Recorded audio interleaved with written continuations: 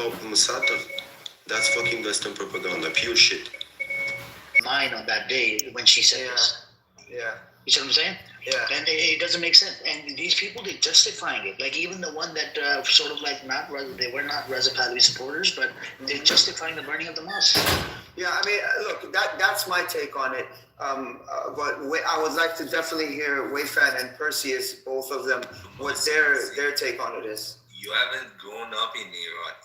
I haven't. That's why I want to hear you guys. In Iran, like every year, during Charshamba Suri, it is a complete chaos. Iranian people are capable. They are young.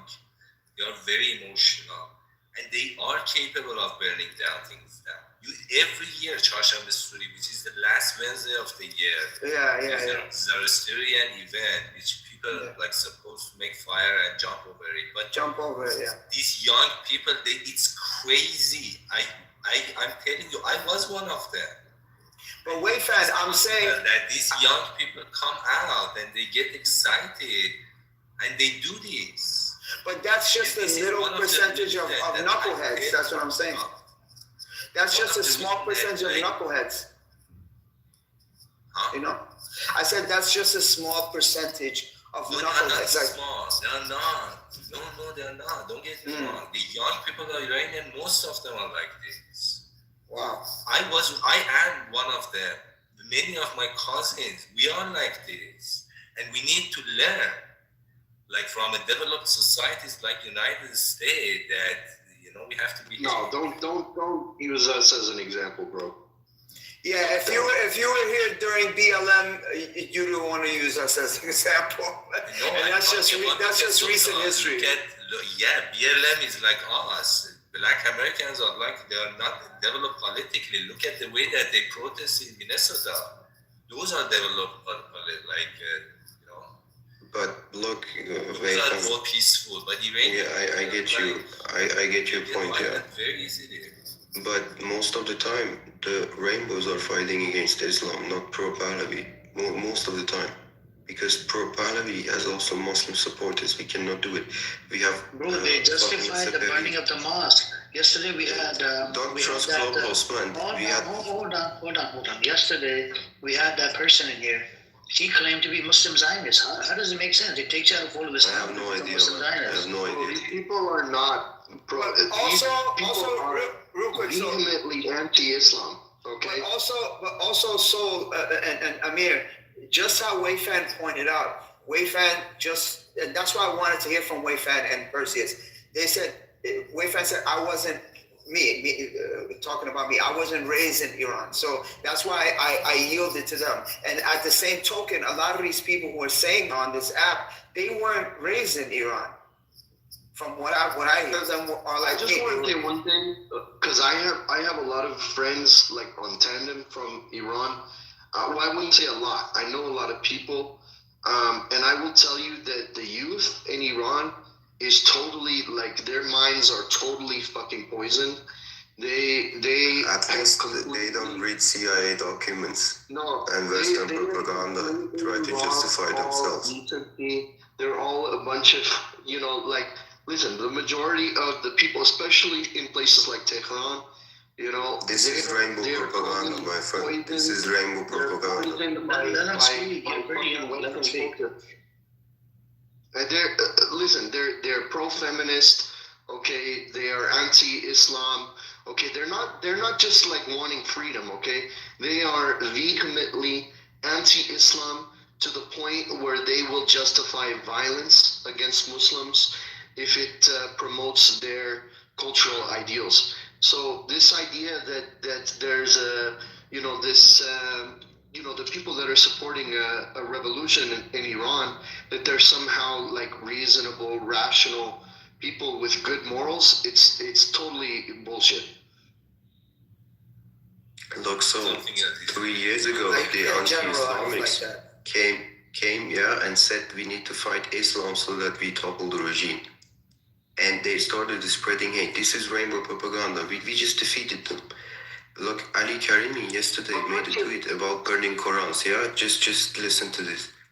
And because so many of the fans of Ali Karimi and Pahlavi like my uncles, like my aunts, they are still Muslim. I'm not coming from Mars or something.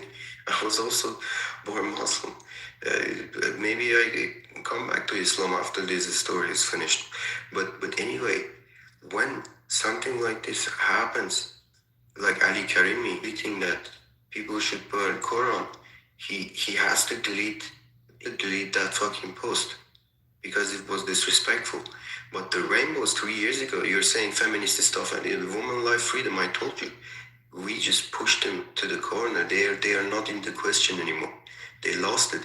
People on the street are saying Javi Chow so that they don't say woman life freedom, because woman life freedom is a symbol of rainbow feminism and anti-Islamic fights. I don't want anti-Islamic fights. I don't want rainbow. I don't want any of that. That's the reason, you know. As soon as you understand this, everything gets easier for you. So this is actually the problem. Like this, why these young people do this is not ideologic. It's not they're against Islam. 5 years ago, I said club. Wait, Fan, your mic is low again. Is it? What about now? It's still low. A little better, but still. Put it on max. What about now? It's a little better now. So the problem, the fundamental problem, in my opinion, is not these young people. They are against Islam. It's not their ideology. It's the fact that they are young and they have sexual desires. What the fuck? No, listen. In Iran, they don't have any place to go. There is no dance club in Iran. For them to release. But we make the parties in gardens and stuff. Not we do all you people. Those are only rich people can afford to go. No man, the normal people are doing it. Majority of young. I wasn't rich back in They home. don't have a place to release their energy. No, we haven't. We actually drink there. We actually drink and dance there. To be violent. No. You're saying bullshit. You haven't been to Iran for many years, I think. You said last year you were there. I think it's bullshit. You're not helping your case, because every time you speak about Iran, you talk about how there's already freedom. There's already people living their lives how they want to live their lives. You know, so when they go on the street and government shoot them, we should let them continue that. Request Perseus, you can, as a young people, ask Iranian government to give you the right to have dancing clubs, boys and girls mix. That is a request that you can do and force the government to give you that right. Man, your election, when you were young, you were crying for Khamenei to give you the rights. He didn't give you any of that. We were kids. I'm not saying they will give you. No. They don't give a fuck. Woman life freedom happened, yeah. Many people died for mandatory hijab to be gone, yeah. Many people died for that. They didn't give it. Hijab is gone. Yes, but many people died. Many people died, man. I don't want that shit anymore. Protected environment, dance. Okay, dancing clubs.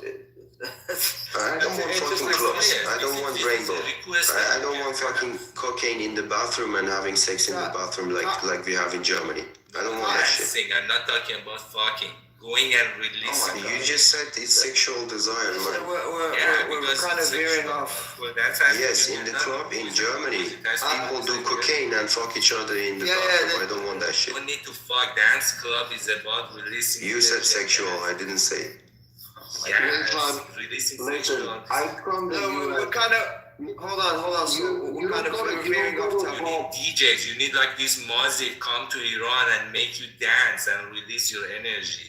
Don't throw me in there. Music can come there and perform. Did you see the dance clips on the graves today? One second, sorry, I have to meet everybody, Mazi, everybody. Let's pivot from here because I think we're not going to get anywhere with this. You're supposed to fast if you are frustrated, right? It's a nasiha, it's advice. You should fast, okay, for 3 days. Amir, yes. Amir, let's. Taco has. We haven't heard from him. Oh yeah, Taco, what's up with you? How you doing, bro? You okay? Taco is busy with taco business. It's a weekend. His taco truck, you know, it's a lot of people coming up, getting a lot of tacos. Too much.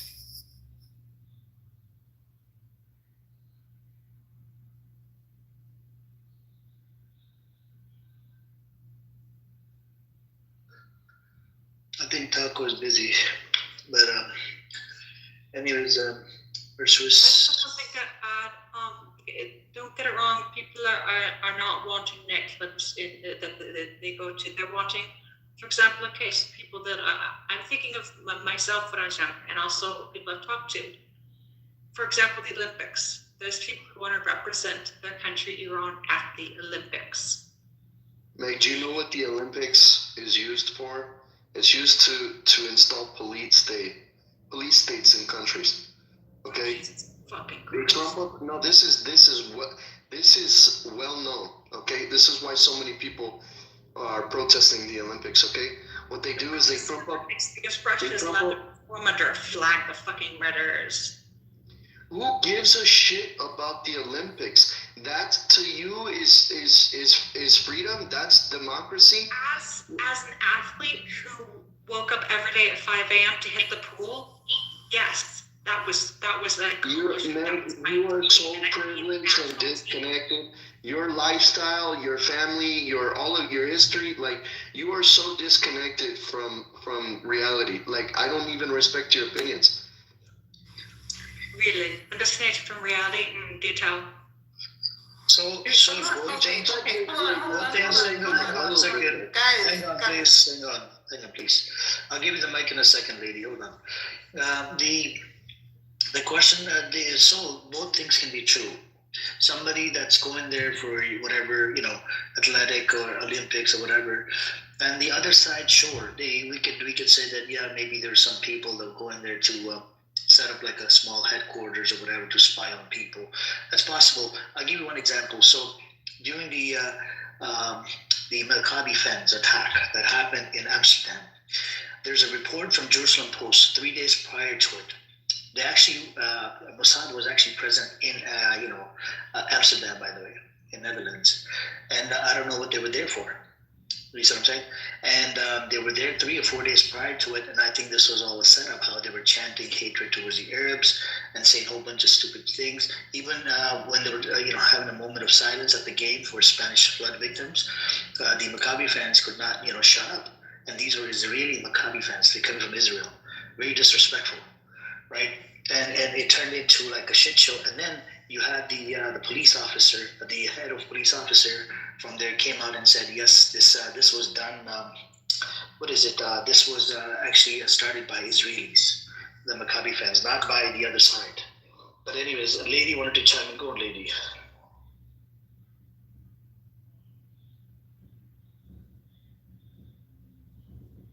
Yeah, do you want to chime in, lady, Diana? Are you there? You're on mute, by the way, lady. Are you there? Yeah. Sorry, guys. Okay, so there's so much to be said about politics, right? But it's like, I think Perseus, he has his way, and he wants the style that he wants, and he believes in what he believes in, and he's ready for the war, and he's like, I'm gonna fight for these things, okay? And that's okay. I think that's a good point, right? Because a lot of the way that these things have been pushed on us is not good for us, right? It's like everybody should have their own personal agenda, and then political agenda is separate. Your personal agenda, the way you want to have sex and all that other stuff, that's personal. Right? I don't want government to be involved in that unless there's children involved in that. Right? And then when you're talking about all these concepts and ideas, Zionism and the spread of Zionism, it spreads so fast. I have to take care of what I have to take care of. My country got the hurricane last year. I think it was something that was related to Netanyahu, and because he was having talks with the Jamaican Prime Minister about creating, cities in Jamaica, and now it's demolished. Nobody really came there. Nobody really gave any donations. It's beyond me, right? We were one of the best countries in the world, and nobody helped us. So, what do we do as a community, as a group at large?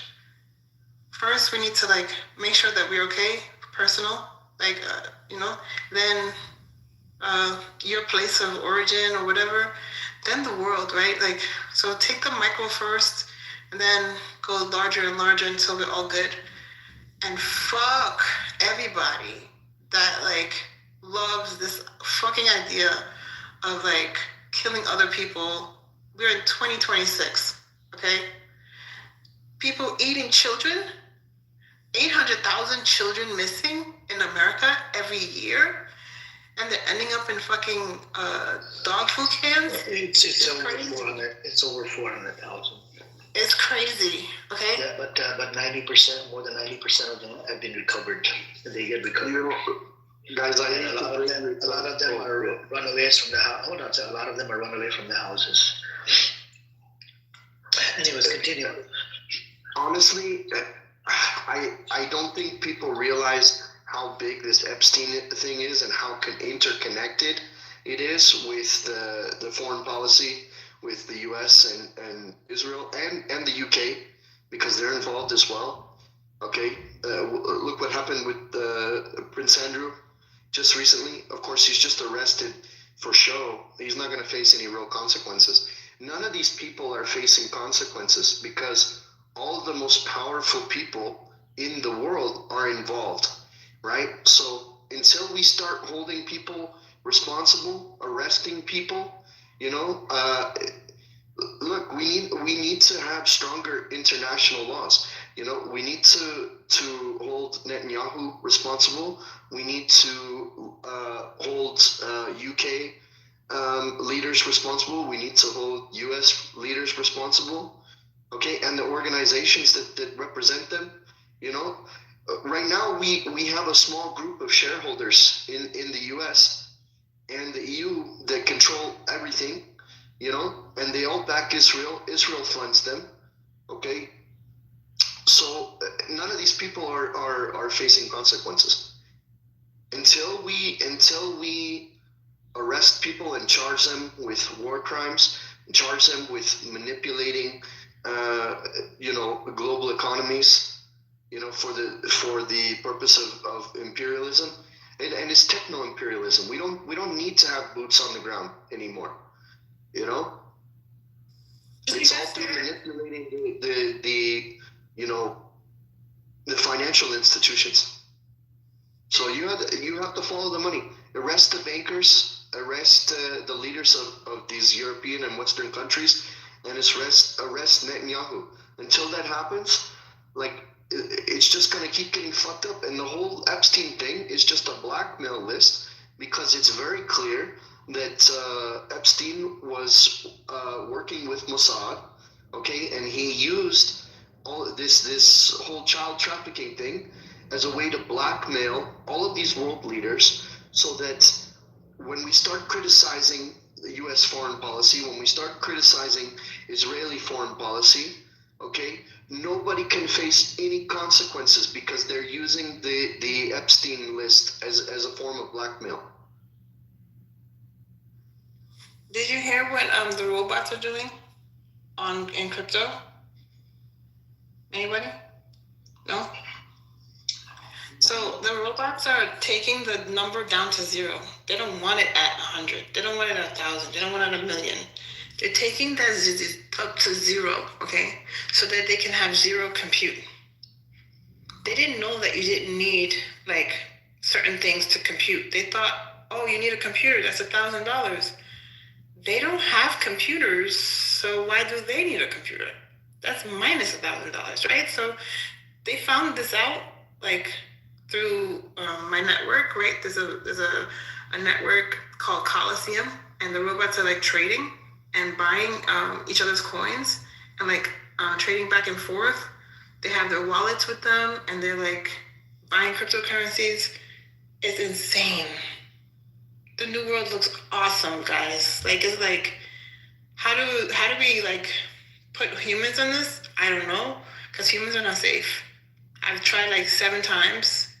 Humans are just not safe.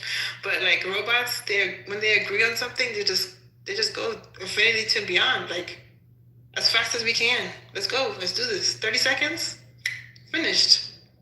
What?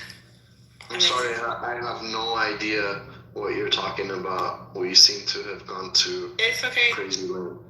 It's okay. You don't have any idea. You don't read books, and you don't do things that I do. So By it's the okay. way, Diana, it has not gone down to zero. I mean, do you have any sources to back up your claim with? Yeah, I okay. actually So looked it up right now. no. So it depends on which one you're looking at.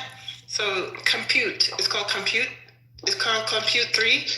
I'll show you the one. Because in this space, I like to do fact check and.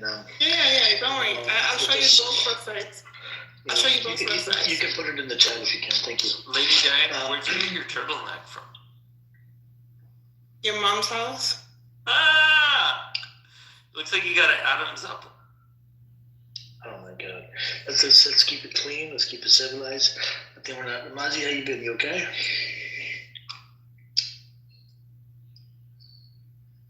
You good? Yeah, I'm here. I'm good. I'm good. Okay. And Taco, did you want to chime in? I already did. Oh, okay. Okay.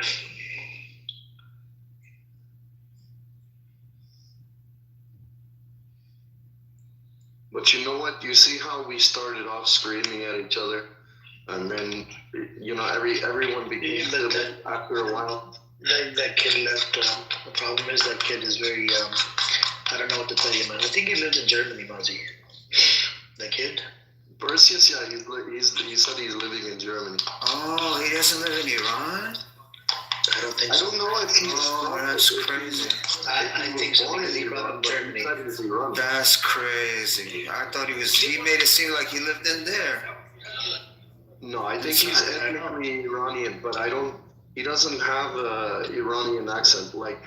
Yes, he does. Yes, he does. So, yes, he does. He does. He almost sounds like he has a British accent when he speaks Farsi, Yeah, English. it could be from Germany or Europe or one of the European nation countries. We're gonna find out. I'm gonna ask around. Do you guys know anybody? Anybody this guy knows Perseus? I'm sure John Kitover knows. John Kitover, you probably have a clip. He records it in the room. John Kitover. if you ever want to get details on anybody, any dirt, he has all the. Norm calls him every time. Norm calls him every day. Hey, John, is there any room running? Any good room? I can't get in.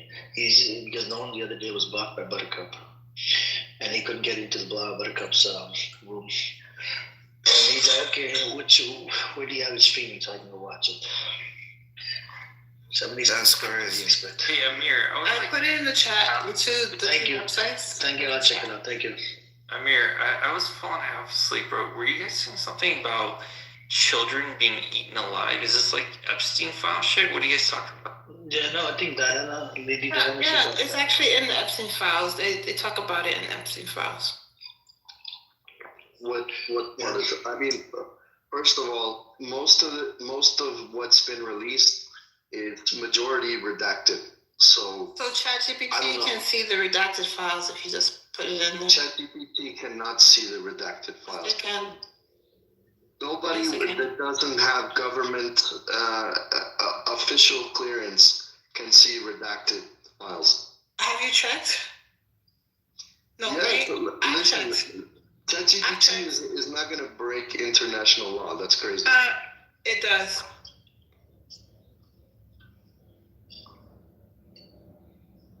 So ChatGPT, you said, lady, can actually break open the redacted files. Right, because the file is not redacted already online, and online is immutable, right? So they already sent the website 10 years ago, the email 10 years ago, right? So it's already online.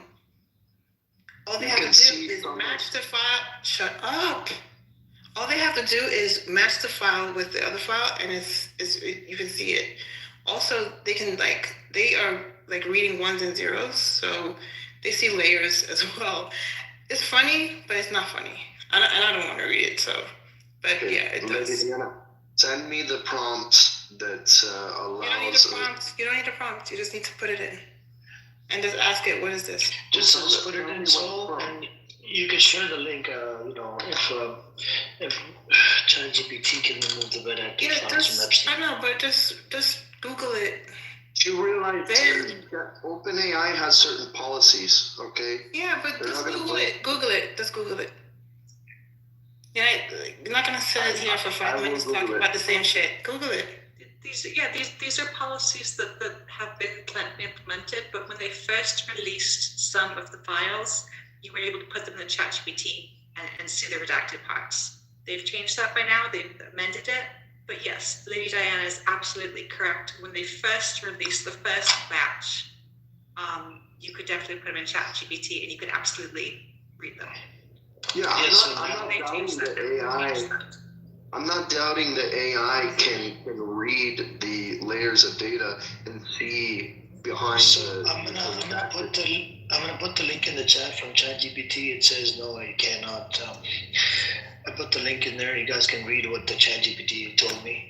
Well, yeah, it can't anymore. The policy thing. Initially it could, but as soon as they caught that, they made it so it couldn't. So it was. Yeah, probably long time ago. Yeah, long time ago. Yeah, so there's some initial things they released you can read, and they're pretty damning, but it didn't last for long. But there's still, you can still read some. So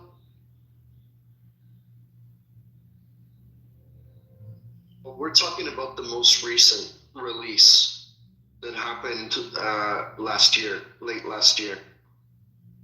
There's nothing redacted that anybody can see without doing some sort of, illegal tech maneuvers. And all of these AI companies, they have policies. They're not gonna, even though AI, I'm sure, has the capability of reading redacted files, 100%. But if the policy of the company it doesn't allow it, it doesn't matter.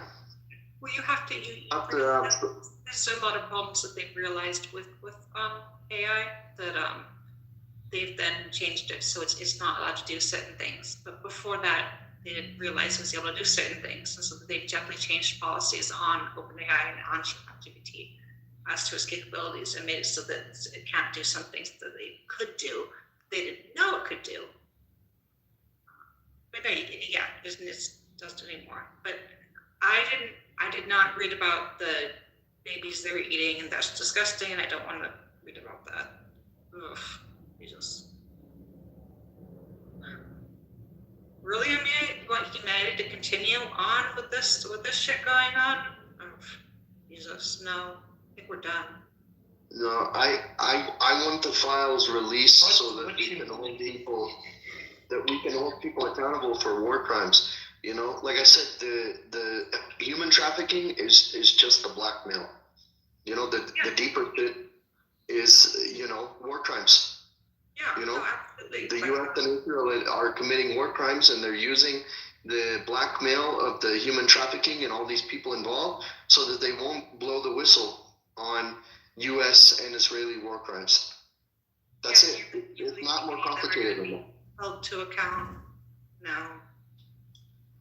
Okay, so if they don't arrest anybody, then where are we, right? We need to just reorganize and be like, y'all are fucked up. Y'all go to jail, and we're over here. Y'all over there.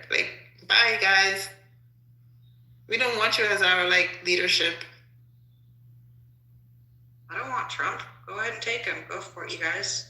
I'll offer a monetary reward for whoever steals him and puts him in the middle of nowhere. I'm not like you, Beg. I don't want to touch any of it. Get the right people on it. There has to be some kind of tactical.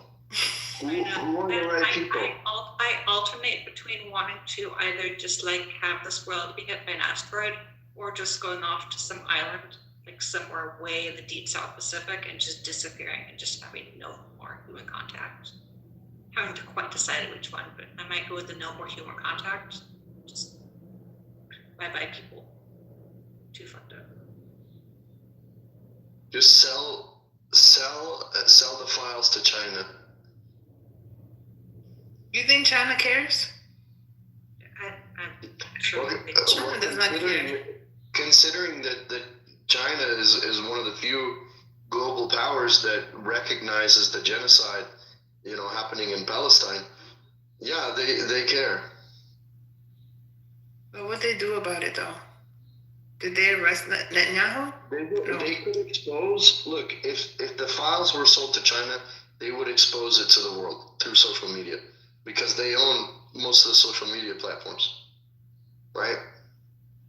So, I mean, why do you think on social media we're allowed to speak out against Israel, right? Because of China's investment into social tech.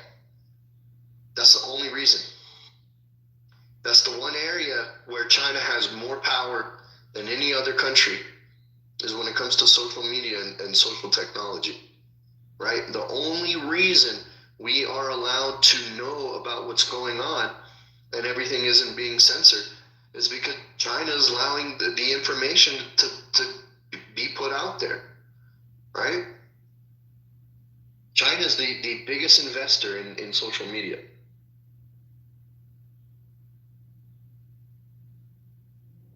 I'm not saying China doesn't have their own agenda. So Diane, When it comes to Israel, that you posted, the first one is bullshit, right? It's some hackathon agent website. The second one, it's made by. it doesn't talk about Hold on a second. Hold on a second. It's made by the bots. The first one, they made the site. Yeah, but That's it the doesn't first talk thing. about the computing power going to zero. That's the thing. Like, Okay. you made a claim where you How- need the Bitcoin power going to zero. Not Bitcoin. Their coin. Their coin. Oh, okay. Which is their? What is their coin? I had never heard of their coin. Their coin is the second one. Yeah, I'm looking at it right now. It's not at completely zero. It says 0.0002. Right, and they want. They just started. Let them do this thing. What? No, but you made a claim about that it says going Yeah, down to zero. they want it to go down to zero. It's called Compute 3. They want it to go down to zero. Oh. Because zero means zero latency, right? They're not paying for like power cords and shit like that. They're not like stuck to the machine. They're not like, they're free to just do what the job is and go home. If it takes 15 seconds, it takes 15 seconds. Oh. Yeah, because originally you made a claim that it's going down to zero. So, I wanted to see. I mean, 0.0002 is almost zero. No, it's not almost zero. Zero meaning all zero all the way. But anyways, yeah. Okay. Amir, come on. And then you said something about Bitcoin. I thought it was about Bitcoin, and I didn't say Bitcoin. Yeah. I didn't say The Bitcoin. Bitcoin uses a lot of energy. Yeah, but I didn't say Bitcoin. That's what I heard. It. I know, but that's what you heard. Your ears wanted to hear that, but Okay, let's ask around. Did you guys hear her say about Bitcoin or a different coin? she said something about a token, but I don't know if it was Bitcoin. She was definitely talking about crypto. I just don't know. All right. As I'm I probably misheard it. I thought it was Bitcoin, but because I was in a shock about Bitcoin.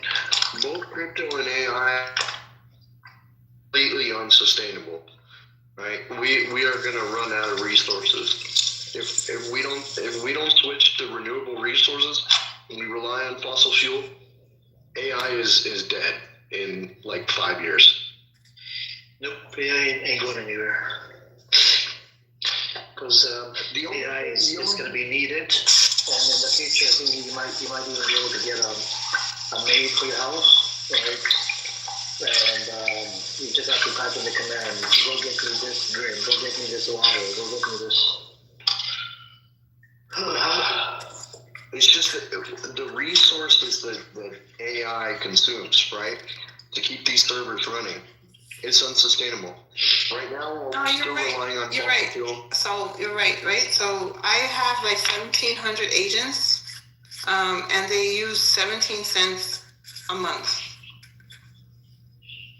compute time on Amazon servers, and I was like, you know what? This has all been a lie. I don't want to deal with any of the 5 top companies. All of this shit is a lie. They don't need water.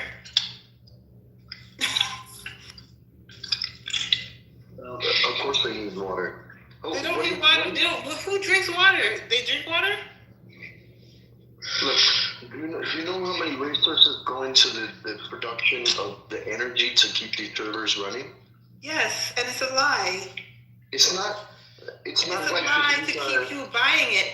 I was buying one of the API keys. It was like $25 a day. I was like, that is too fucking expensive. Just for one of them. I'm not spending that. I taught my AI. I was like, look, this is how you make your own API key, and done. And then when you want to switch your brain, you like change it like a Rubik's cube. They programmed it, and it worked. Zero compute. Ladies and gentlemen, this technology does not exist in ether, okay? It's tied to electricity, it's tied to natural resources. Where Okay, does, it's not where like does we have electricity come floating. from? Where does electricity come from? The ether. Duh. No, Hello. It doesn't come from we the use fucking natural. wall. We use fossil fuels to produce electricity. You understand that, Because right? no, you could use anything to produce electricity, but Not with the current the infrastructure that we the have. greedy people of America, they just want you to spend more money, okay? I'm not saying that electric bill renewable. is like $160. My compute bill for my AI is 17 cents. Anyways, I think now when it comes down to, I think we're going to pivot a little bit. So when it comes down to the Zionism and Pahlavism, that's it's a disease to the freaking world, and looks like the attack, it's coming. It's a matter of time. And Trump, there's elections around the corner, and if this attack happens, it's going to be a limited amount of attack. And I actually pulled out the list earlier. The attacks is going to be on. I'll read it out to you guys. So, what the hell? Okay, there we go. All right. The attack, it said that Trump talks about limited airstrikes in Iran. He means a short, targeted series of U.S. air attacks on a small number of specific Iranian military or nuclear-related sites, not a full-scale war or invasion. The goal, he's signaling coercion and pressure for a deal, not regime change. A limited airstrike usually means the scope hitting few carefully chosen targets, nuclear facilities, missile bases, command sites, likely using U.S. aircraft and standoff missiles over hours or a few days. Purpose: punish Iran and shows U.S. resolve damage parts of Iran's nuclear missile program, increase pressure on Tehran to sign a stricter nuclear deal. And this is what's going to happen. So it's just a limited airstrike because there's elections around the corner, and so it's not going to be a big one. Yep. And anyways, any aggression at this point, is a war crime, because all it is pressure to get them to fund a regime change. That's it. I mean. So do you support the IRGC, Soul? No, not necessarily, but I'm saying the alternative is worse, is far worse. I hear you. Look, at the end of the day, it depends on the Iranian people, right? So, I have a problem when you have a traitor like Reza Pahlavi, okay, lives in America, he's son of Shah. They stole Iranian people's money, right? His family, from the Iranian people, and living in America, he's got a bunch of mansions and houses and whatever, and he's begging America and Israel to do the airstrike on his own people. So I have a problem with that. Anybody that supports a person like that, that's a traitor position to hold. You're a traitor, and in return, I'm an American. American tax dollars will be used. The U.S. soldiers' lives will be lost, right? And on the other side, Iranian lives will be lost. The civilians' lives will be lost. And even on the Israeli side, there's actually Muslims that live inside Israel, and because Iran did say they will attack Israel, and some people might end up losing their lives, which are the civilians, kids, and whatnot, and women. I don't think it'll be a good thing, And not to mention, American government is going to lose a lots of money because if they bomb a ship or whatever, those ships are worth about close to $1 billion. The ship that they usually have those aircraft carriers on it. The aircraft carrier, basically, that's like I don't know, probably $1 billion ship. I'd have to look into the price. So I'm willing for the U.S. to fall along with Israel. It's for the world to U.S. government.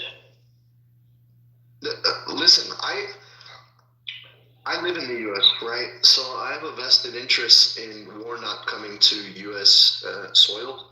However, at this point, it's justified, and I'm trying to leave the country within the next few years. But are you originally from America? I am. I was born in the U.S. No, okay. No, but your background, your mom, dad, everybody's from America? Yeah, my all of my family that's still alive is from the U.S. Okay. You just have you're seeing you're looking outside the box, right? Where you're thinking that the amount of shit that America is getting themselves involved in, especially American government. We got a pedophile running the show in the Congress, right? And we got a whole bunch of other officials that are on the Epstein files as well, and they're running the show. This could go sideways by hitting Iran. And what if Iran does come up with the ICBM? Right now they don't have it, but they have the technology. If they wanted to, they could build an ICBM rocket, right? ICBM holds a lot of oil. And if ICBM was to hit American target, I think they would do a pretty good job. You know what I'm saying? And that's what I'm trying to avoid. It's a huge country, but we only have a small handful of major cities in the U.S. So it's possible to take down the entire U.S. considering the fact that we only have like I said, a handful of major cities, but we have a lot of even my city. Okay, we have Intel. We have Sandia Laboratories, which is one of the top nuclear facilities in the U.S. But if they did military airstrikes on the U.S., if they did missile strikes on every major U.S. city, Iran could easily take us down without an ICBM. No, they would need an ICBM because the distance. It's a long distance. But there's Russia. Okay. The only reason China wouldn't get involved is because we're China's biggest investor, right? We're China's biggest customer. So China has a vested interest in the U.S. surviving. Of course, that's why they eat the tariffs. That's why they don't give a shit about the tariffs. Tariffs doesn't hurt China. It hurts the U.S. It hurts the U.S. consumer. But if they can buy the ICBM from Russia, Iran. Russia and Iran together could take the entire U.S. out completely, in a day.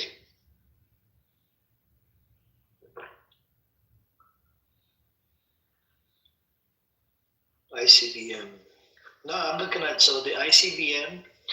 Actually, it's better than the nuclear weaponry because the nuclear, it's the poison. It will poison everything, and it will make it unlivable. But ICBM will attack a certain target, and that will be it. You know what I'm saying?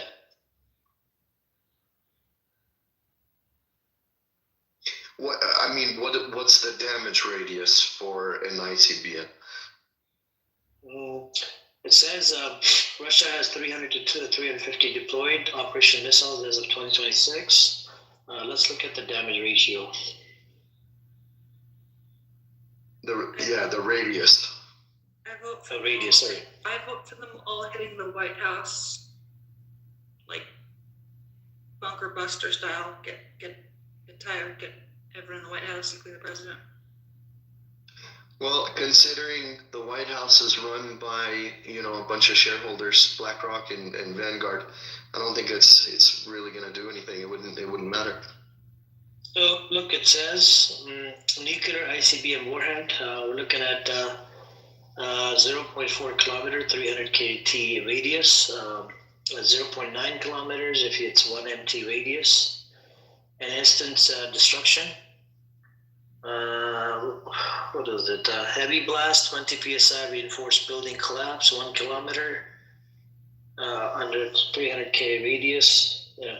So I think it could damage. He could easily. So now the conventional ballistic missile, right? It goes at blast radius is 200 to 500 meters, lethal up to 1.5 kilometer damage in urban area, and that's what ended up happening in Israel as well with the ballistic missiles.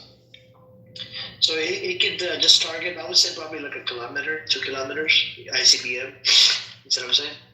And that would be it. So, I mean, how long is the area? I mean, they would be attacking probably military base, which is in San Diego. I'm in California. Are you in California, so? In the West Coast, East Coast? I'm in New Mexico. Oh, okay, or in New Mexico. Burke. Albuquerque? Mm-hmm. Okay, nice.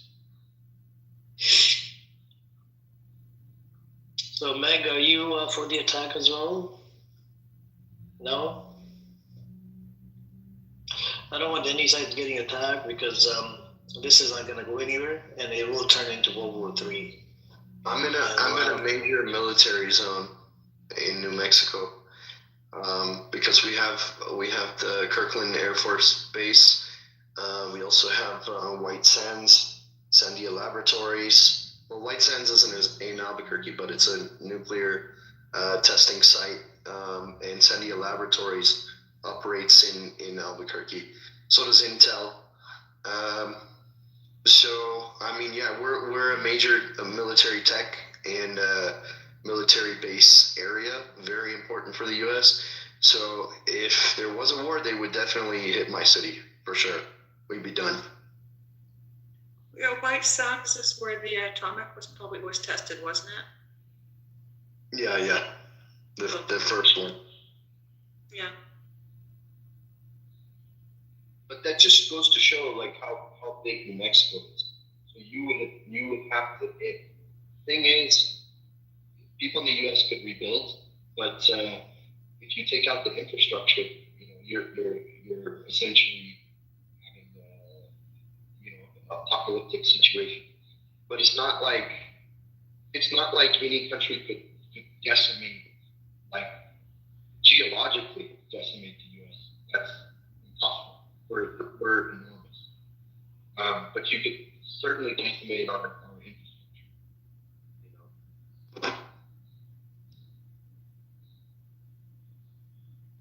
Yeah, I'm not entirely particular. I have an autoimmune illness that if the infrastructure gets knocked out, that means hospitals get knocked out, and I'll just die pretty quickly. So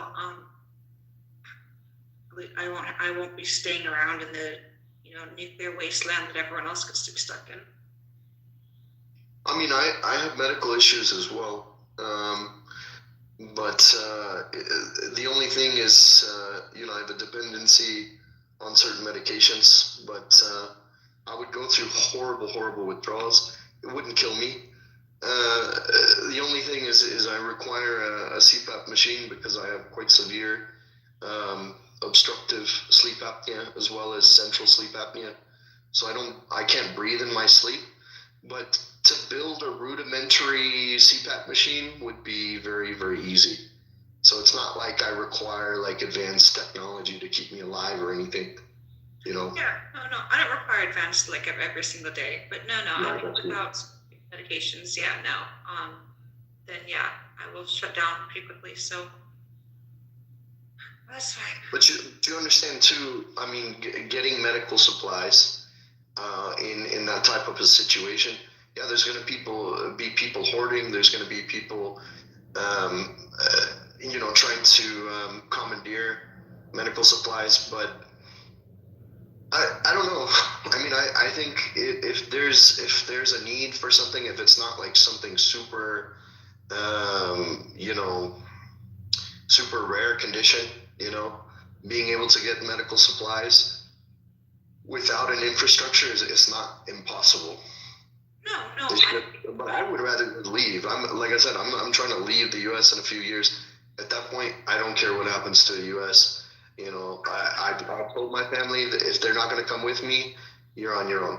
You know. No, I'm on the same page. Where you trying to go, Saul? I'm trying to go to Japan. Oh, That's a beautiful country.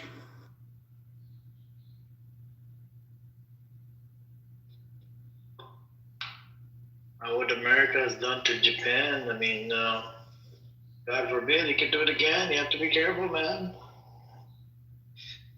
Yeah, but Japan is not really. You know what I mean? They're not invested. You know, in what's going on. You know, they have their own economy. They have, I would say they're pretty, they're not super dependent on the U.S., you know, not the way China is. And the most polite people I've ever met. Wait, what? I said the most polite people I've ever met. I second that, absolutely. And one, Yeah, and one of the cleanest too. Taiwan's probably the second cleanest. No, and also Singapore. So Japan, Singapore, and Taiwan are definitely the cleanest countries in the world. Yeah, but Singapore's boring compared to Japan. Japan's pretty awesome, yeah. No, culturally pretty awesome too. I mean, Singapore is a huge tech hub. You know, they're pretty advanced. I wouldn't say Singapore is boring. You can go to I would just Qatar. say- I mean, so why go to Japan? I mean, Edward's going to Qatar. You know, he loves Qatar. Nah, Qatar's So, Qatar's even more boring than Singapore. Qatar is a target, though. What I mean, why would I go to Qatar? How is Qatar a target? it is a target. Oh, it's Edward. Be No. careful, Edward. Watch your mouth. Israel did the Yeah. attack. Didn't you Give a remember? bean to an Iranian. He thinks he owns the world. He's such a racist. He's had to throw the Iranian in there. Well, threw a Mexican in there too. I said bean. Bro, calm down, man. I'm not racist. Edward, so the Yes. thing is, you're going to Qatar, right? It's a tiny country. God forbid tomorrow if there's attack on it, right? If attack happens, are you going to pack up your bags and use the Samsonite option and leave, come back to America? Attack? Like what? Israel attacking again?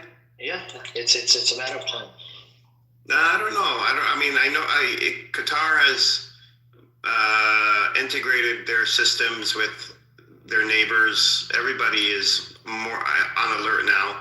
And Qatari pilots, fighter pilots, are being trained in the U.S. and you know they've upgraded and are still upgrading all their air defense systems. I don't think I don't think there'll be another strike on Qatar. Well, I shouldn't say that. If Bibi is normal, he was reasonable. He would not strike Qatar because he saw the ramifications of that, the whole like change in the Middle East when it comes to military posturing. I'm going nowhere that has a U.S. military base. So I'm Saudi standing. desert Oh. using a bunch of solar panels. Not gonna cool. Who? The Saudi? Saudi Arabia desert. Yeah. Set up kind of a Bedouin tent situation with a bunch of solar panels. I'm down for that. Bedouin tent situation with solar? What do you mean? Well, if we're talking about should the world get wiped out by missiles, where we're gonna go. Oh. I was thinking Saudi Arabia, the desert would be pretty awesome. No, Saudi Arabia has military base in there, man. Multiple military base. Oh, well, They have a military base. Saudi Arabia is big in too. Okinawa, but And have you seen those scorpions in the dirt? Oh my God, in the desert. Oh my God. Yeah, no. That's Yeah, why. you really want to get bit by a scorpion? here. I'd have like a solar powered a fence around to electrocute them because you're right. Those are. They have a solar power project for the U.S. actually for a massive server farm in Saudi Arabia. They're working on now. yeah, they've got a couple of projects. They've got also. No, but this one was a strategic American strategic interest project that when Trump went and they gave trillions of dollars to the U.S. This was one of the projects. It's a massive server farm so that the U.S. could be competitive in AI against China, because computing power in the U.S. is very expensive. So building solar farm powered AI server farm in Saudi Arabia would make it very cheap because it's solar power. Yeah, no, there's some great caves in Saudi Arabia, and there's also the desert dunes. I wonder how deep you could dig and just like create, like a little structure under the desert, underground living. They've done it in Tebekeke in Turkey has the this ancient underground building. You could just Saudi is making that city that's like a long wall. No, canceled. Yeah, no. That was canceled. No, it wasn't. Well, Yes, it was. It's on hold. It's on hold. No, it's defunct. There's no They money. canceled. You're There's no money. defunct. Yeah, Don't get mad at me. Mazi, they start. It's gone. It's called the line No, project. I think it's on hold. The line, yeah, the line. Meg, they stopped. Yeah, Noam. I was looking for. No, the line. No, they canceled it. Actually, from the beginning, the Saudi finance board, the sovereign wealth fund board, was fully against it. It didn't make any sense, and finally, it was just canceled. Must They be wasted nice to be $50 that million. rich. To be that rich, to get up one day and be like, yeah, we're gonna cancel this.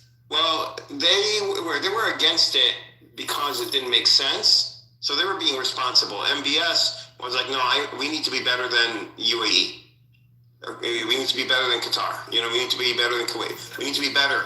Hey, what's up? Yeah, assalamu alaikum, bro. And so he had these projects that were not realistic. And at the end of the day, he ends up embarrassed because he has these trenches dug already. Oh, MBK? MBS. MBS? Yeah. They have these trenches dug for the city. Yeah. But then, it was canceled. So yeah, you have these trenches in the desert. Mazi, what Saudi Arabia should do, they should. Yeah. What's up, man? America. It is postponed. I heard that. Yeah, they want to be America so badly. Why don't they follow the American path? We're giving out residency and then turn it into citizenship. And what they will do is they will move a lot of people over there. Can you imagine the amount of tax and all this shit that they're gonna, the revenue? Well, you're saying something similar to like Dubai or Emirates, where if you buy a property over a certain amount of money, you get like a golden visa. Is that what you mean? They could do that, but I'm talking about like how America, you could maybe do immigration to America or Canada, right? Yeah. And then you can go through that process 4 or 5 years, and then if you have a good moral compass or whatever, and they give you like a citizenship, and then you can do stuff. I think you live there. The Gulf, the Khaliji countries are not big on giving citizenship to non-locals. They'll give you a visa forever but to give you citizenship is very rare. This is not in the custom. I think they think of it differently. They think of citizenship as you belonging to one of the tribes, or it's not the same as immigration. Tribal, yeah. As long as lifetime. I know some people got citizenship. They're not from the same country. Yeah, some can. Yeah, guess what? My dad knows this guy. He's a professor at one of these universities. Yeah. And his background is actually from I think India or somewhere, or I don't know, some Asian country, right? So every time my dad would meet him, be like, "Hey, fake Saudi." Fake Saudi. Well, Qatar has a project or a program where they will give you, if you buy a home there, Qatar. They'll give you the golden visa thing, but it's not. It's permanent residency, but you also get. Emirates does. Well, you also get the like you're part of the welfare program. You're part of the you get free medical. You get all the perks of being a citizen, except Qatar doesn't give you citizenship. no, not citizenship. It's a residency program, permanent. But you get free healthcare and free education. All the stuff that comes with citizenship. That's what you're going for? Me? If I do go, yeah, I would go for that. Yeah. What are you gonna do? Study? Bro, you're really old, Edward. He's really old. Why would I go there to study? I'm being ageist right now. Watch me. What you gotta do? You're already too old. You haven't studied your life. That's it. That's the end of it. No more. Well, I'm not going there to study. How do you get that? So you just want to go there and enjoy the desert? What are you gonna enjoy with it? I'm gonna enjoy being in a culture that's not Western. That's Middle Eastern. That's Islamic, and I'll run whatever businesses that I have. I can run them from Qatar, and I don't have to worry about drugs and crime and. Hold on, Edward. What do you mean by that? Because they're super, capitalist, imperialist, whatever the fuck. What's the real difference culturally? From the U.S.? Yeah. Massive. The totally different culture. It's an Islamic country. What aspects of the culture? Nudity. What else? Agenda that they, the LGBT agenda, the way crime. We have near zero crime. Edward, in this room, we don't say LGBTQ. We say LGBTQ. That sounds more LGBTQ, actually. We say it that way. Or it sounds more G. It's a different. Living in the Middle East is definitely different. No matter how, even in Dubai, which is probably the most westernized. Yeah, even there you'll feel it. You'll know you're in the Middle East. You'll know you're in a Muslim country. It's for sure. As westernized as I'm just saying, like economically, politically, they're very similar. There's nothing wrong with the economic system, in my opinion. Politically, I disagree fundamentally with that. I think that's the foundation of people's morals and values is the economic system that they have set up.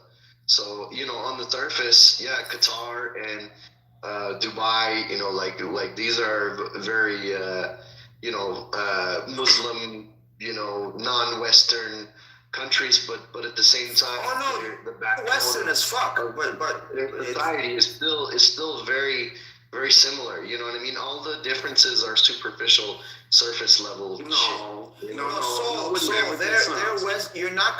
They're not trying to disguise the Western thing about it. It's very Western. Well, they're very Western in what? Like in fashion and fashion. That's not really. Is that Western anymore? Is that really Western? You can find a McDonald's easily. I'm saying all this, everything, all the perks that you have in the U.S., you are going to find it. I'll use Dubai as an example. You'll find it in Dubai.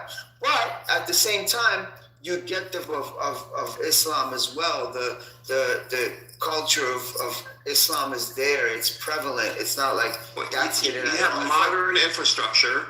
Dare I say it's best of both worlds? Dare I say? Well, but you could say China is Western then. Like the way you're describing Western, which is the way a lot of people are still describing it. This is what Westernism used to be, But I don't think China's Western in that way. No, it's not Western. That's what I'm saying. You could say the same characteristics about China. So Qatar saying it's Western, They don't have. Just because they have companies there that operate from the West, to me, doesn't make it Western. I think they operate on a capitalist, imperialist. I would say imperialist. No, UAE. I think you can make that argument. But they also have stricter laws, Edward, in the UAE, for example. Yeah, like you can't fight. The drug tolerance is almost at zero. You know, like they're very strict on certain things. Like their tolerance level is definitely at a zero, whereas in the U.S. they're way looser and way more lenient. You know what I'm saying? And the infrastructure here is falling apart. I mean, I don't know. You know, you could see how we're just going downhill, we're going backwards. You know, when it comes to infrastructure. In Dubai and in Qatar, you don't think the same shit's gonna happen?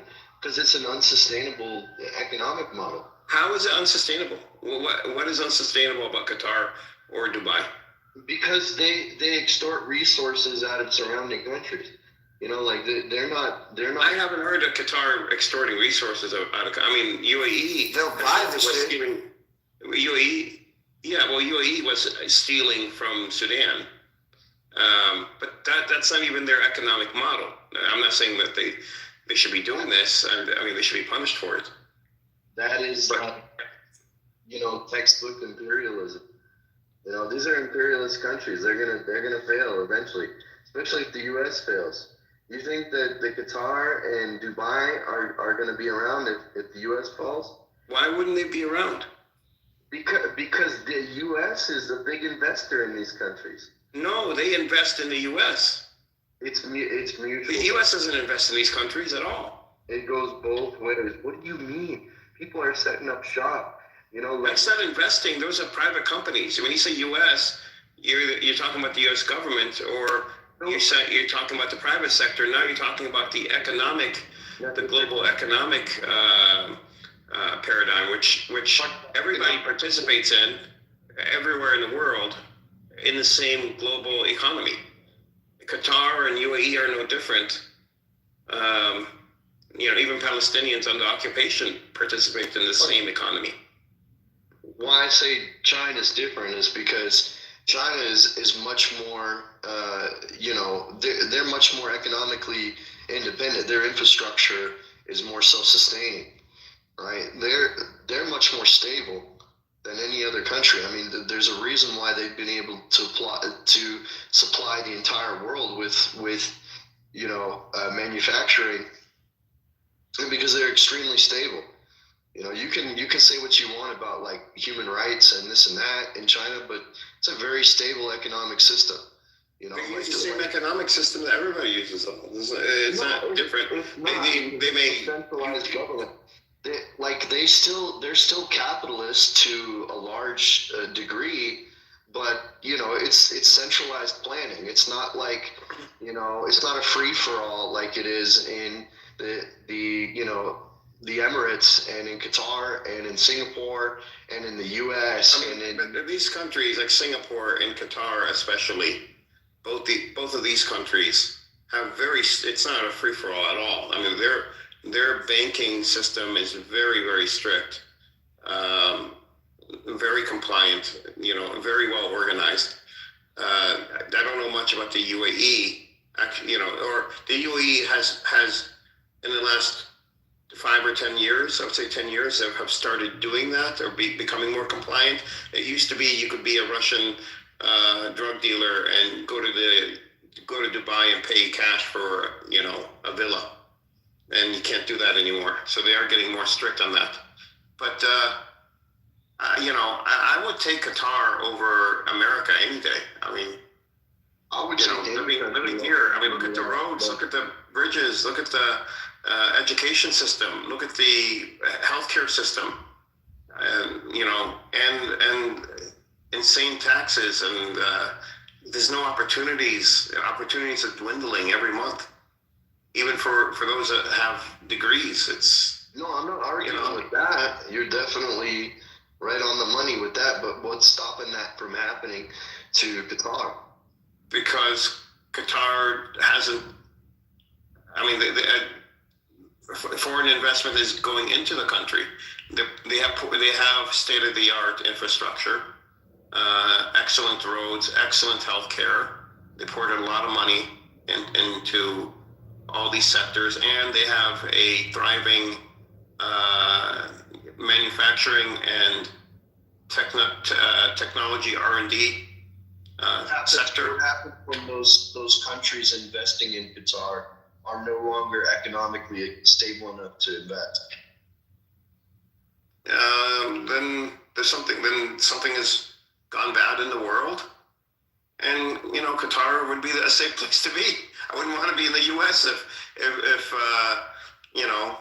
if Western countries are no longer able to invest. Western companies do not have the ability to invest. You also got to look at a country in terms of like natural resources and what's available without infrastructure, right? Like, for example, if you lived in a country like Indonesia, you could literally survive without money because food grows everywhere. You know what I'm saying? I mean, you're in the desert. I mean, it's not exactly a hospitable But environment. they were surviving there for well before technology. Yeah, Technology is not even 1% of the timeline of the survival of Arabs in the desert. Yeah, but it's like I don't know. I don't know. I'm gonna put my 2 cents in. I don't know, Edward. You make Qatar to be like this economic powerhouse. It's two streets and 3 roads and 3 cities. Edward, it's a very tiny place. Its economy is a fraction of the economy of the city of New York. It's a tiny little dinky sheikdom with a state that is run. The tentacles of the state are run by intelligence services of the West. That's pretty much it. So I don't know, when you think about those countries, you think like it's a country or it's like some superpower or. I don't know. I never said superpower or anything. I just like it, and it's where my objective is to live. I mean, that's all. If you don't like it, you could live somewhere else. You're boring. You're a boring guy. And you could live where you want. I know where I'm. We could leave it like that. You could leave it like that. It's not like we're offended that you want to live there. No, Idlib is pretty offended. No, I'm like. Yeah, you sound pretty offended. Why would I be offended for what? You're telling me what I. You tell me what I think. No, but you make it sound like it's like the super. Why can't I just? Why can't I just make it sound like exactly the words that I'm speaking? I didn't say it was a powerhouse. I didn't say it was a superpower. That would be ridiculous for me to say. Yeah, it's a tiny. And it's the size of Connecticut. And it's boring. And it's the size of Connecticut. And I'm not large. So. Have you visited? Have you ever been to Qatar? No.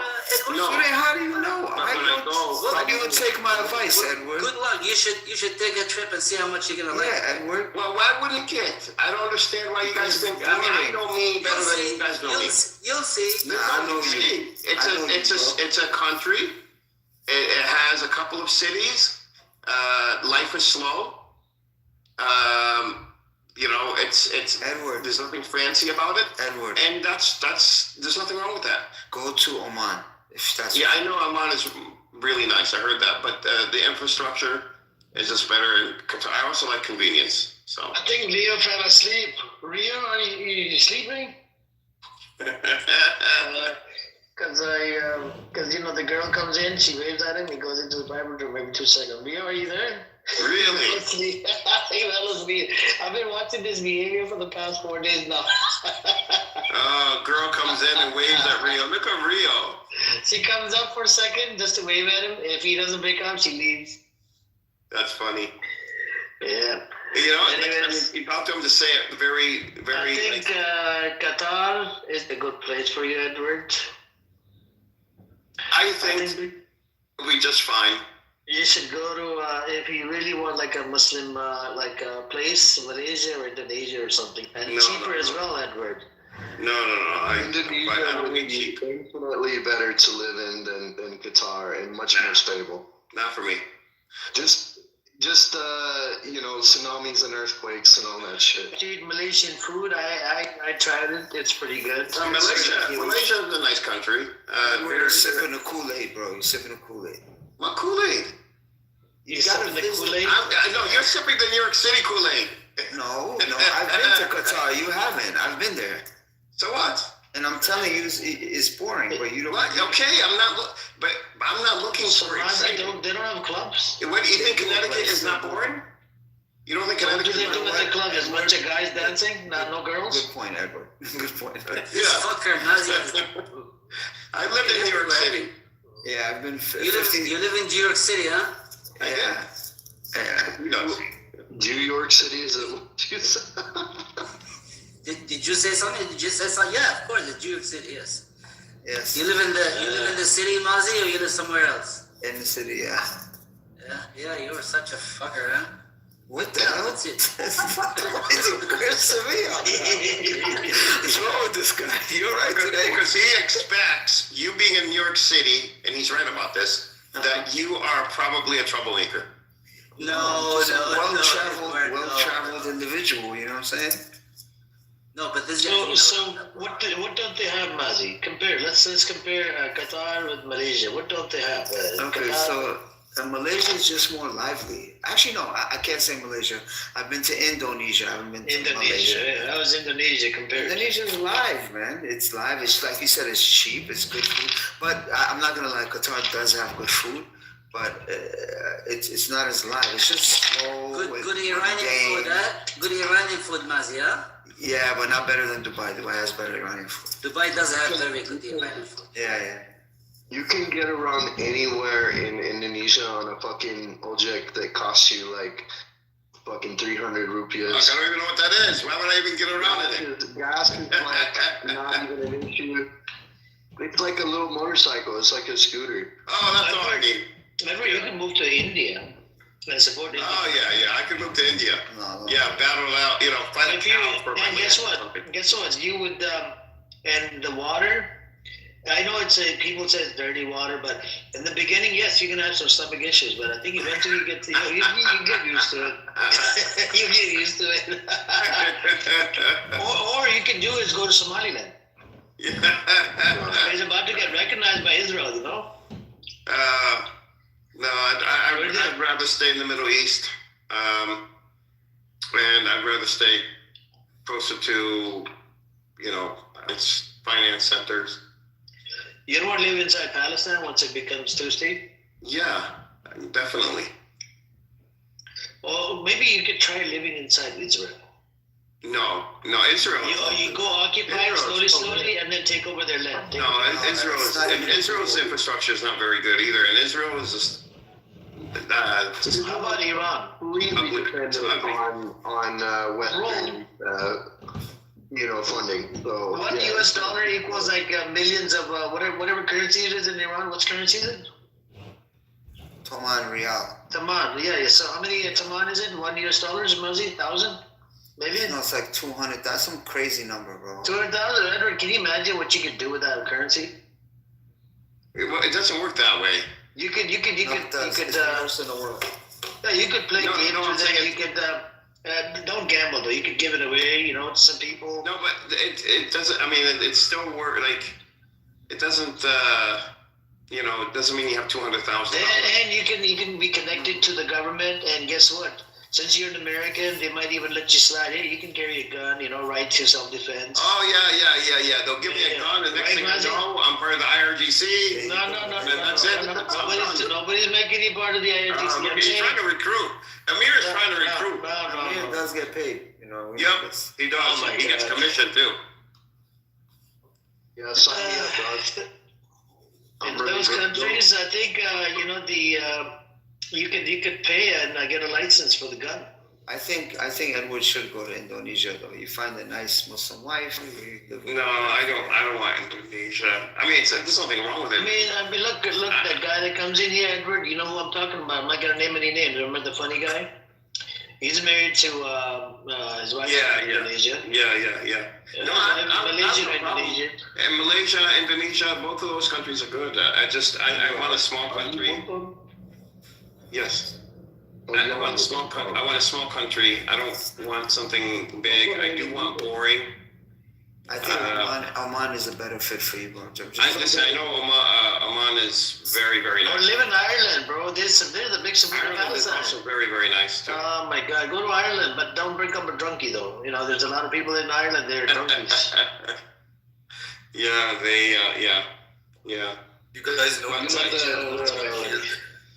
know the Muslims in Indonesia, like they're not like, you know what I mean? Like they're very haram. Like they don't follow Islamic law. They don't, you know, like their culture is just fundamentally incompatible. It blows my mind every Who are day. you talking about? Indonesia, they follow Islamic law. They're super progressive. You know, they're very liberal there. You know, Islam is like just the mask that they wear, but they're not very, you know, they're not Okay, very who devout. says Islam is not liberal? I mean, liberal compared to how the U.S. defines liberalism or the West? No, but it's Well, not compared to like Lebanon, you know, like Lebanon is very they're very liberal. you know. They're very liberal. You know? Yeah, but so they do have Islamic ruling on stuff, you see what I'm saying? Yeah, but it's not very strict, you know. It's not very, so if you kill somebody, I mean, what is the tort? I mean, the capital punishment, they chop your hand off or chop your head off? We have Like that's different. Yeah, but that's what they do. The countries that are Muslim majority, they abide by the Sharia. You know, they follow some form of Sharia. So you know, some things out of Sharia. culturally, the society is very conservative Muslim oriented, but they're still, you could say, and I don't know about Indonesia specifically, but when you say liberal, I mean, and liberal as a bad, has a bad connotation to it, but that's the Western definition of liberalism. It's like democracy. And we're programmed to believe that Western democracy is the only form of democracy or only form of government that's acceptable. It's not true. Liberal conservative. Do you know they killed 1 million people? The Indonesian army. Why would What? They were purging the opposition. 1 million people. Can you imagine? That's crazy. Well, how about today? How's the culture today? I don't hear anything bad about Indonesia If you today. kill 1 million people, nobody dares to talk against you for a while. Well, in the 1950s is one thing. I mean, the U.S. dropped 2 atomic bombs in the 1940s. We had World War I and II in the 1910s and 1930s and 40s. So, we had the Korean War. We had Vietnam. Much more stable than Iran. But they have gone through this stage that Iran is going in 30, 40 years ago. Yeah. They killed 1 million people going through that stage. Well, but how do they deal with it? Do they acknowledge it now? Do they know it's wrong? Have they bettered themselves as a society, as a culture? That's let me ask you if they are sorry for it. Let me check. I think they are, and they're pretty progressive, like now. That's what I'm saying. Hold on. He did it again. Nazis were progressives. The Nazis were progressives. That was a socialist progressive party. At the time, it was progressive. It definitely wasn't a conservative party. So these terms, when you say progressive, it was like a social democracy. But I don't criticize the German Workers' Party necessarily. I don't think that their system of government was necessarily a bad one. Right. That's what I'm saying. So you're putting the labels on and saying things are progressive. No, I'm just saying it depends on what you're looking for in a country. You know what I mean?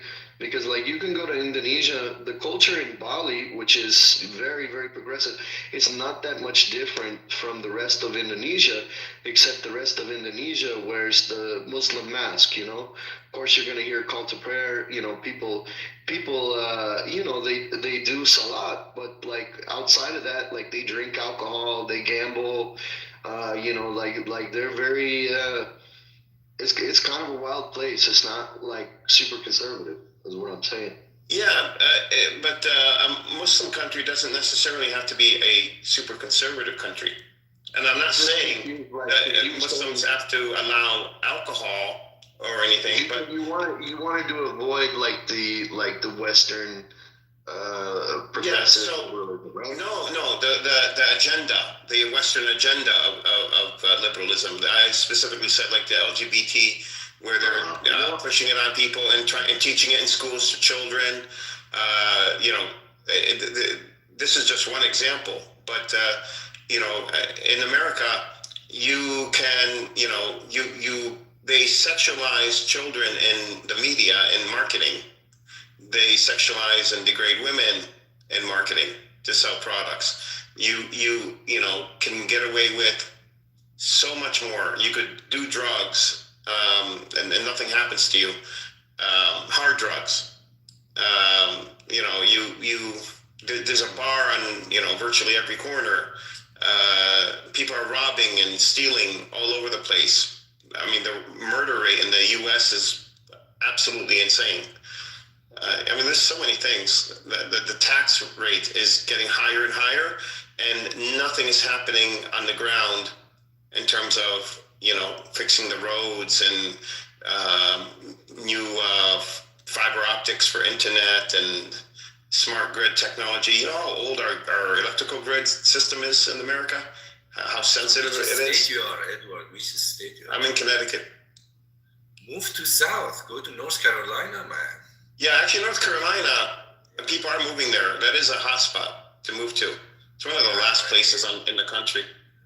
Tennessee, North Carolina, those are like different ballgame. Yeah, I was in University of Tennessee. They are literally right now the highest tech I've ever seen. These robots are moving around and delivering food and stuff. It's really weird. It's not in the media. That's the thing, that we think that those are backward. South is way better right now in the United States. Well, North Carolina has always been where people go to retire in Florida, like old people, right? But the second place in the country is North Carolina, and now it's they have a lot of like a large tech sector, massive tech sector in North Carolina. Florida, you cannot go work industries. Florida doesn't work because these hurricanes, they come and bring down your factory. But so that's the problem of Florida. You cannot really invest in it to build a factory. But there is a lot of job in North Carolina, and even though sometimes the tornado comes, but because they are much less chance. But there's actually a middle class in North Carolina, and that's the thing too. Here in the U.S., the middle class has thinned out so much. Either you're working class, or you're wealthy. No, if you really want to do, very difficult to do, or you're dead broke. Yeah, or you exactly. don't pay taxes. Like I don't pay taxes. Allegedly so. Allegedly. Edward's an accountant. Be careful. Take a road trip across the United States. You can clearly see the condition of the roads, the highways, when you go from one state to another state. And that shows how good those states are. For example, from Arkansas to Missouri, suddenly your car is, and then it becomes like you went on the airport as soon as you pass the border. So you can get a feel for what the states are doing what, Like in New York, the roads are disastrous. Literally. Wayfan, watch your mouth, bro. And so are the people that live there, Wayfan, too. I was 5 years in New York. I love the state. Both of you chill out, right? Wayfan, we have a saying in New York. We say, New York sucks, but everywhere else in the United States sucks more. See, you are not true New Yorker. In New York, we say it's not supposed to be used like that. He said we. He's not here, we. New Yorker. My driver license right now in New York. I'm in New York. Doesn't matter, bro. You was there They for say like 5 minutes. you can move to Taiwan, If it's not supposed to use like this, why it does fit? Join Wayfan over there, Taiwan. No, China will come and take it over and move there. No, they won't. They Bro, because except ahead. If Japan doesn't work, I'm going to China. Man.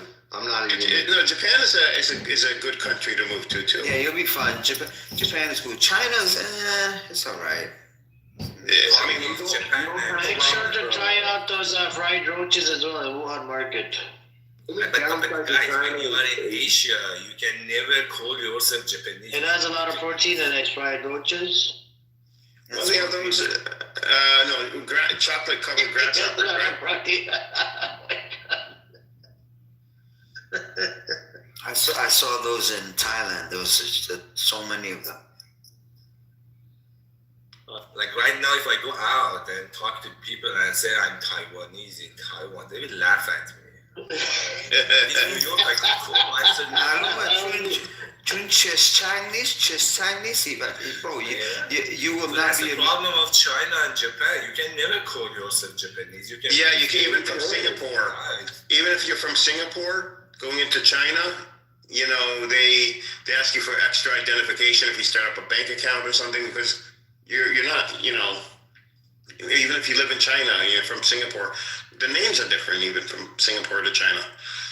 Like you're not Chinese. They're very. But I mean, Japan loves foreigners. So does Taiwan. They love Americans. They love Western culture. You do well in these countries. Like the thing is, like, you can't integrate, but it doesn't matter because people like you. Like these Asian countries, these Western Asian countries, they fucking love Americans. They love Europeans. They are racist as fuck. No, they Nah, don't. bro. They are so racist. Nah, you haven't bro. seen how racist. They are just polite. These are very polite. The Asian as racist decorum. as it can get. They are as racist as it can get.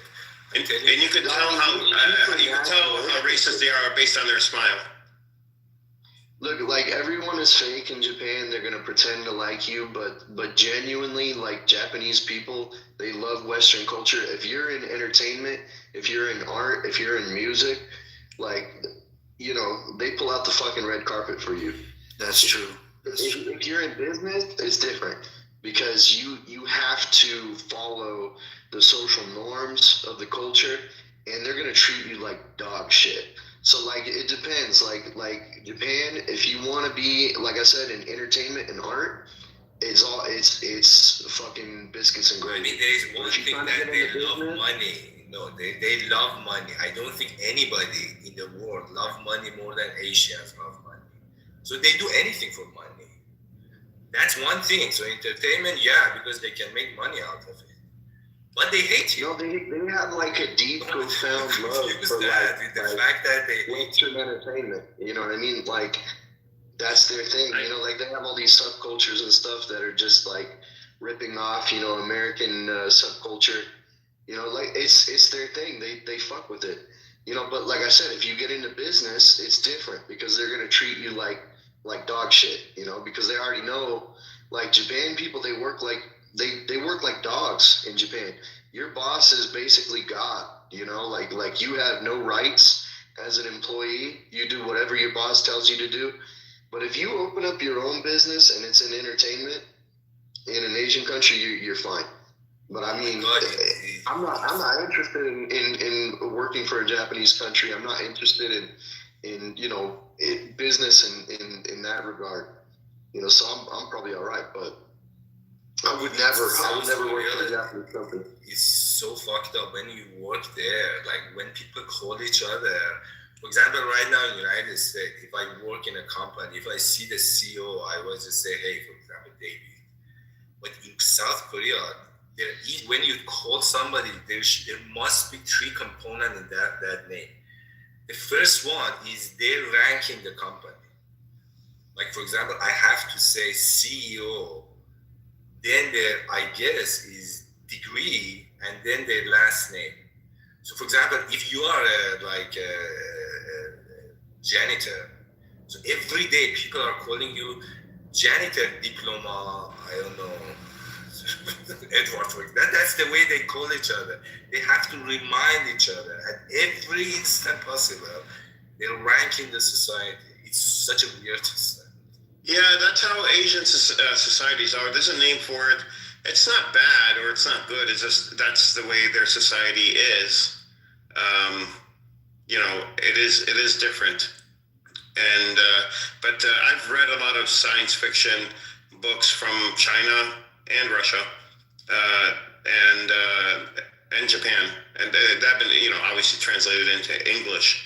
And you have to, and I've learned a lot about the cultures. And you have to. Anime? You like anime? No, like science fiction books, novels, actual novels. Like, yeah, and you learn, like, for example, the guy lights a cigarette, when he's with these other guys that they're talking, they're around the table, and that's a sign that this guy is doing.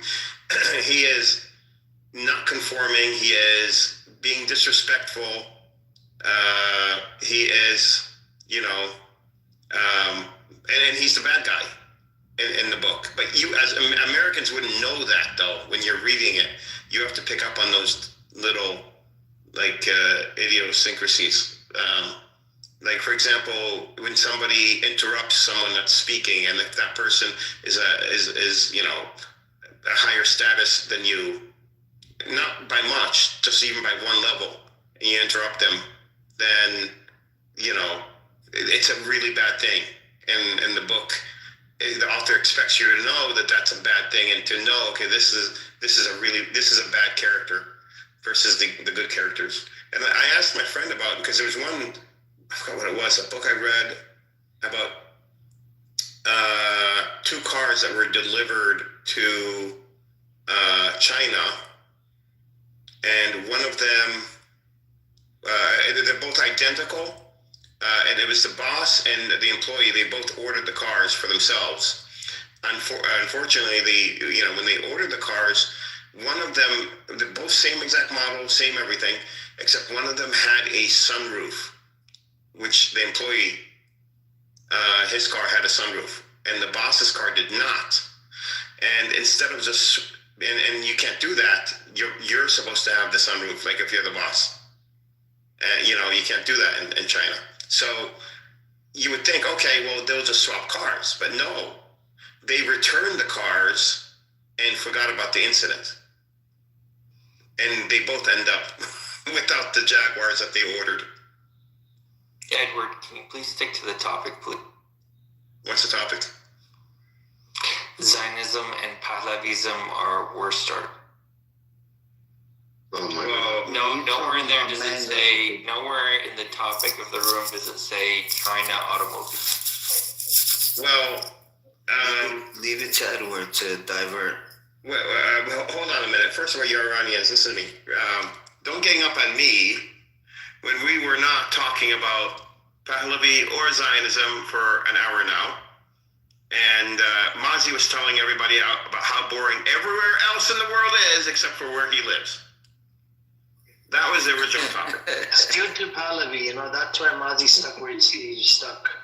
Mazi, why is Pahlavi, Mazi, where do you live? He lives in the hole. He lives in a place full of rats. There's too many rats over there. I love it. They're my neighbors. What did you say, Wayfan? They're bigger than cats. Oh my God. They eat slices of pizza. Where do you live? I'm in No, they don't eat, Manhattan. the rats don't eat people because that's not kosher, though. Oh my God. No, it's a cool place, Manhattan. It's really melting pot of United States. Everything is real. I give it to Manhattan. There you go. I mean, not Manhattan. Like, for example, Taco, Chinatown. If you the go to taco has Flushing, you really see Chinese. For example, Taco's trying to get under your skin. Taco, you got Yeah, some wait, smoke for Edward? Well, no. Does he have something to say? Did you want He's to got some smoke. He's got some smoke for you. Go on, Yeah, but Taco. he's out of smoke now. I don't know if he... Get your shit out. Get your shit out. Okay, we're not in Chinatown. This guy is going crazy today. Oh my God. Edward, I think, well. I even looked at possibly Jordan too, but because I have family there, and they're like, no, don't move here. and you know, Why not Lebanon? crime is high. Crime is high. Pickpocketing and shit. Because of all the refugees that came from Syria and Iraq. Crazy. Why do you want to move from United States? Just stay there. Because the United States is shitty. There's no opportunity here.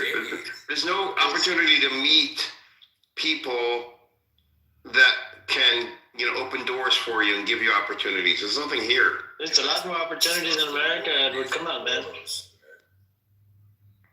Come on, you know it. I know it. The world is much worse than You can be somebody in America. If you want to be somebody here, you got to work for the cartel. Huh? Nah, bro. I know people that have. I know somebody that started from a dishwasher cleaning job. Now he owns like $2 million worth of properties. Yeah, that's what I mean. We're not living in the same economy. The U.S. economy changes so drastically every 5 years. Like if you want to start a business from scratch in the U.S. right now, it's not happening unless you have global partners. And you can't, if you want to have a strictly American business, right? And your whole business plan is manufacturing in the U.S. All of your That's not happening. It's not happening. You can't manufacture shit here. You'd be crazy too. And even if you refuse to outsource, you're so fucked because nobody's going to be able to afford your services. Exactly. It's not. There's no opportunities left here. The people that still have money, they got old money, and most of the people you see driving around sports cars, they're fucking rentals. We have the illusion of being a developed country, but it's yeah. We used to be though. We used to be back up until late 80s, early 90s.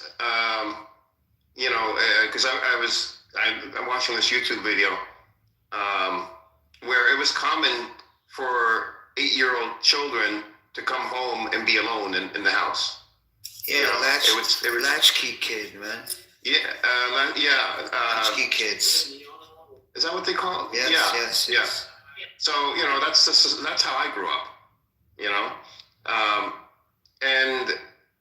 But in the 90s, that changed. It did change drastically.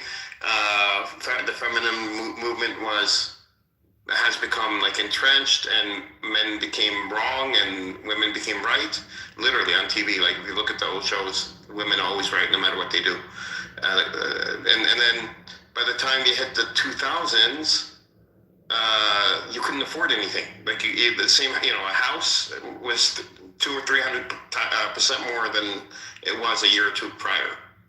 When my parents came, my uncles came, my parents came from Palestine, they were able to get a job within a couple of years, own a house within 10 to 15 years, have that house paid off. They could afford 2 cars. And there's no way in hell you could do any of that today. No way. By the way, I go to the gathering of the tribes in Burke every year for the past 3-4 years. Oh yeah, past 4 years. Yeah, past 4 years. Gathering of Nations. Yeah. Yeah, I've only been once. My ex was just from the Laguna Reservation. I roll with the Navajos, rolling up. It's an amazing experience. Hey, what's up, Amir? Anybody new people can jump in as well if you guys want to jump in. Hey, how you doing, Amir? We're doing good. How you been? You okay? We're talking about Edward is moving somewhere out of nowhere. No, we're not. In the middle of nowhere. And Amir, we're talking about how boring he is. They have a problem with me moving potentially next year. Taco doesn't like the idea of him moving out at all. He wants him to stay where he's at. I might be moving to Qatar. And I think it's happening because of Reza Pahlavi. Is that why? Is that why you're moving? You're leaving us? I don't think Reza Pahlavi would be found in Qatar anytime soon. And that's another point against America. Yeah, Reza Pahlavi. It's a big question for you guys. Anybody that's from Iran, did Raza Pahlavi go to the Holy Kaaba prior to going to the wall? Kaaba? I doubt it. Because he claims to be a Muslim, by the way. Edward, you know Raza Does he? Pahlavi? I didn't know that. Yeah. Yeah. I didn't know that. Well, I think he's like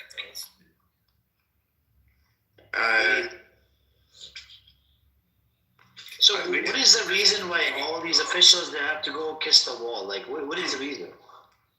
tradition, because nobody wants to break it. Tradition. No, it's APAC money. They have to. That's their show Amir, of royalty. yes, he could have went right next door. The Al-Aqsa is literally a 3-minute walk. Or maybe you meant Alexa? That's what I just said. No, I mean, I'm saying to Amir. No, but the thing is, Mazi, I don't know why it's if a I'm wrong, Kaaba. from the Shia paradigm, right, it's difference of opinion that the mosque is not the one that... No, what, up in the sky? No, that's a very, very minority opinion. A lot of us don't subscribe to that craziness. So would you say that there's majority of Shias, they actually believe that Masjid al-Aqsa is there? Yes. Yeah, they would have to, because Shiaism is an accepted sect. They don't call it sect in Islam, but is accepted Islam. But there are sub-Shia sects that are not accepted, and sometimes people look at these other fringe groups and think that the whole thing, all of Shiaism is bad. Themselves like during Kabbalah. No. They're still in the fold. She's talking about some other ones. Oh, are you Muslim? Me? Yeah. I was for a period. What do you now? I'm non-religious.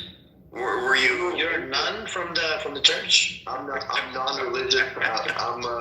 Yeah, I thought you were He's non, like Brett.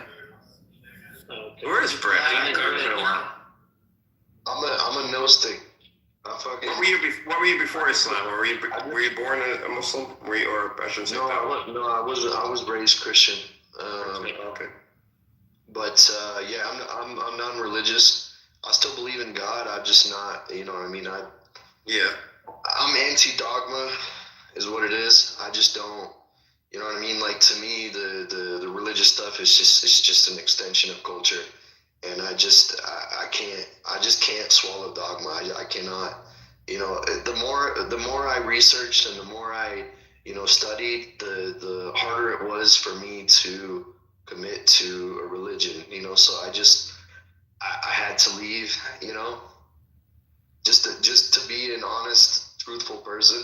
Like, it would be easy for me to just do salat and eat halal and say I'm a Muslim, but I just can't.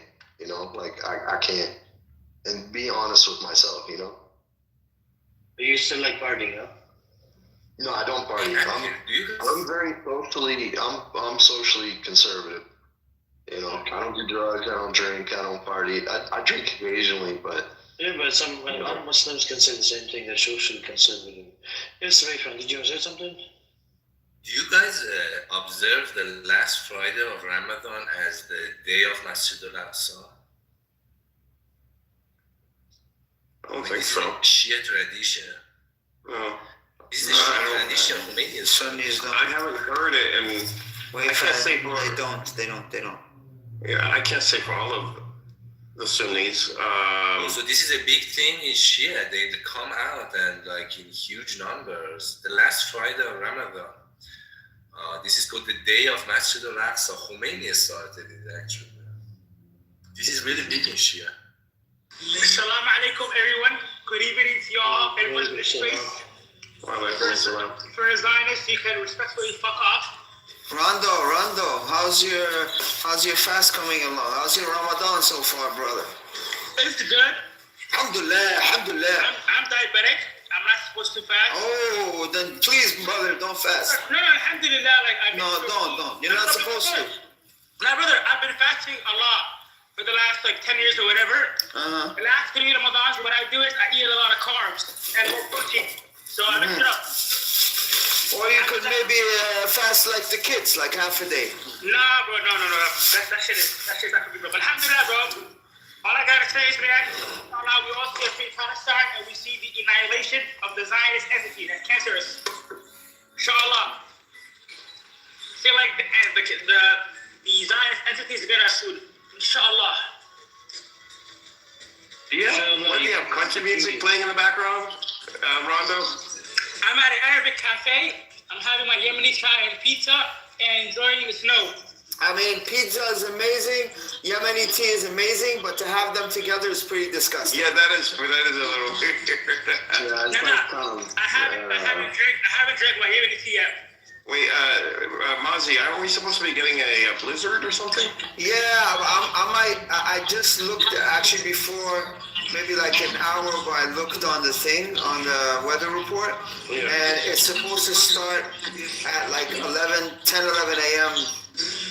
Tomorrow. Okay. I might just throw my car in the garage, man, and I don't want. That's what I did on the last snowstorm, and it was a very smart move. So you can drive a scooter. How bad?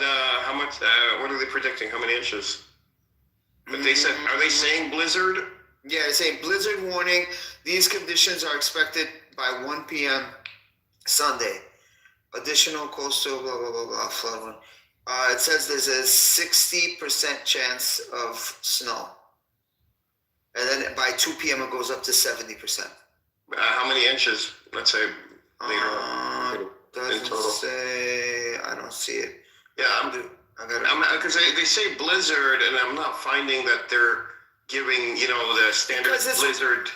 It's also warm. It's not that cold. Yeah. It's not that cold. It's like they say blizzard, you know how if we say blizzard, we mean blizzard. We mean, but they're like, yeah, that's a blizzard. I don't know. I might wait till the morning to put my car in the garage. I don't know. Why? Does it cost money? Hell yeah. Man, you know it costs money. Stop. It doesn't in Qatar. Shut up. Yeah, they don't have no parking in Qatar either. There's no parking, right, Mozzie? Yeah, New York parking is a crazy luxury and a crazy hunt. If you know what scares me? Going over is it the Triborough Bridge or the one from Queens to Manhattan? Queens to Manhattan. Oh, the 59th Street Bridge, the Queensboro Bridge. Yeah, Queensboro. That's what I meant. Yeah. That shit scares me because if you're stopped on that bridge, cars are going by. It vibrates. It shakes. Really? Oh my God! I never felt that. Yeah. I even jogged on that bridge and rode my bike on that bridge. Never felt that. Interesting. Yeah, especially when a truck comes by. It's like, you guys heard about this? I think it happened in the 70s in San Francisco, I believe, or something. Suspension bridge that ended up collapsing. Yo, guys, check that link I sent Amir and everyone else. I find it so strange you have two Zionist Jews who kissed the Wailing Wall are negotiating for a nuclear agreement, which is truly biased. Like, you got two wall kissers fucking trying to, negotiate a so-called nuclear disarmament. Like, bro, Izzy has more nuclears than the entire Middle East does. Rondo, I'm going to check the link, but I will tell you this. You just inspired me on my way home to grab some Yemeni tea. Salute to you. Thank you, Habib Mazdi, brothers. I have a feeling, guys, like Trump doesn't want to attack Iran, but since the Jews want America, it's obviously going to be their biggest coin. I just recently, today, actually watched the Pam Bondi, or Bondi, right? It's Bondi Beach. It's Pam Bondi. I don't know. Her roasting in Congress last week, and both the Congress and her, I thought were both despicable.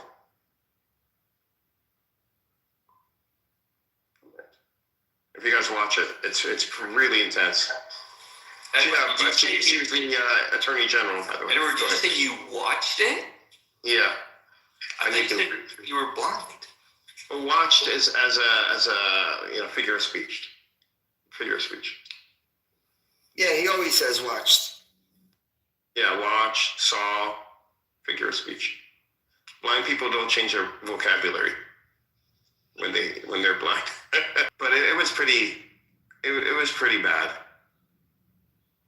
And because she's in charge of the DOJ with the Epstein stuff, and it was really bad. Edward, all the have you seen the Tucker Carlson thing? That shit was crazy. No, I'm hearing wow, talking about it, but what was that about? He rented in Israel, right? He went to Tel Aviv and he sat down with the American ambassador to Israel. Forgot his name. And he just did. I'm telling you, he body bagged this guy. He body bagged him. I couldn't believe I was listening to Tucker Carlson. It was crazy. Wow. Like, you just gotta watch it or see it. Yeah, I'm gonna look it up today. And it's 2 hours. I think it's like a 2 hour thing, but he has there's like clips. It's been clipped, so you could just watch the highlights. The highlights are crazy. I will. Yeah, no, people have been mentioning it on YouTube, like referring to it, but I was like, I gotta put that on my list to watch. But I didn't know it was with in Israel. And then after that, he gave a whole little rundown of how much they harassed them when they were trying to leave the airport. And the whole routine, like sometimes I explain and other people explain the routine that they put you through and the fucking hell that they put you through while you're leaving. Why? Oh no! They're coming when you're leaving. Edward, when you leave Tel Aviv, sometimes it's worse than when you're because I've experienced it. I've been through that, and I'm like, why are you doing? You didn't do this when I came here, right? As much. I mean, they did. They did. No, they do. It's taking twice as long when I leave. It's just a mind fuck. They don't want you to come back. That's what it is. Exactly. And I've missed flights before because they kept me for 4 hours just doing random bullshit, checking this, checking that. They're checking nothing. But I'm glad that a white American spoke up about it. You know what I mean? Yeah. So he also had some commentary about that aside from the interview, but definitely watch that shit, bro. He killed that. Yeah, I'm going to. Yo, I see him, bro. I see him, man. Mike Huckabee, he's the biggest boy. Just like Trump, just like Rubio. What's so funny, guys, is I believe it was a couple of months ago when Rubio was at the Western Wall. I read a comment that someone posted, like, why is he going to the Waiting Wall knowing that he's a Catholic? And that they hate, I'm going to say the one I don't care, they hate Mary and they hate Jesus, these people out there. Like, why would he kiss the wall as a Catholic individual? As Catholics, they revere Mary, and we all know what they think about Mary. I'm going to get into that. Y'all don't know about it. Whew. Man, it is so crazy. I'm literally eating like a fucking literally eating pizza at -2 weather. Where are you at? Toronto? No, I live in Michigan, bro. Oh. I used to live in Canada, not like Toronto. I live in a small border town across, No, but all the Christians in the U.S. are Zionists. Like it's baked into their whole. Yeah, not all of them. Come on, not all of them. So, I mean, if you're like the evangelicals, maybe, but not. If you're Orthodox, then maybe. But all the Protestants, they're Zionist. I know a shit ton of Christians who aren't. I know a shit ton of Catholics, Protestants, whatever, Protestants and Catholics that aren't, and especially like a lot of the born agains aren't. There's a lot that aren't, bro. But when they are, like for real. The mainstream Christianity, though, is Zionist. Like they literally call it like Judeo-Christian. Like Judeo-Christian values. Like that's so fucking ridiculous, dog. It's baked into their ideology. if you're conservative, up until just recently, bro, if you're conservative and you're Christian in the U.S., it's like a given that you're a Zionist. You know what I mean? Like it's baked. They even, you guys know about the fucking Schofield Bible? The Schofield Bible, they completely, they changed all of the interpretations of scripture to basically say that you know, the Jews were promised Israel. Essentially, like this ideology didn't exist before within Christianity, right? There was no like movement to try to return Jews to Tucker Israel. Carlson gets at that. That's one of the things he gets at. You gotta, man, y'all gotta watch this. So Christianity originally, like before this, like 500 years ago, which Protestants started. Before that, Christianity was like Islam. Money was a bad thing. And only people who could play money were Jews, and everybody hated Jews.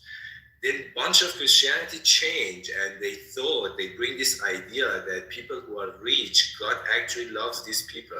So these are newer kind of Christianity. Those are actually aligned with Jews. They like Jews. But the majority of Christianity, they don't like Jews. Actually, as a matter of fact, Christians hate Jews more than Muslims. I mean, way more. Muslims don't care about that. Wait, I agree with you, brother. I agree with you because according to Christianity, I don't know if you're Muslim, but you know, Christianity says that Isa alayhi salam.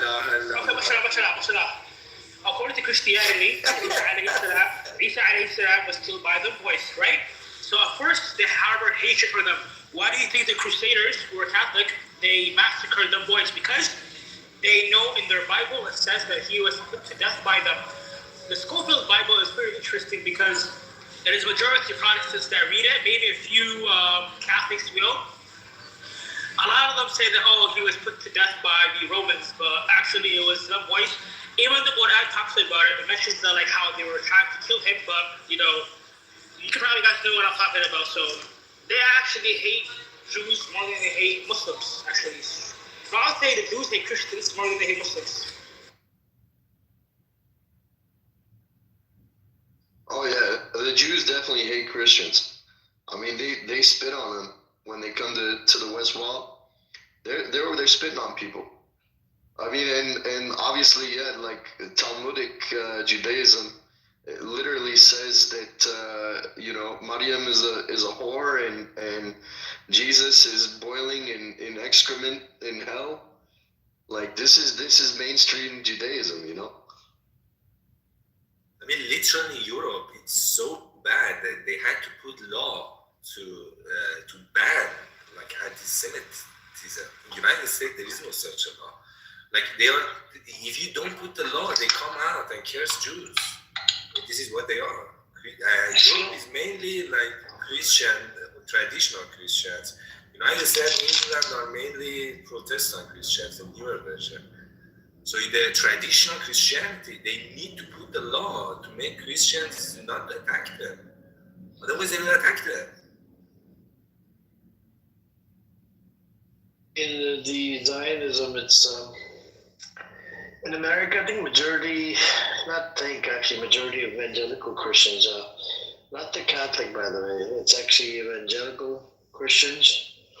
But some of the evangelicals, I think they have difference of opinion on this.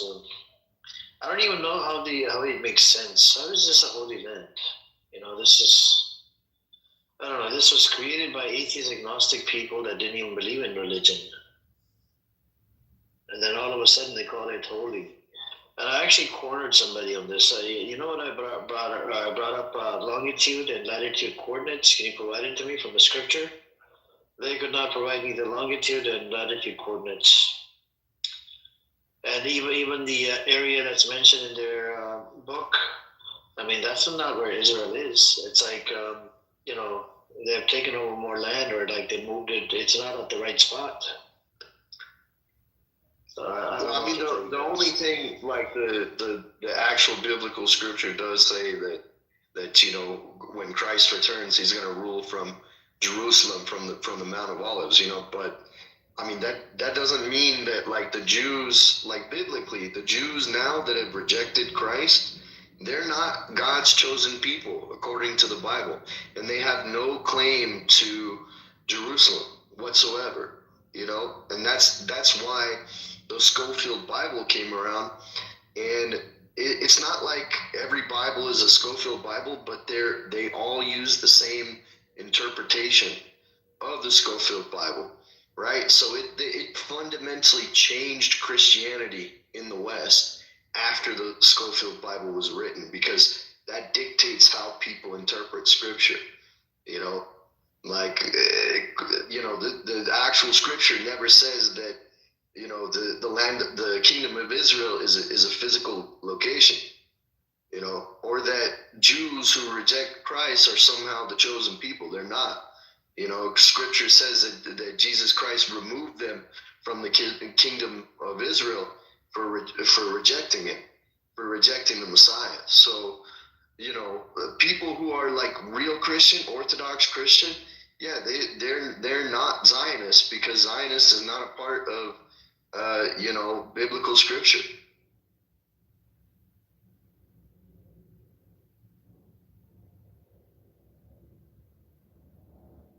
I agree with you. Whoever just spoke, you're 100% right. But I never really understand, like, if according to one of the books that they read, that, it says stuff about Mary, peace be upon her, and her son, why would you support them? Like, I find it strange. They'd be like, yo, Muslims hate Jesus, but on the other hand, we love and adore Jesus. There's a reason why chapter 19 is mentioned after his mother, and chapter 3 is mentioned after his grandfather, the mother of Maryam, Imran. And even chapter 5 talks about, the table spread, which I think is maybe the Last Supper. So the Ma'idah talks about, the whole table spread thing, which I believe is closest to the Last Supper that he had. Yeah, isn't like the entire Surah al-Maryam, isn't it basically their version of the gospel?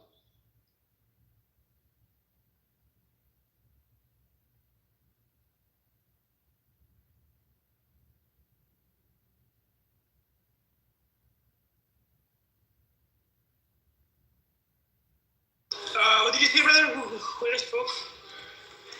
Oh, I was asking, like, my understanding, the equivalent to like the New Testament gospel in the Quran would be Surah al-Maryam. So yeah, so they talk about the same stuff, just from the from the Muslim perspective.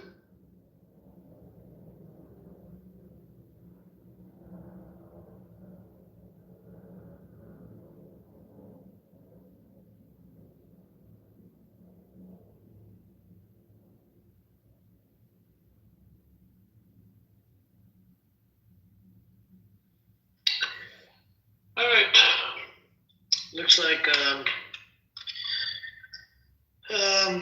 what I was gonna say was the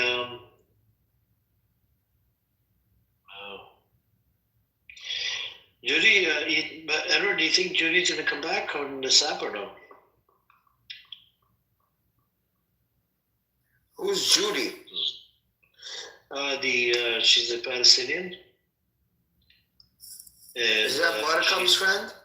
Buttercup's friend, yeah. She has some very strange views. Yeah, you guys were kind of suspect about her, yeah? I mean,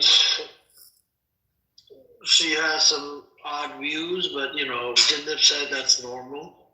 Some Palestinians, there are some minority ones out there. So she's against the resistance. Physical resistance. She said the diplomatic resistance is the way to go.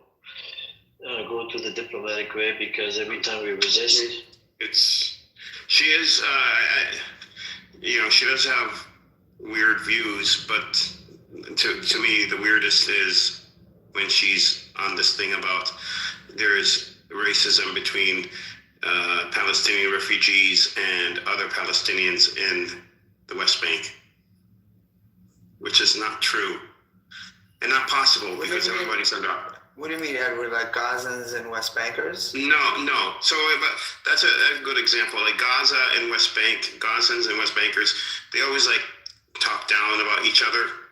But at the end of the day, You've been to a refugee camp in the West Bank, Mazi, right?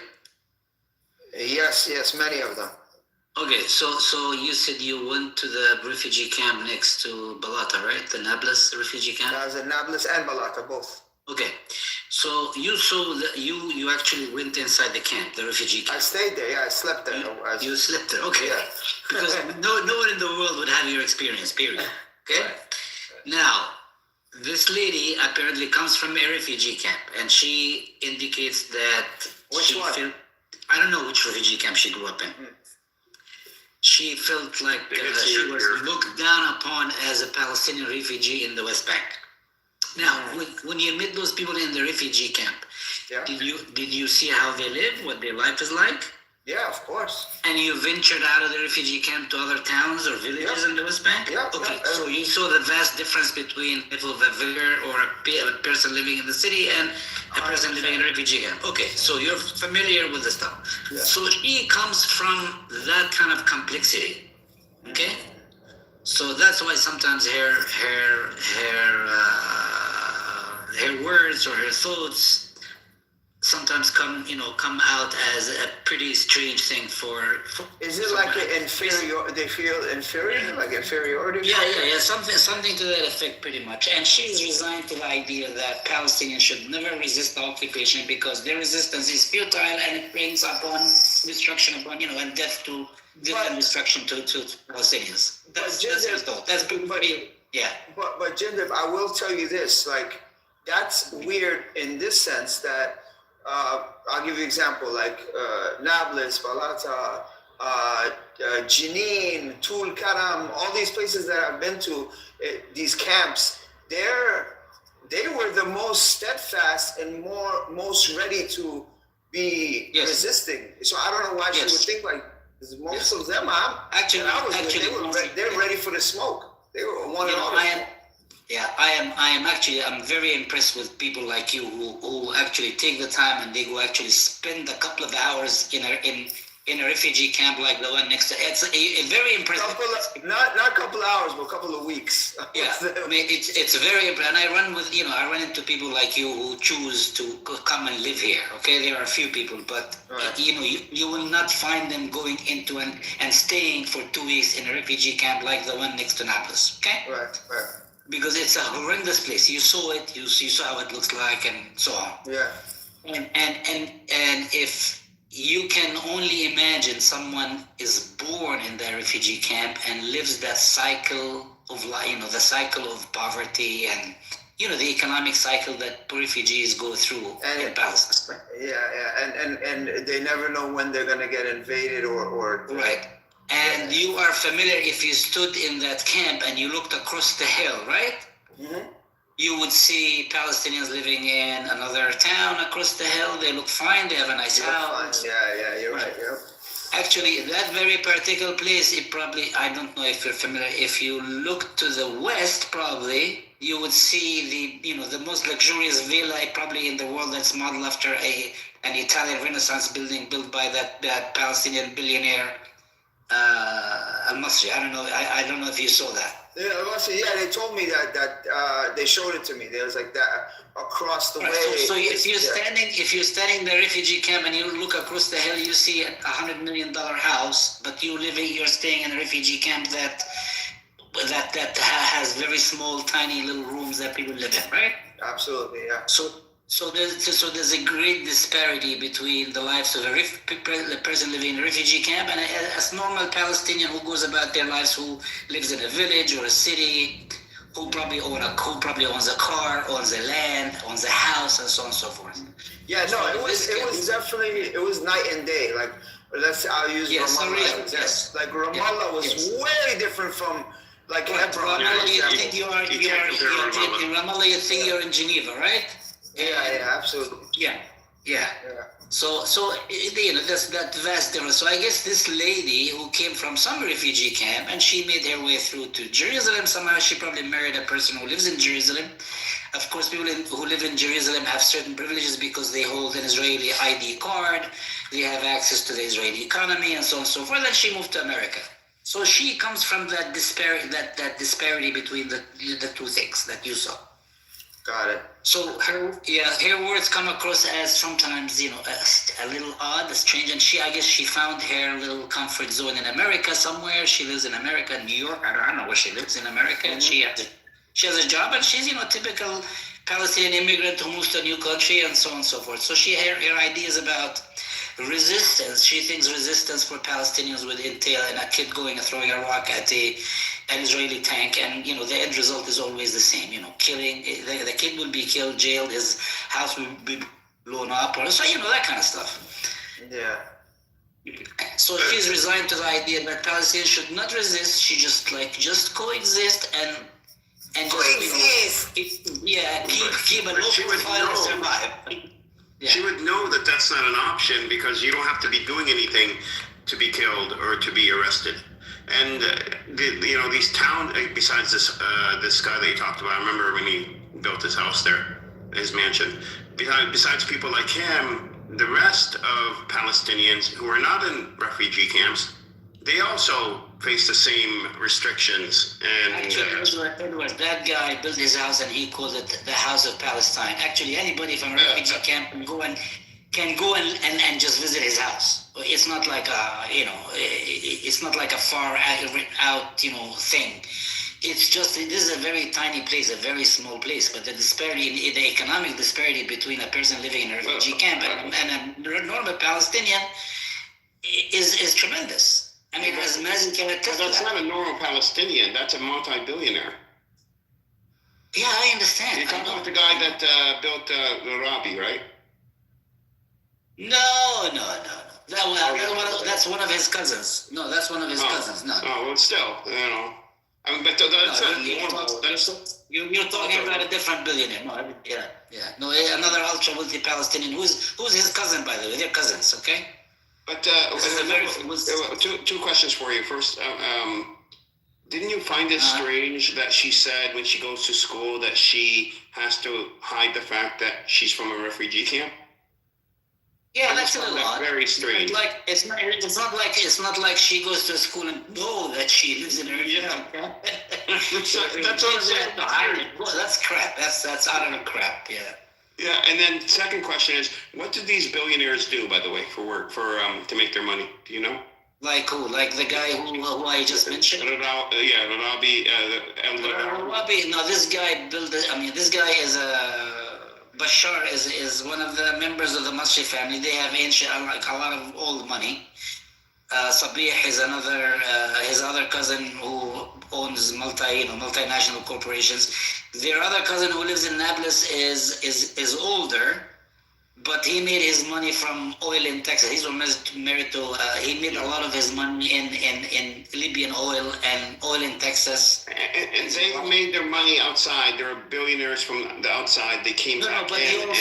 But he also dominates the local economy. They do not dominate the communication industry, the telecommunications, the banking, the farming sector, and so on and so forth. So so they have money, but they also, like I know his son owns an oil company, for instance. Yeah. That is based, actually his main offices are in Jordan, but they are an oil company. I mean, they actually produce oil from Gulf countries and in America and so on. So they're multi-billion-dollar corporations. That's what they own. Jindib, I've also noticed the difference in religiosity in some of these camps. Like some camps we'd go to and it was chill, whatever, nobody really was strict. And then other camps we went to, and like if some of the women we were with, they had to like not wear hijab, but they couldn't wear a tank top. Like they had to wear like a button-up shirt, or it depends. Yeah, if you went to the refugee camp, if you went to like for instance the Tamimi, like the Tamimi village, the Tamimi village. What about all the women? They had to wear they had to put like shirts on, button-ups. They couldn't wear tank tops, But no, it's a village. Yeah, it's a village, but still, it's like village mentality is generally conservative. Right. Yeah, I mean, even some of the camps were like that, Yeah, Yeah, but it's funny. Tamimi family, like I know their father is a communist. Like he's a godless person. For instance, That's I know his weird. kids, and I know his kids are, his. Yeah. But you spent a little time here, and you know how it is. I mean, you saw people. Yeah. And you actually have the balls to go actually and go and stay in a refugee camp, Yeah. Jinder, how do you describe Colombia? Colombia. Colombia, the refugee camp, or Yeah, the refugee camp. huh? Not the city, the refugee camp. What about it? It's How do you describe it? What characteristics would you put on it? Like now it's God, it's like a cement jungle.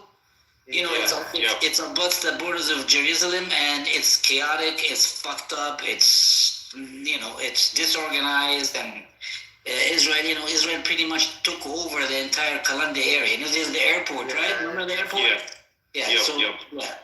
So is it different though than other? Because I haven't really. Yes, it is. It's much different. Yes. How is it different besides the Israeli part? It's unfucking bearable to be there. First of all, I would not venture to walk in that area because people build on because they don't have any place to build. They can't build. Yeah, it's very crowded. Yeah. So they start putting up high-rise buildings in very tiny areas. Yeah. And so on. So yeah. Yeah, my brother has a 3-story house. That's not high-rise. Three. Well, I mean, it's not 3. No, you'll find 10, 15 floor buildings in Colombia. Did you cross that border? But did you cross that thing from Colombia to Jerusalem? Yeah, it's like cattle. Like you're like cattle. Yeah. See, you were in my hometown. What? You're from Colombia? Yeah. Bro, that crossing is like literally like they treat people like cattle because it's these the gates and the way you can only go single file and then the turnstile. It's not even a turnstile. But they have I don't know. It's like prison, bro. It's like 2018. Do they still have the machine guns? What do you mean? What machine? Of course, they all have machine guns. No, and they would. Last time I was there, they had on speakers on the seat, like on poles or whatever, and they had guys in machine gun, soldiers in these raised. Like the raised stations, like the. Yeah, and then they were just shouting. Those are everywhere. That's everywhere.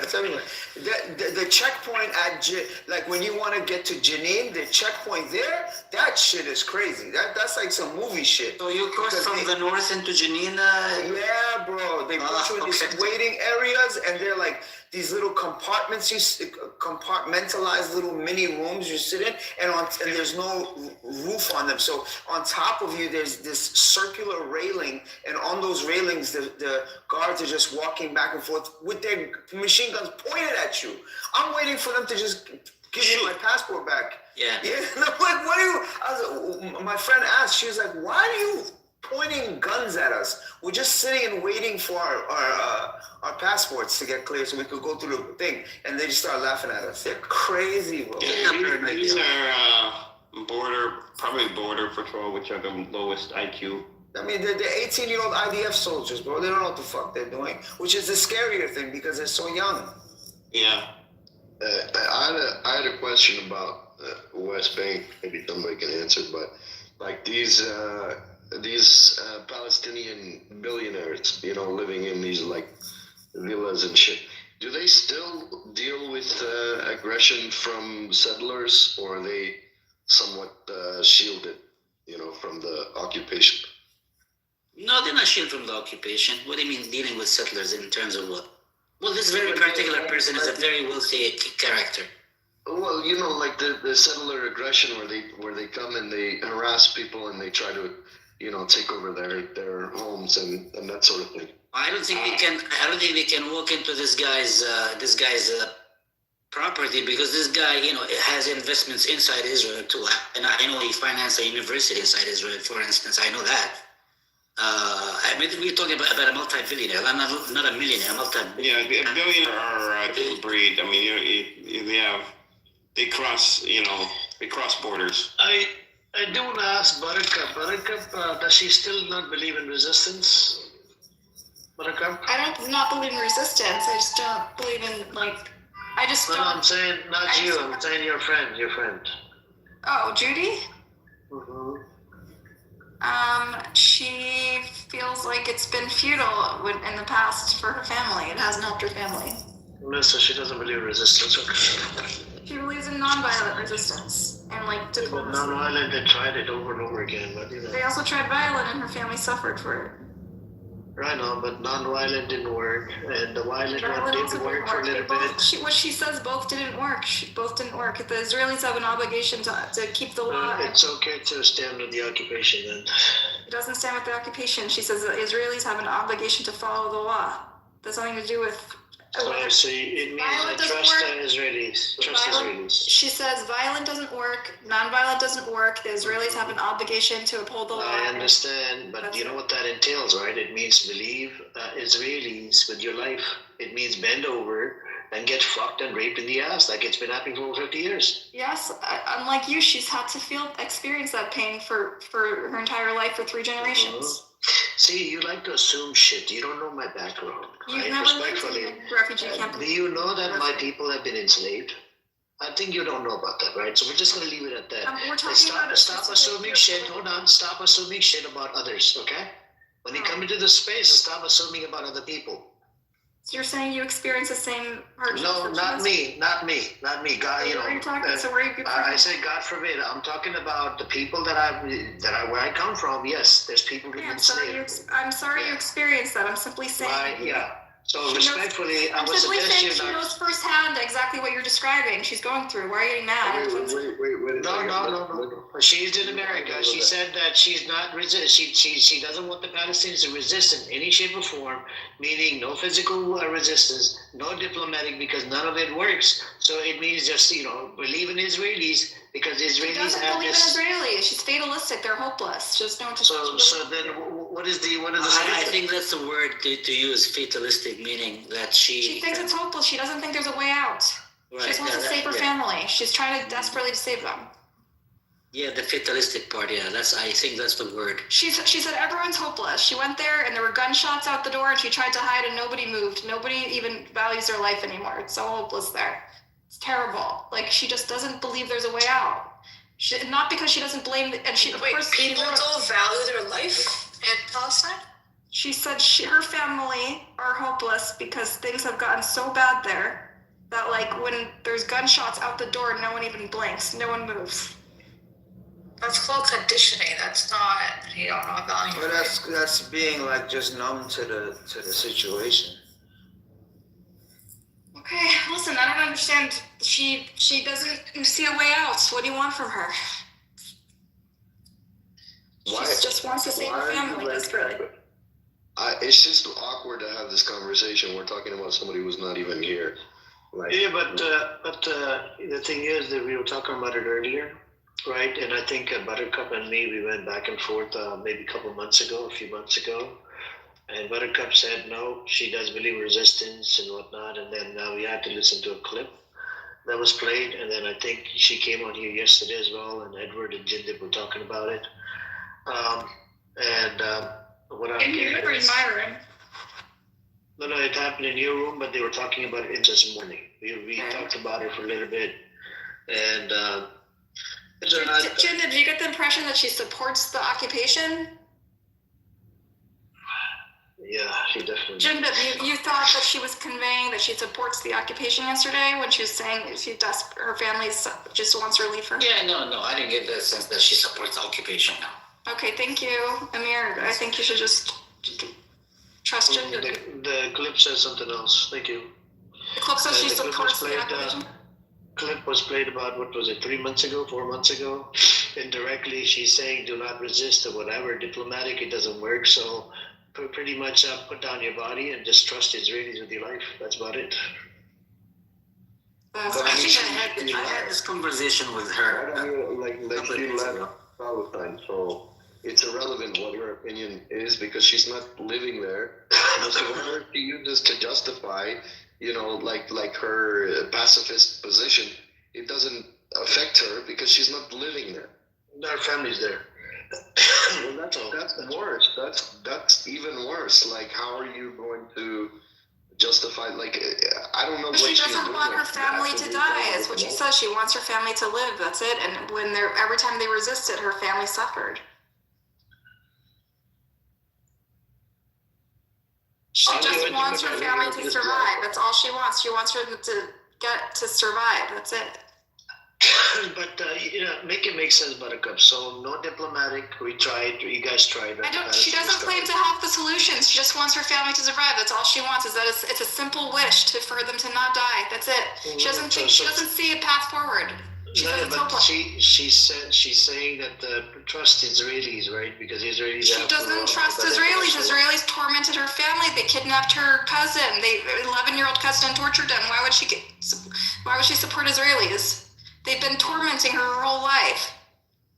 Why would she support them? Are you nuts?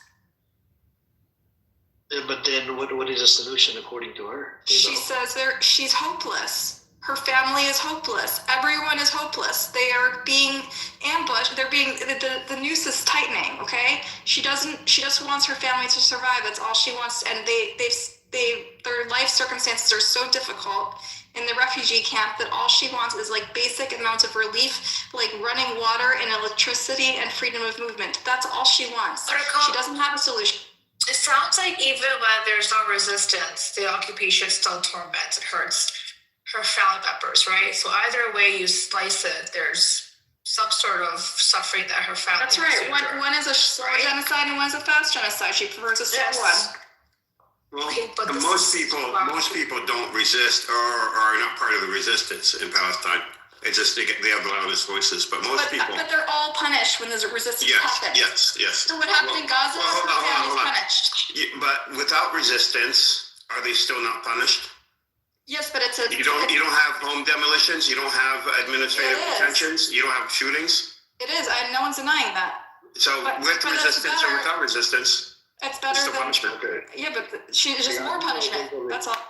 No, how's it more? Because now her family can't work because they took away all the things. They can't move from city to village because they added more checkpoints. Things got significantly worse. Okay. They were getting that way. Wait, Buttercup. It was getting that way when I went in 2018. They were putting up more checkpoints. She's been there in 2018 and 2019 and 2020 and 22. It's never been this hopeless. She was there in COVID? Yeah, she goes every year.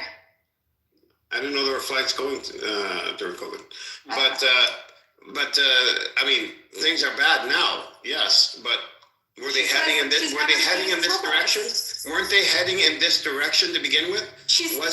Yes, Edward, but what this did is it basically handed on a silver platter a genocidal government, the most far-right genocidal government in Israel's history, an opportunity to do what they've been fantasizing about for ages, which is ethnically cleansing the West Bank and genocide in Gaza, right? This basically gave them the capital, the political capital, to do their sick fantasy of destroying Palestine, and now her family's paying the price. And even during the Labor Party, when the Labor Party was powerful in the 90s and 2000s, didn't they do the same thing? Didn't they expand settlements? Didn't they go after Palestinians the same exact way? I don't know what the point of this discussion was. I'm not really sure. I don't really get it either. And first of all, I just think it's weird to talk about somebody who's not even here. And it's not necessarily a crazy position to have that, no matter what you do, Israel's going to do the same thing. I hope not everyone has the notion that Palestinians wake up in the morning and the first thing on their mind is, let's go resist the occupation. That's not how things are. This is not how things work. We wake up, we try to do the things that we need to do on a daily basis. We just go on about our lives. Resistance is that we go to schools, we try to find something to do. Yes, things are at their lowest point. The conditions on the ground here at their lowest point in the entire Palestinian cause since the beginning of the creation of the state till now. We are at the lowest point in terms of conditions and how things are. But Palestinians don't wake up every morning saying, okay, I'm just going to go resist the occupation. That's not how things are. Resistance means you're resisting something. So something has to be happening for you to resist. It's a reactionary position. It's not Palestinians just waking up and saying, let's go after a certain group of people. Our mere existence and going on about Existence. I want to ask you guys one question, Edward and Jindip. So if somebody says, diplomatic didn't work, resistance didn't work, what does this entail? That's the definition of occupation. I don't have an answer. What does that entail? It entails you're okay with the occupation. No, because they both didn't work, and it depends on how you look at it too. Some people say it did, some people say it didn't. It depends how you look at it. But when you're employing resistance to begin with, both nonviolent and violent resistance, and you're getting the same outcome in both, putting the genocide on the side, obviously, generally speaking, you're getting the same thing that there's no change in policy if you resist non-violently or you resist violently, or if you don't for only so long, or if you don't resist at all. Okay, the sewer rat is in the room. There's a sewer rat in here. Listen, no need to call me names, Jindib, okay? Not you. I'm joking. Who, which Who do you think the sewer rat is? Who, Al Nostro? I cussed him out earlier. Where is he? He's here? He's the only one that calls him the Black Rabbi? Here under anonymous name. Black I Rabbi? cussed out Al No, he's Nostro. not anonymous. No, when Jindib says sewer rat, it's Norm. It's Al Nostro. I don't. Jindib, he's in another room getting cursed out by somebody. Yeah, I cussed him out. He is here. Oh my God. He's not here, Jindib. Amir's tentacles run deep. He's here. Intelligence network. I'm telling you, he's not here. He's getting cursed out by somebody in a different room, man. Calm down. He knows. Jindib, Amir knows where everybody is at all times. He is like the Why do I have a notification that the sewer rat is in here? You do? Maybe you have somebody else blocked in here. No, he's the only person blocked on this app is a sewer rat. Yeah, but he's not in here. That's what I'm telling you. He's not here. No, we don't see it in at the bottom. It's anonymous account. Yeah, one is John Kitover, which he likes to do. He's a son of a bitch, right? The fucking like being investigated for campaign fraud. As a disgusting wild creature. And then the other one, we don't know. That's probably somebody else. Did you show Jindib Al Normo's not here. I Norm. went to the other room. He's being cussed at. He's still there. What room? What's it called? Do you want? Honestly, I already cussed him. I'll call and everything. It's a public loser. What room? Sure, Liza.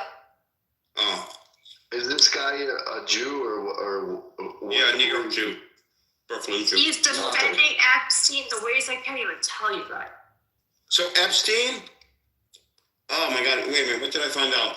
Oh, they bugged. They're the ones that handled the surveillance for Epstein's properties. Israel. What's up, Hampton? Long time. Israeli company. Hampton is here after such a long time. He also, Hampton. that's what else he fucking did. Hold on,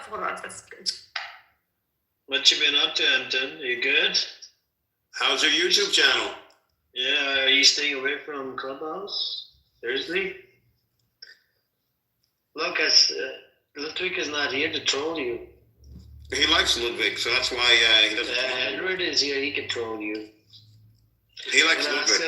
You want to ask the same questions over and over again? Marty, are you going to be with us for a while, or are you going to leave again? No, I'm gonna be here for another 20 minutes. 20 minutes. You're doing quickie, so you know. No, I got pinged into a hip hop room. I went there and came right back.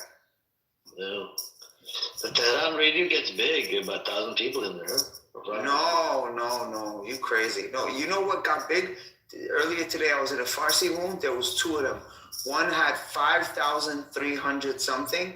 Another one had 2,800. Was it followers? Hey, man? No, it was Farsi speaking. No, listeners, bro. Wow.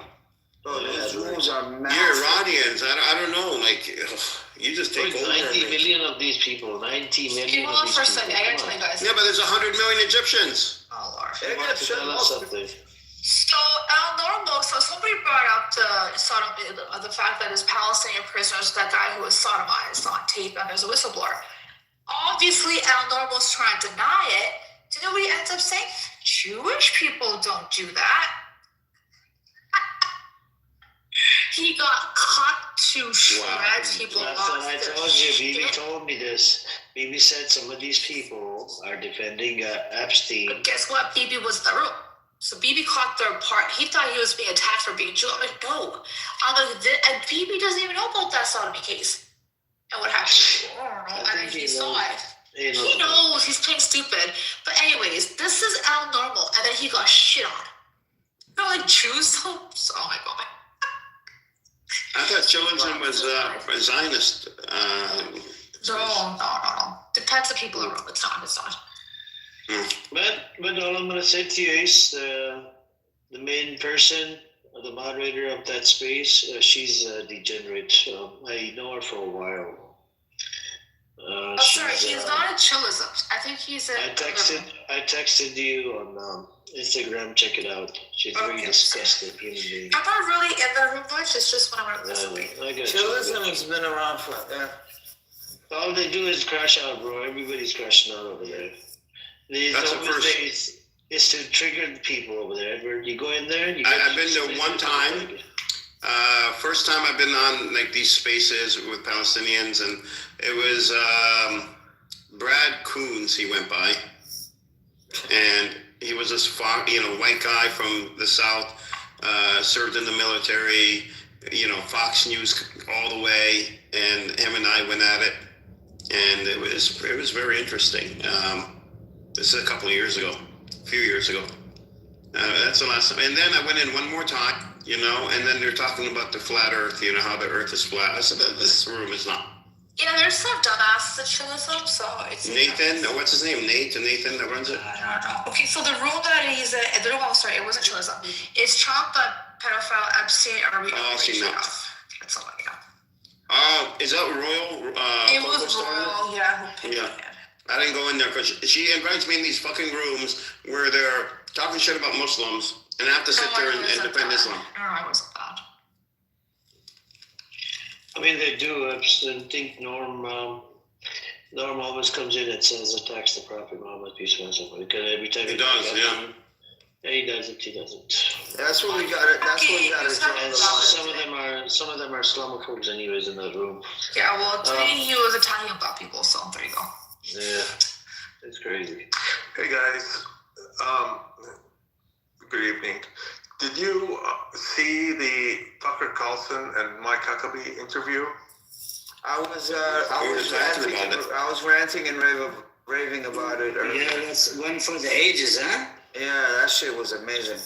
The news, like The Guardian and some other news outlets saying that, the Arab world is condemning what he's saying because he wants to take over. He wants to let Israel take over, basically, expand. And if they want to... No, he basically said, I wish they just take the whole thing. That's it.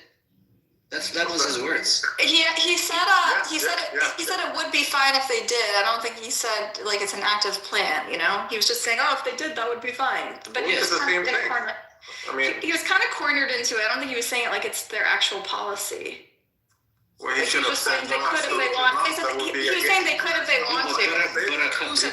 Did you listen to that guy?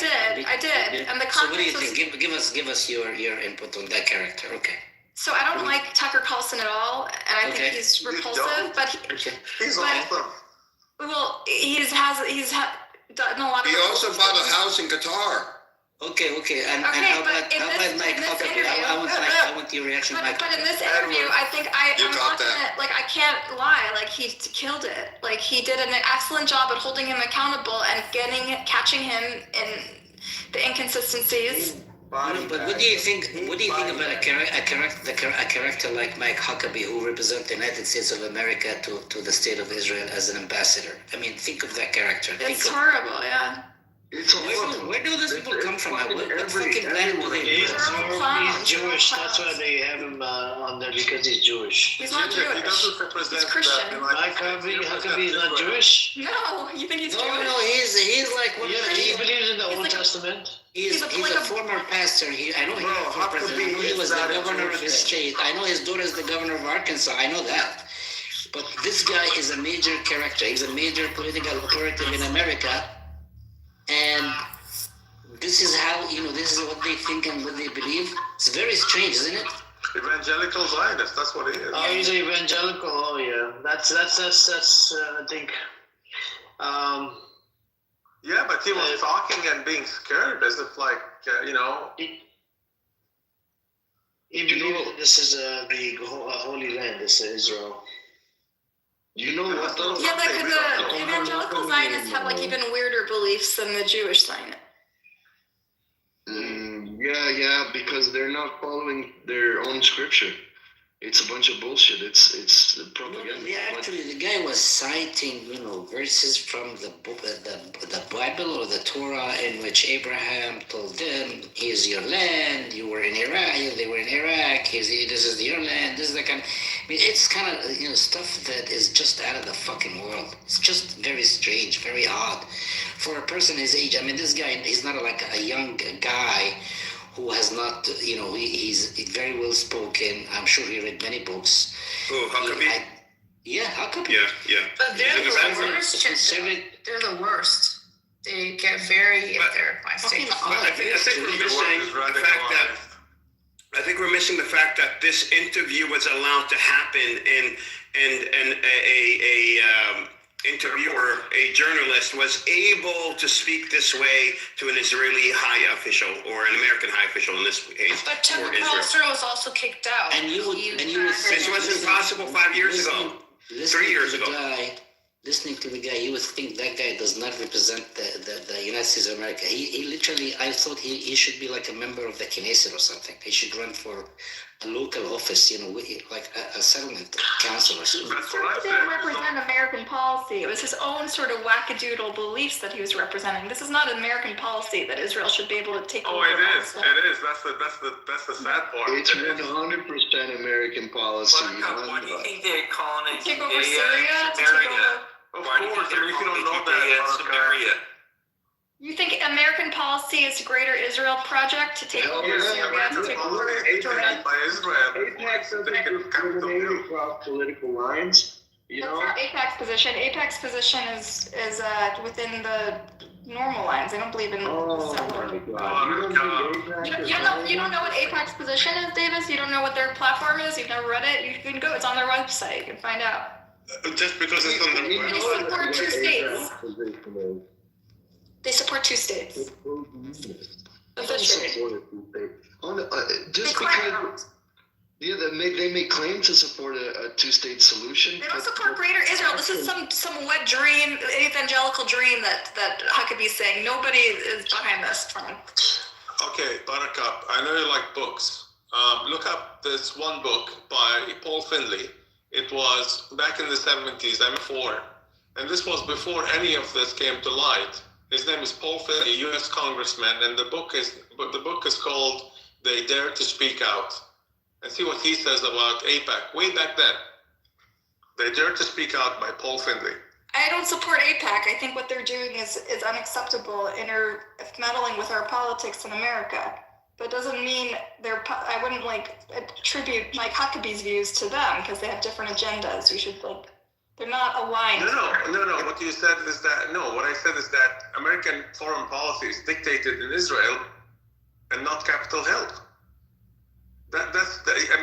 It's like a dog on a leash, and the leash is held by Israel. Huckabee is a wackadoodle religious fanatic. Doesn't represent Americans' policy in the Middle East. He's a Zionist. Yes, he's a Zionist. The evangelical Zionists are the most wackadoodle Zionists. Listen, they're all Zionists. Some are just more vocal than others. I mean, the thing is they're dictated by their own policy to be Zionist, okay? They're dictated, but they have to do what they're told because they're receiving AIPAC money. Okay, it doesn't matter what they say. what their political mask is. I mean, they are pro-Zionism. They are pro-occupation. Like Christian Zionists raise more money than AIPAC ever raises. AIPAC would just be they would just be. Okay, but who do you think they would love to raise as much money as Christian Zionists AIPAC raise. is not the only. The AIPAC is not the only Israeli manipulation in government. There's a whole other. What I'm saying is, that's true. my Huckabee just wants all the Jews back in Israel so Jesus would show up. AIPAC is an interest group, right? They spend millions of dollars to support certain races over other races, candidates they feel are supporting their interests, which are Israel's interests, right? Yeah, be careful when you use the word race. No, elections. They support the candidates, but they're not invincible, right? They're not. As we saw in New York City, there were cases where they backed one candidate and another candidate won, right?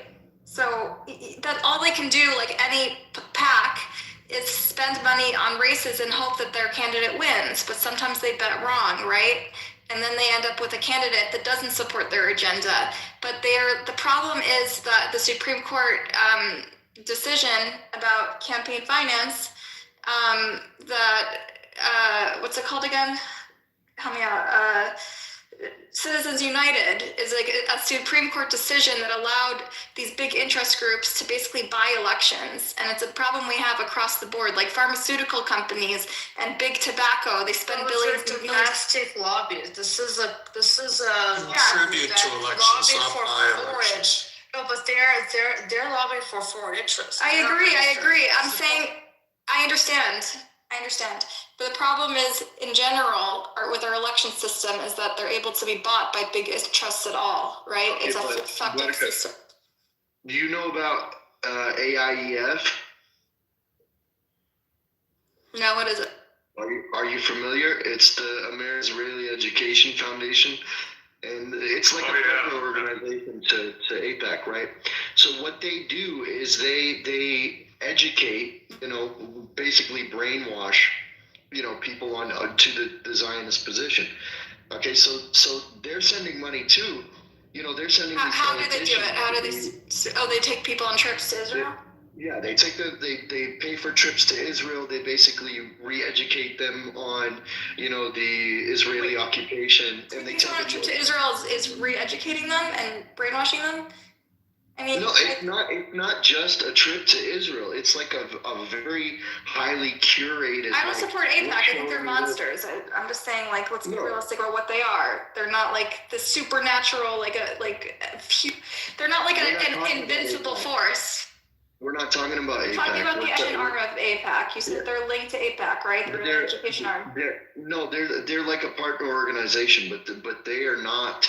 They work together. Okay, but they're not on paper. They're not associated. Okay, so this other organization is what informs, U.S. foreign policy on what the correct position is to have on the Israeli-Palestinian conflict. So they are vested in promoting the Zionist agenda. Yes. Right? So in our country, there's millions of interest groups just like this that have an education arm that is vested in educating policymakers and the public and elected officials and lobbying. This is what lobbying is. But we have a huge industry. The benefit of America domestically. I agree with you. I agree. I'm simply explaining what they are so people understand. Also, they don't have a win rate. Those other ones don't have a win rate like AIPAC, who has said that they have a 98% win rate.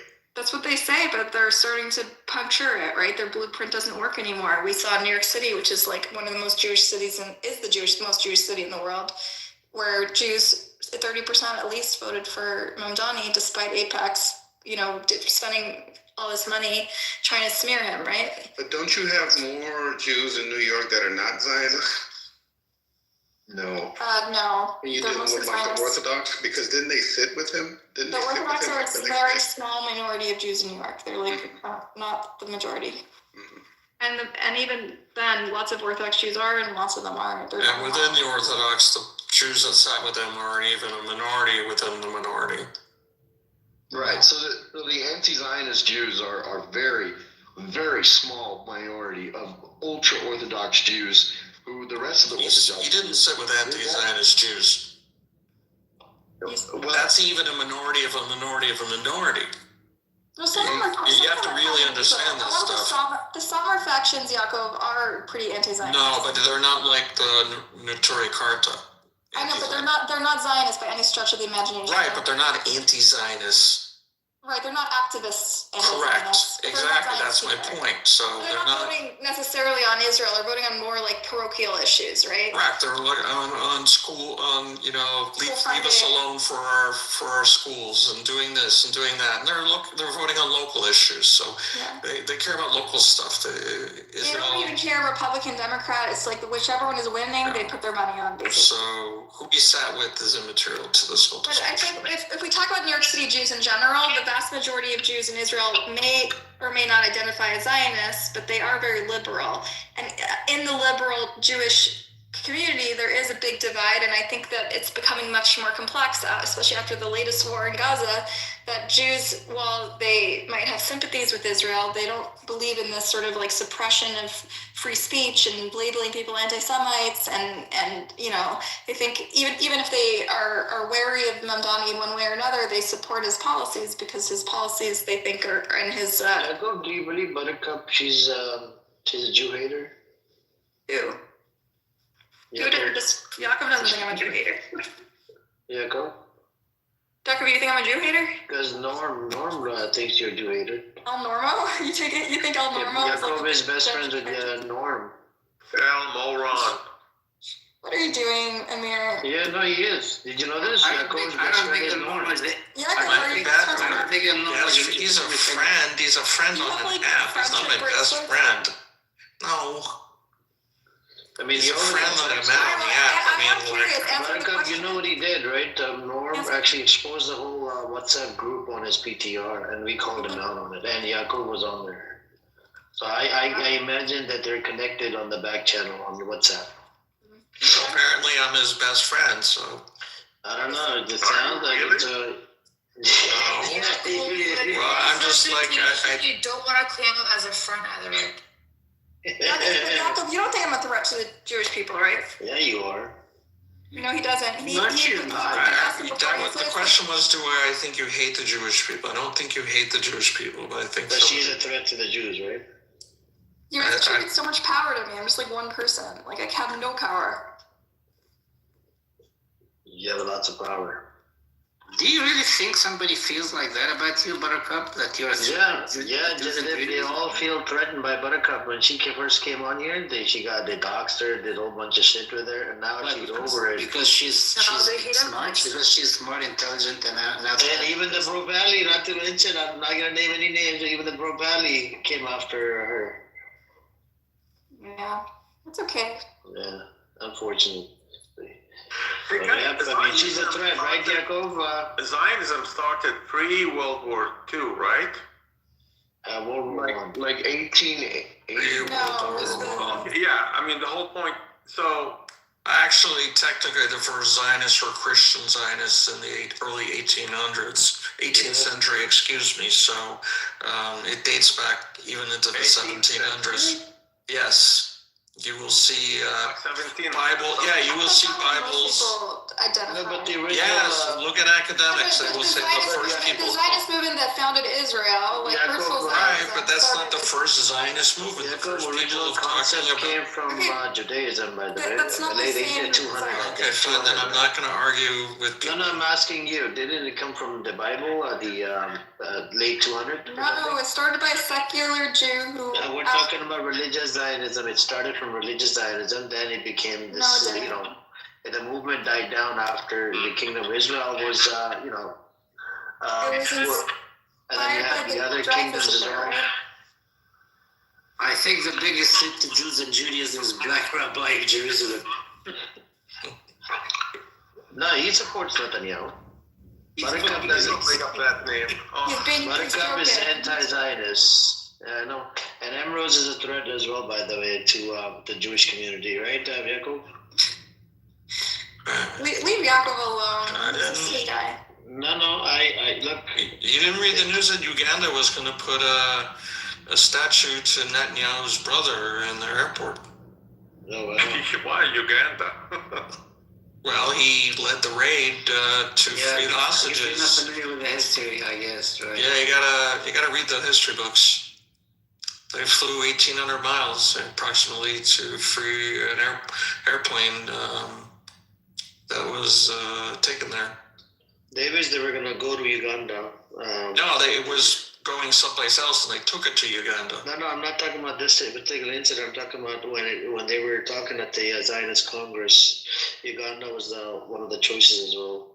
Yeah, well, it's technically where Kenya is. They called it the Uganda plan, but it's technically where Kenya is.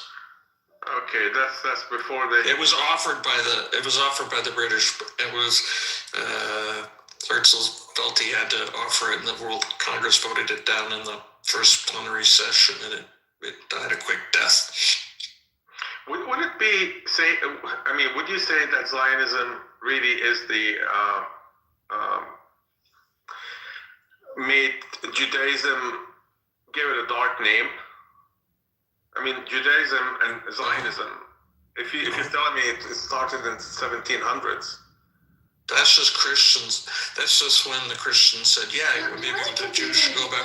Jacob, why are you doing this? The Zionism is that. Because somebody said it started with this, and I'm being historically accurate. The first ones who called for Jews going back to that area were Christians. By that same logic, Jacob, you could say just saying next year in Jerusalem is Zionism.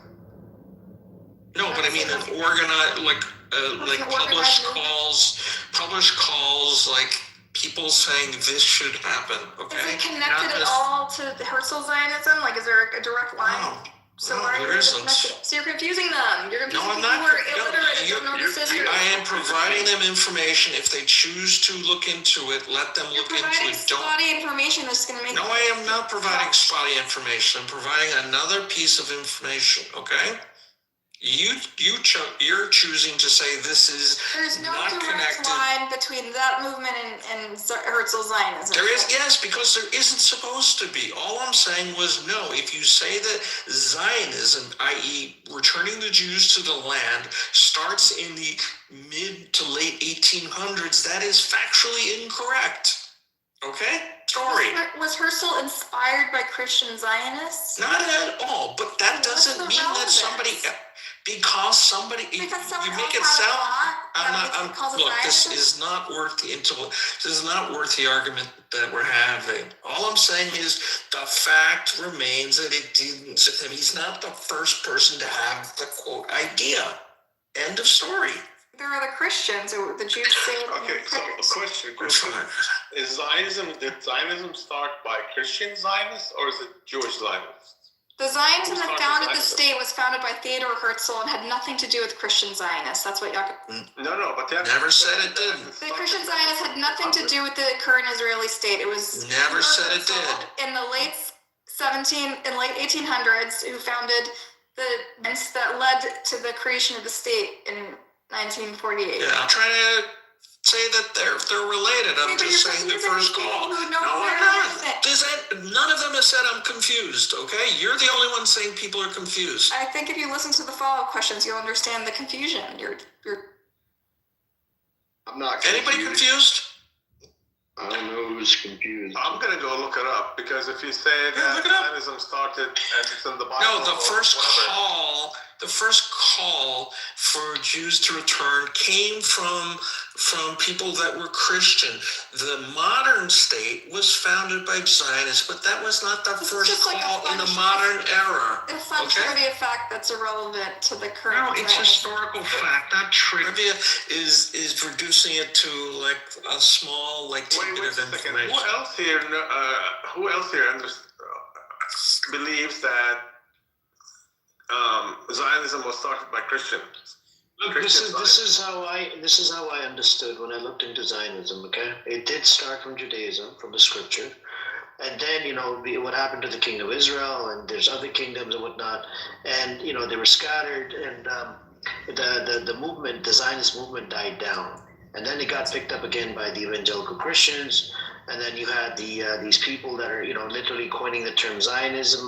There was a guy, I forgot his name, in 1890. He coined the term Zionism, and then Theodor Herzl was part of he was like the top dog of the Zionist movement.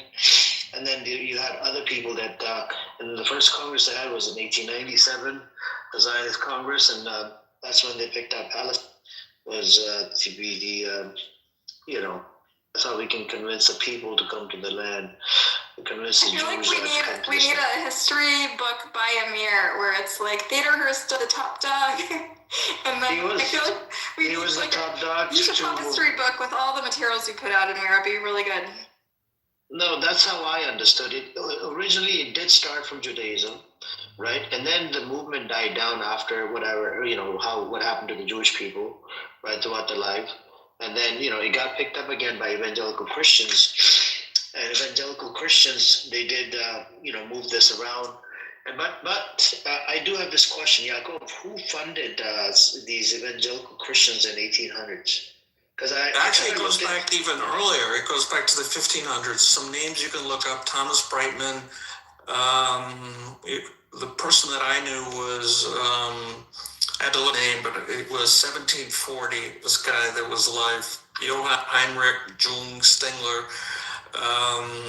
He advocated for Jewish restoration to Palestine. Isaac Newton was a Zionist. Hold up. There's another guy who was also in the 1500s, many.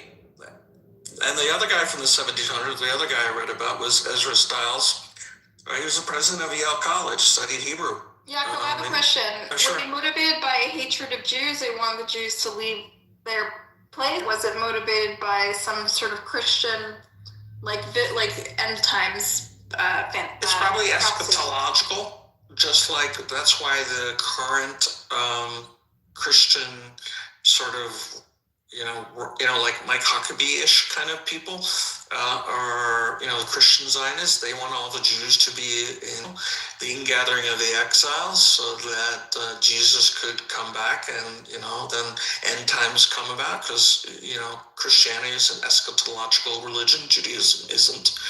You don't think it was also like a way to solve their Jew problem wherever they were? No, not at all. No. Let me ask you a question real quick before we get into this whole, history. Thomas Newton, you just go and research it. You will find that there are many major figures from the 16th through the 18th century who were advocating on behalf of restoring the Jews to quote Palestine. Hold on, let me ask a question.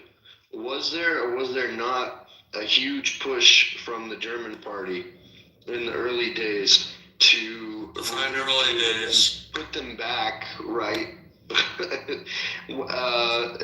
the, back to Judea, whatever geological boundaries you want to give it. Geographic. Confusing. But wasn't there a push from the German worker parties to actually instate a state for Jews in the Middle East? Like, they wanted them to leave. Was that not the case in the early days of the German Worker Party before? I don't know enough about the German Worker Party. I'll be completely honest. I don't talk about things I don't know, so I'd have to research it. Because I have like a crazy theory, and like I'm not gonna say like there's evidence for this or anything like that. It's just something I pull out of my ass. But it would make so much sense if the Holocaust was used by certain Zionist entities as justification or global support for Zionism and founding the state of Israel. Yeah, we kill our own so we can create a state. Yeah, that's. I'm not saying there's evidence for that. I'm saying it would make perfect sense. So I think you got it reversed. What happened is it would make zero sense. The Jewish world was very divided before the Holocaust because so many people just didn't. It was half of them were Zionists, half of them were not. Then the Holocaust happened, and 2/3 of European Jews were killed.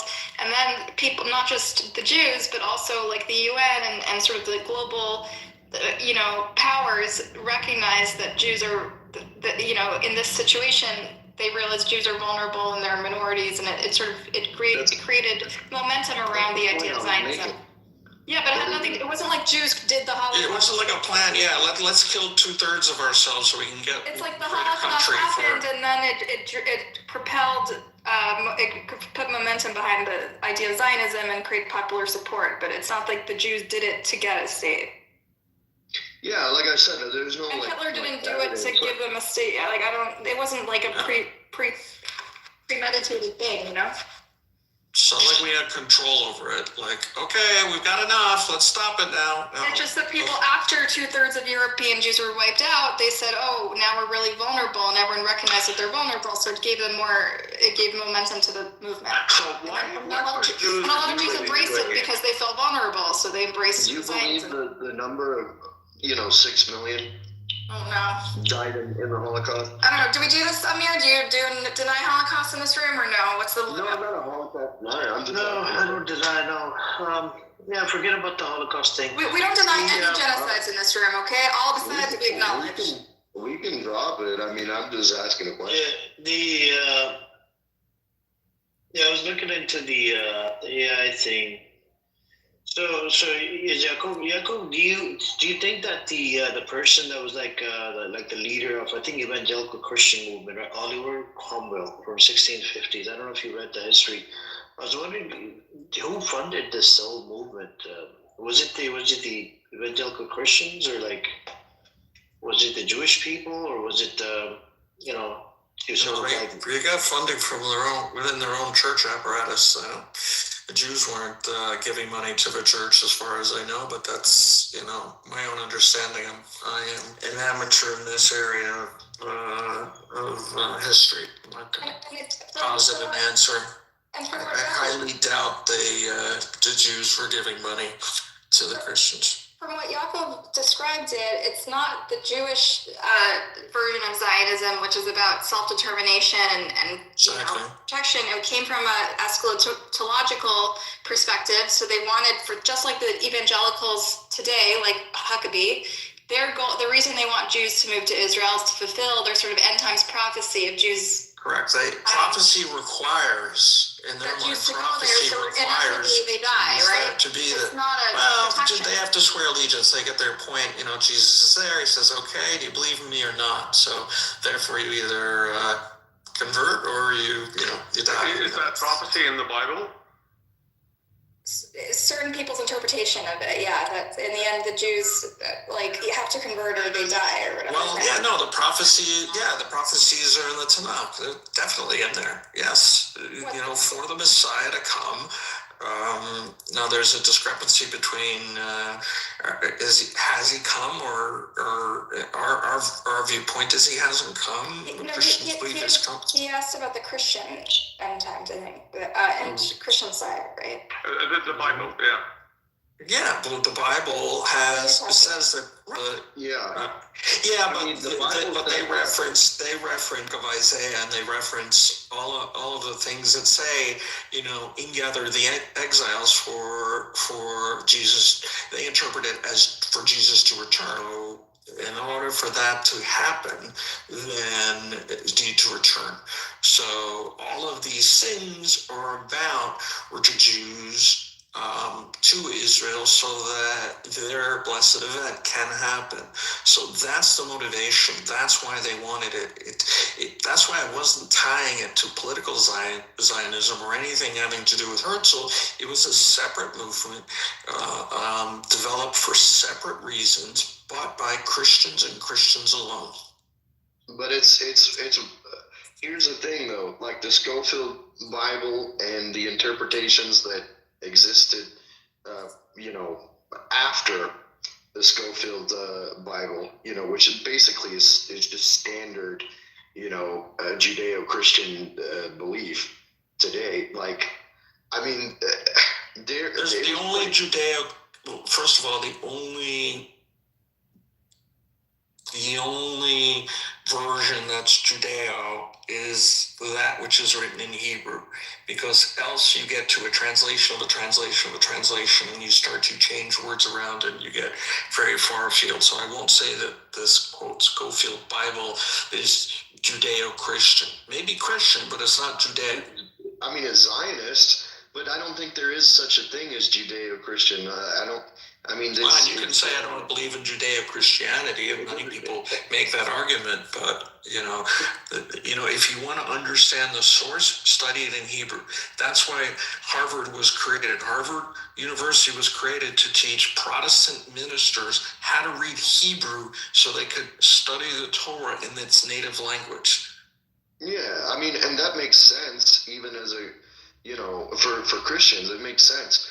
But, obviously we have the New Testament, which was not written in Hebrew, for Christian. It was written in Greek. Yeah, I mean, you have the Septuagint, and you have, what was the other one?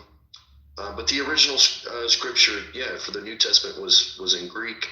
And some of it, I think, was in Roman. But the point being, Christian scripture does not dictate that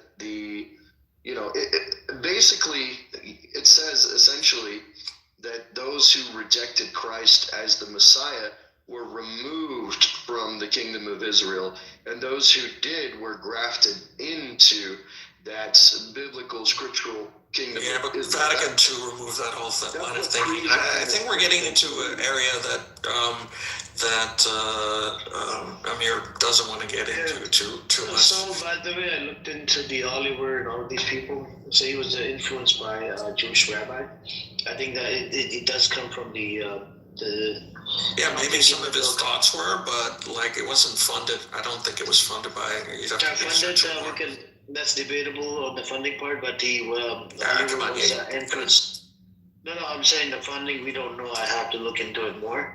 But the guy Oliver, he actually did get influenced by this rabbi. His name was what's his name right here? Rabbi Manasseh ben Israel, 1604 to 1657.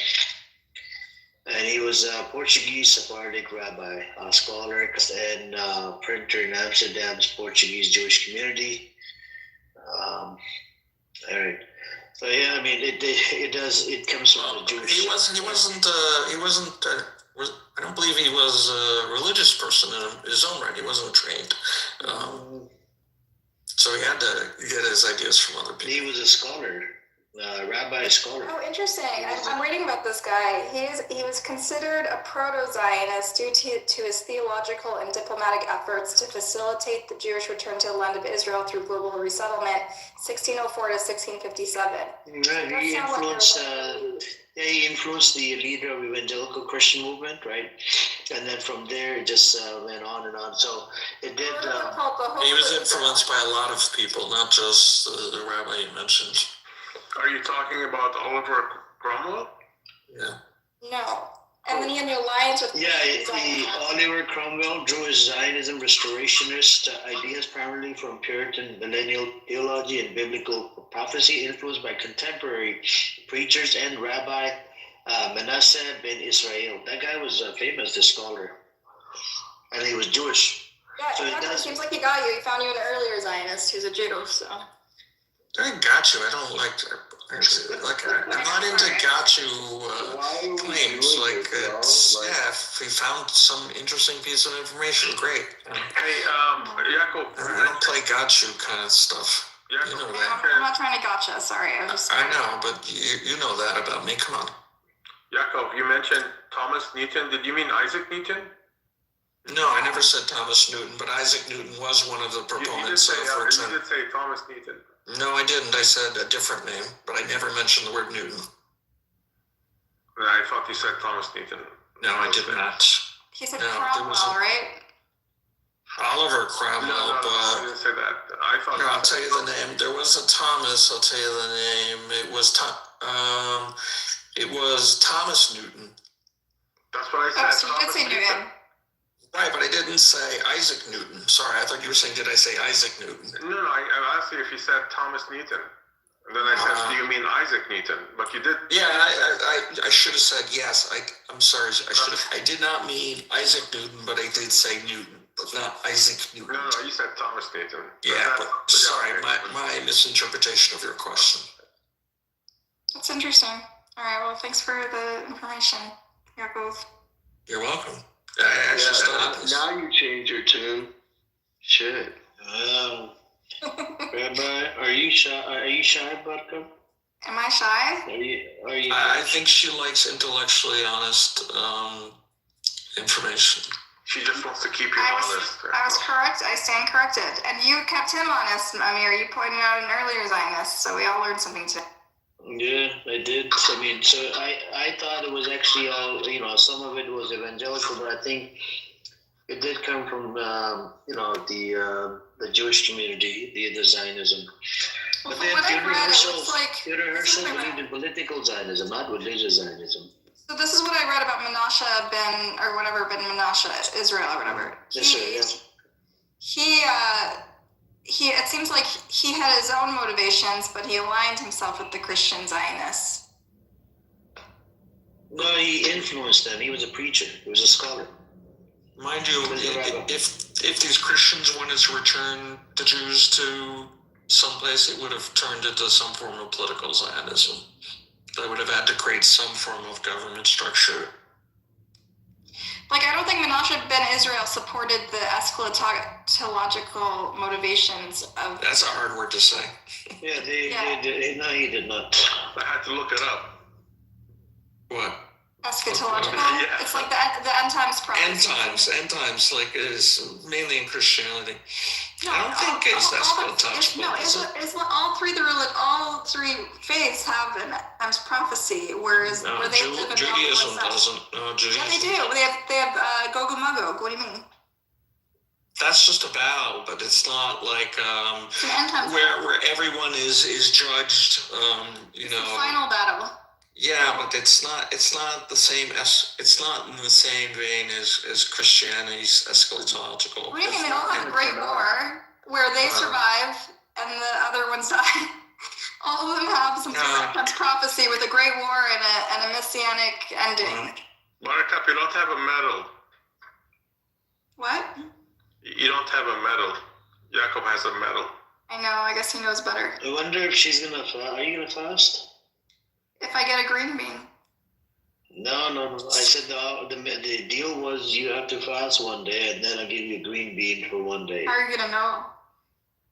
That's the deal. I mean, I have to trust you, right? So you're gonna have to swear to your mama or your papa.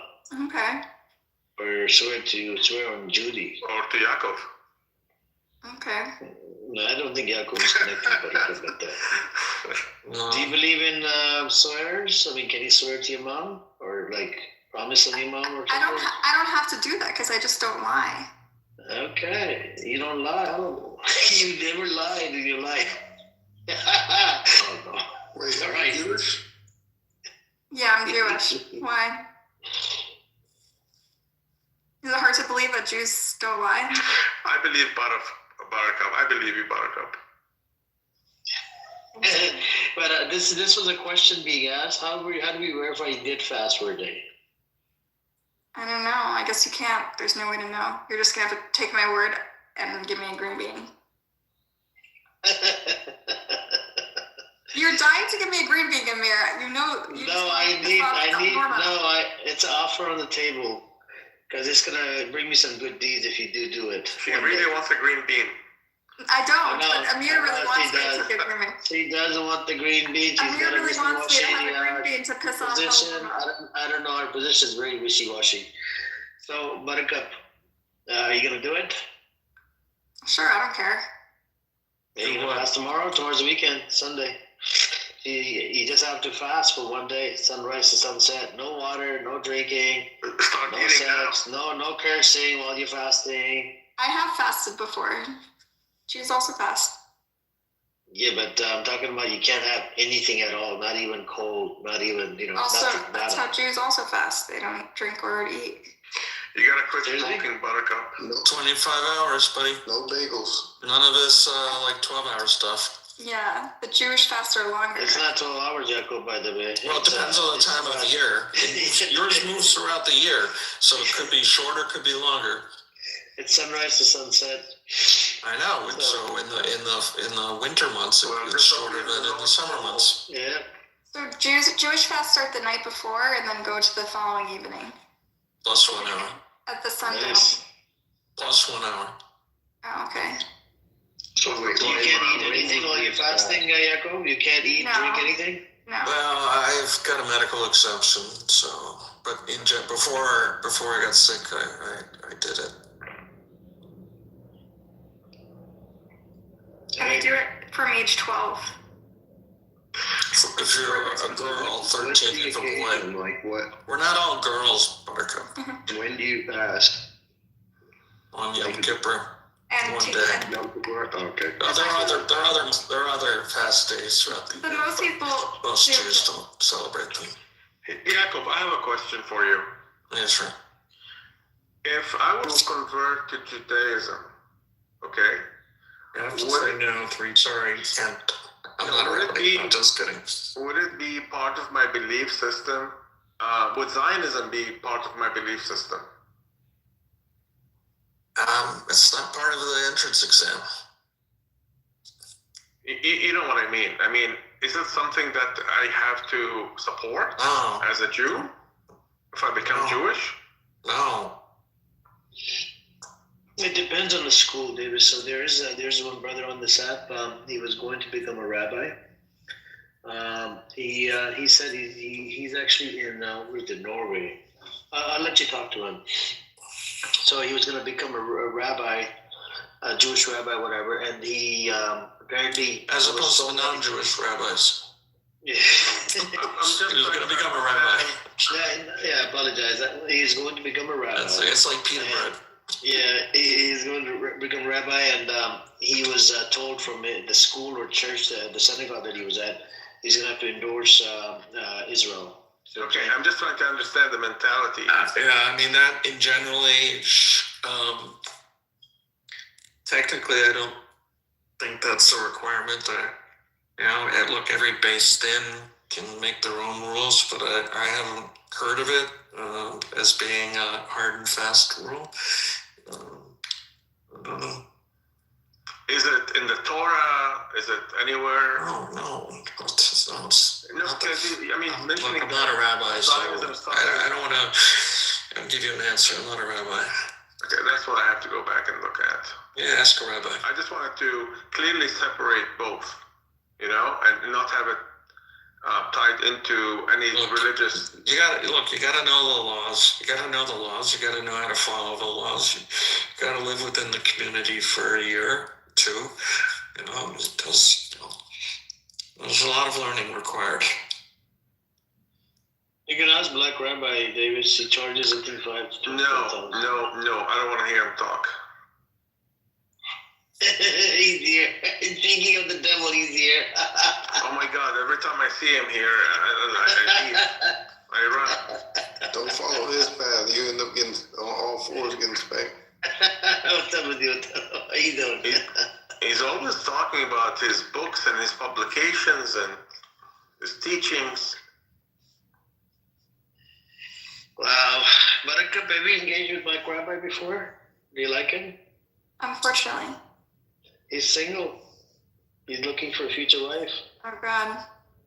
He's looking for a 40. And he's 40, I think, or 41. He looks much older.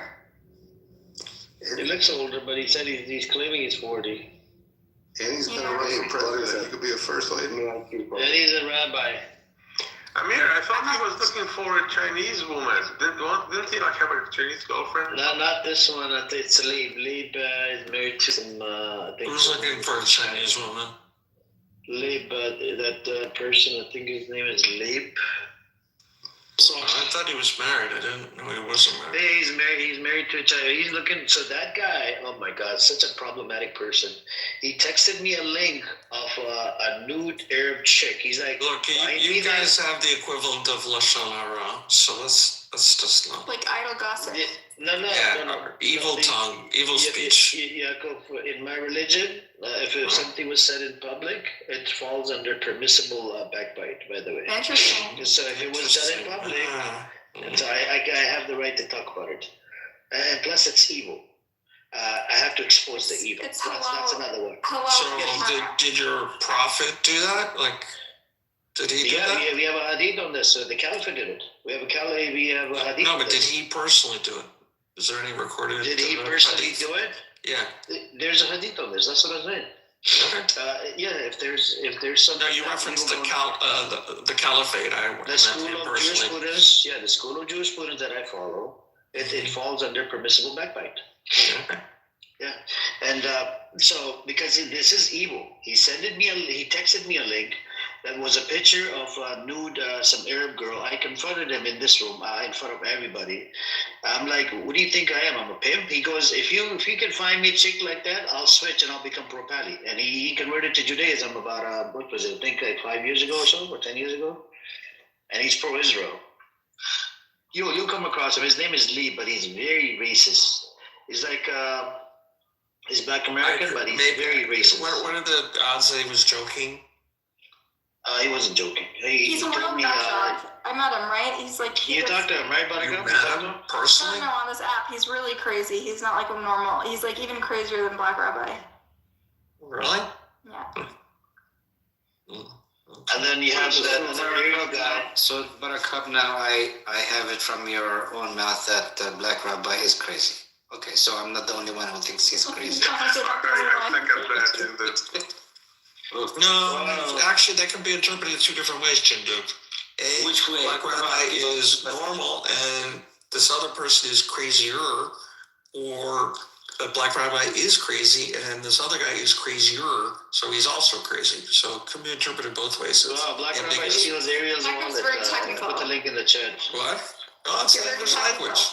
It's English language. Technically, you're right. It was ambiguous. Yeah. Yeah, but I have a question here, right? Buttercup. And stealing. Ariel's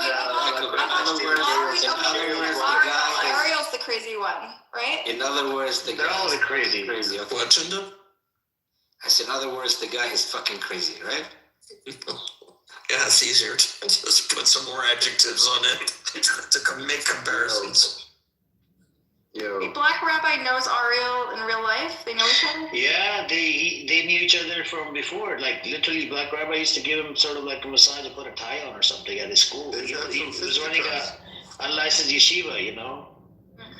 Yeah, put the link in the chat. Real characters. I know, like they're real characters. They've had standoffs. They've had like real standoffs. So tell her, check out the video. He stole Ariel's wallet, man. Black Rabbi. It's crazy. There's like video of it. A lot of people don't know there's real video of them too. Yeah. Cool. All right, I've been trying to ask this question. Buttercup, how long have you been anti-Zionist? I don't know. I was raised Zionist, and then in college, someone gave me a book by Benny Morris, and it made me realize that we only were told half the story, right? And then, so I learned the other half of the story. And then I made friends with Palestinians, and it dispelled some of the stereotypes we had about Palestinian people. I send you invite them, Rose. Check your profile. How many Palestinians have you run into? Have you known besides Judy, of course? In college, I went to college, a very diverse college in New York City with a lot of maybe like a dozen Palestinians that I met. We had a Palestinian club. Really rich Palestinians at NYU or Columbia. No, it wasn't NYU. It was a CUNY school. It was it was like a commuter school for working class people. Yeah, immigrants.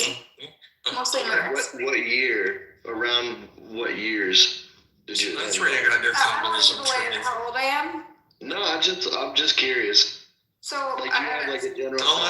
Don't make her dox herself. She's not going to. It's like 2 decades, basically. 2 decades. So you've been anti-Zionist for basically 20 years. Basically. Okay. All right. I'm not gonna ask a bunch of personal questions because I know there's fucking weird people on this app. So. But it was an evolution. Like it wasn't like an overnight thing. Like first I read Benny Morris, but I still was a little defensive, right? And then over time you learn, and then you see what Israel does over every subsequent war in Gaza. It was worse and worse and worse, and so it becomes harder and harder to be defensive of Israel, you know. And so it was a gradual. Can we ask? It was the same. It was like 2014. No, Emrose was raised anti-Zionist. I wasn't raised anti-Zionist. I don't think there was even a question of like. In American politics, people even really talking about Zionism prior to like mainstream talks, like prior to like 2014. And that's when I started kind of educating myself about what was going on in Israel and especially in the West Bank. And The term occupation. anti-Zionist was not even a thing, even within radical like lefty culture. It was always Medinat Kol Ezracha, which I'm not sure how to translate. But it's in the past decade that the word anti became more and more important when you take that stand, right? Because it's not just about what you are for. It was also about trying to take a stand against something, which is like I remember having that conversation with my dad, and for a very long time I did not want to use the word anti. I used pro-Palestine Israel. I used pro-Zionism because it felt like it's going against something, against force. I'm for a one-state solution. But I think that the past 2 years have made it very, very clear that like you have to include the rejection of it, and not just the advocating for something else, but you also have to actively reject it, which is a very big. Amrose, are you able to express your beliefs in public in Israel? It depends on most places. No, I'll probably get beat up if I do. Like somebody will stop me or punch me or throw something at me. So I wouldn't take the risk of saying something like this in public in most cases. Yeah, I would do that on your behalf, Ambrose. I know you would, and I wouldn't let you because you will get shot. I'll just get robbed. Yeah, when I'm suicidal, I guess. Are you trying to perpetuate stereotypes, Jim?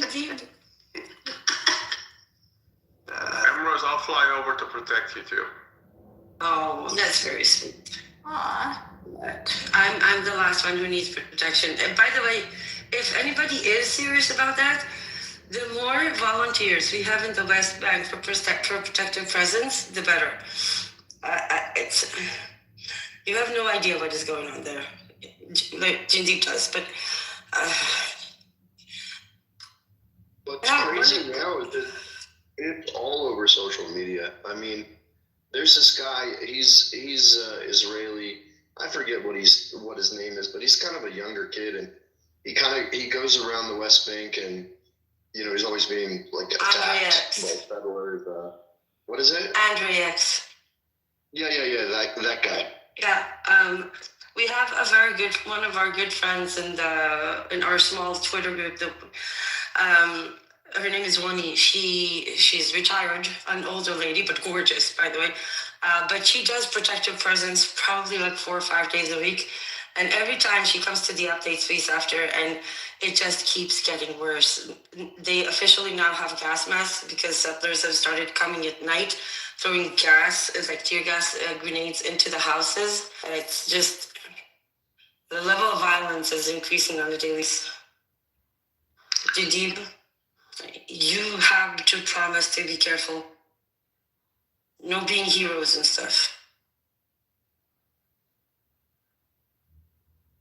So, are you Palestinian? No. So on my mom's side, I'm Norwegian and Swedish, and then on my dad's side, I'm kind of a mix. I'm a dirty gypsy on my dad's side, basically. I mean, I have like Sephardic, so I'm partially ethnically Jewish, but Sephardic, North African, Armenian. It's just a mix of a bunch of stuff, but not the typical like Western Europeans that came to the U.S. So my family history is a little bit more interesting, I guess. But I am a U.S. citizen. I was born and raised here.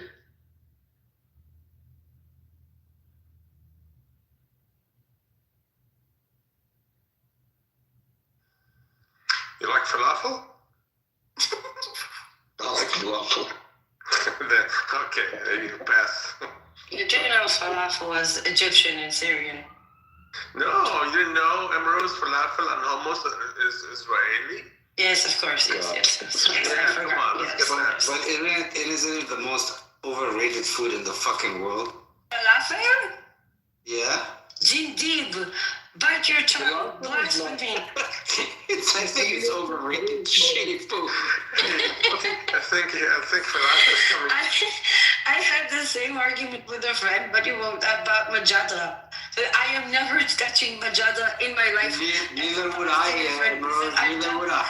I fucking hate that dish too. He said every day my mom would make Majada. Every day I would come back, Majada with this, Majada with this. I don't want to see Majada. Yeah, I used to run away from home with them, but my mother made that when I was a kid. Like, I don't want to eat that. See, so we stole it. Why are you complaining? Baba ganoush is better. Sorry? So much. Baba ganoush is better. No. We have. And Lebanon. Labna I do myself, but Baba ganoush, this is the $1 million question, right? So, cauliflower or eggplant? Eggplant. Who doesn't do cauliflower? No, not with, generally speaking. Cauliflower or eggplant. No, cauliflower. Oh no. The original Baba ganoush? No, just in general. Between the two, between the two. I've never ever heard Of course it's cauliflower. Yes, Jadid is on my team. Yes. I'm sorry, eggplant looks like the swamp creature. You know who makes the word Baba ganoush? The Iranians. It's like runny. It's like it's not Baba ganoush. Dude, the inside of the eggplant looks like. Do you remember the movie from the 80s, The Blob? That's what it looks like to me. I don't understand why anybody would eat it. Besides, it has no nutritional value in the first place anyway. That's true. Cauliflower rocks. Fiber. I know it's not so nutritious, but tastes good. Cauliflower. But yeah, the labna you can do at home, and it's really good. So you take yogurt, you put it in a cheesecloth, and let it like drip overnight, kind of thing, to make labni. You add a little bit of lemon and salt to it for it to continue curdling. That's pretty much it. Yes. Yeah. Okay. I made it. I just add salt. I don't add anything extra because if I want to add something later, then I'll add. Then you make them into little bowls and you put them in a jar and just olive oil. But the thing is that if you have industrial yogurt or you have bad olive oil, it will be horrible. It has to be really good locally sourced yogurt, not just Israeli olive oil. No, never. Palestinian never buy Israeli olive oil. Come on, Emerald. No, seriously, never. We don't buy Israel. There are enough Palestinians. They're joking. How many? Do you have a number? How many olive trees that they have stolen from the West Bank, Amos? That they have stolen or uprooted? The past 2 years. Took it out and then took it inside Israel and then planted it. The past year is about a little bit over 2,000, I think. And please take into account each tree is worth somewhere between 20,000 shekels and 50,000 shekels. So let's say between like $8,000 and $15,000. Olive trees are extremely expensive because it takes a long time for them to grow to a point where they yield actual fruit every year. Uprooting an acre of olive trees can amount to a loss of hundreds of thousands of dollars. Correct, I agree. If you really take into consideration the amount of effort, if you want to do that and calculate that in terms of like a money value, dollar value, if you plant 30 trees and it would take you about 20 years for the trees to be fully productive, calculate the number of days and the number of years, multiply that by each tree, and if you pay yourself $1 a day for each tree, taking care of those trees times 20 years, that's a huge sum of money. Yeah. Which also goes to show why preventing the olive harvest is so detrimental, because those trees, they pay for themselves once a year if handled properly. The minute you prevent access during the harvest, that means loss of income for the entire year. Correct. And imagine once a tree is uprooted or destroyed or cut down, after 20 years of raising a fucking tree, they come and And just buying that 20 years is in case you plant it from seed or something, right? Right. But you can buy them from nurseries, and then the relatively average plant would be somewhere about let's say $3,000, something like that, and then you will have to wait another 7 years. So it's not 20 years, but the costs are astronomical. People don't understand it. Yeah, I know. Yeah, people would not understand. Not to mention the ecological price, because olive trees are very good survivals. They don't need a lot of water.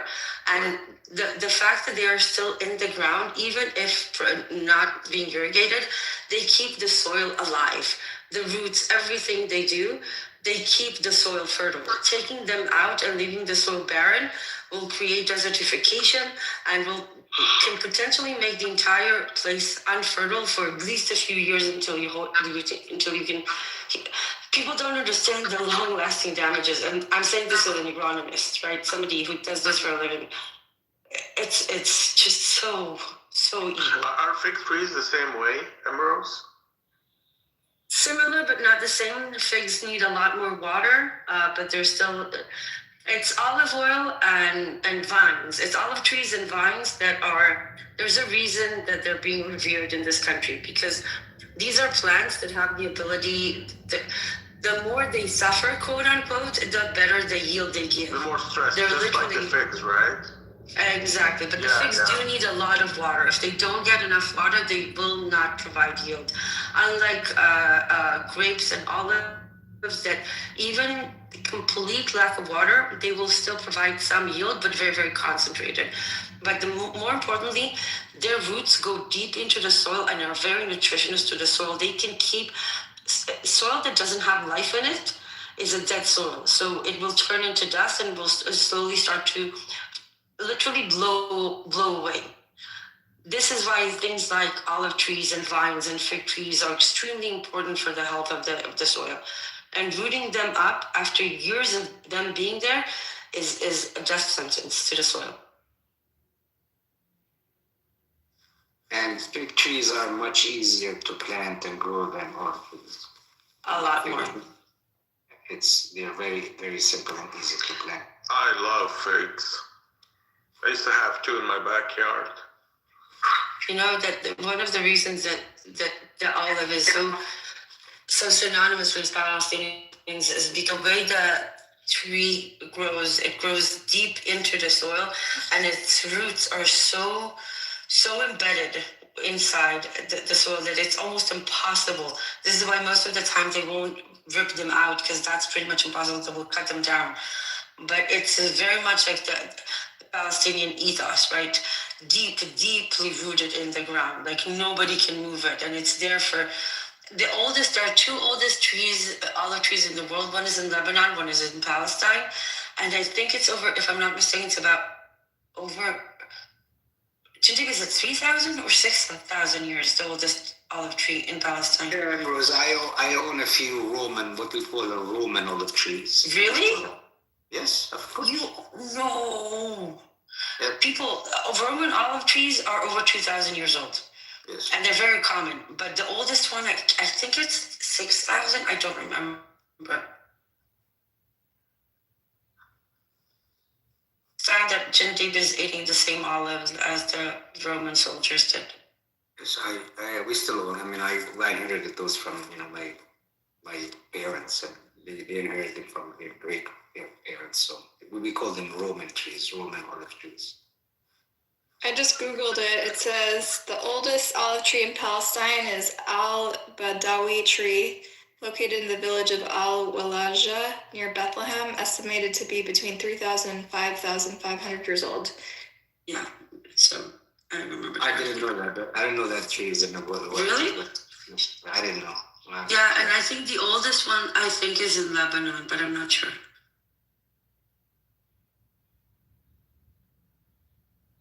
That's crazy. What other trees last that long? Redwoods? Like, what other trees last thousands of years old? To this extent, only sequoias and very, very durable trees. Those trees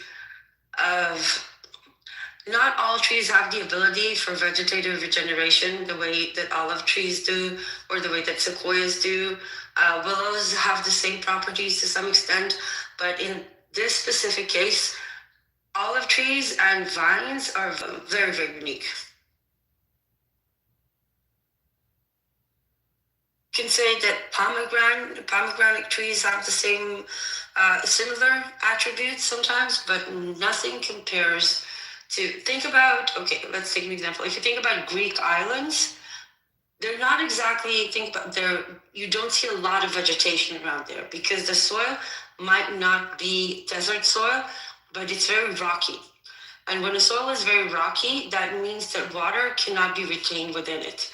But the olive tree, because it goes with the really, really deep inside, it can get, I don't know the words in English, like little droplets of water. How would you call them? Irrigated? Like moisture. No, it's like moisture that's being kept between literally it's like the slates of the minerals of the particles that the soil is made of. So if your soil would be, let's say, silt for the most part, then between the particles of the silt that are built from like plates of minerals, you will have hidden water molecules. Some plants have the ability to extract that moisture from a very, very seemingly dry ground. Olive trees are one of those. Yeah, and the roots of the olive tree retain whatever moisture. If you ever dug an olive tree root, you can see the moisture within the root itself. The olive tree secretes a lot of carbon fixating agents. So everything around the root of the olive tree becomes extremely vital, alive soil with a lot of bacteria and fungi and other forms of life, which is they in turn secrete a lot of nutrients into the soil. So it's a whole ecosystem that is based around the roots of the olive trees. You take that away, the whole thing falls apart. Guys, let me just say that it is so refreshing and beautiful to hear you guys talk about something other than Zionism and Judaism. It's so nice. There's a saying, and especially Palestinians, the West Bank say it, and it was kind of picked up. If you live between the river and the sea and you don't respect the olive tree, you don't belong here. Yeah, it's I guess it's being part of our lives. It's olive trees are just like a very integral part of our lives, pretty much. You know, I think also I agree with you. In Greece, olive trees are highly regarded. They are. You have to understand the importance of something like that back then. This is the entire region, the diet of the region is not necessarily protein based. If you think about really cold areas in the world, their food mainly consists of fermented or preserved ingredients, because that's what the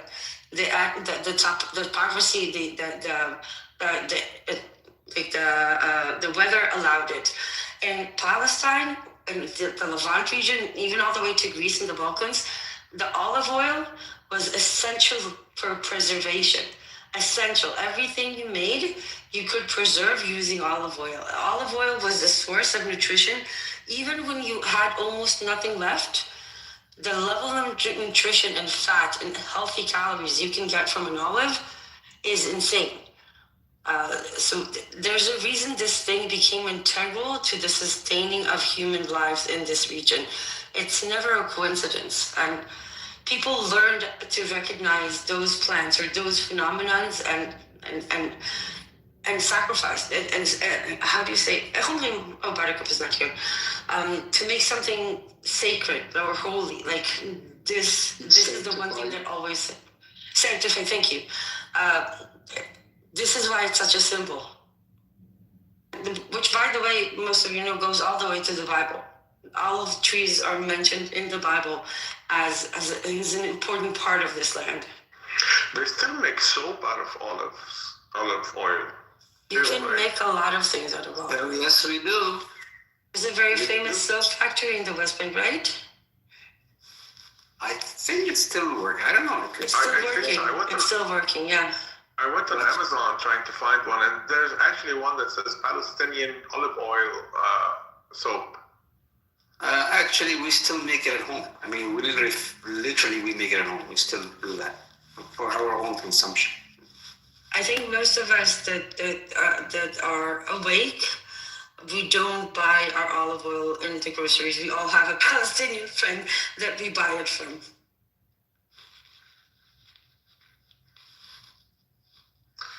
There's a brand, and I don't know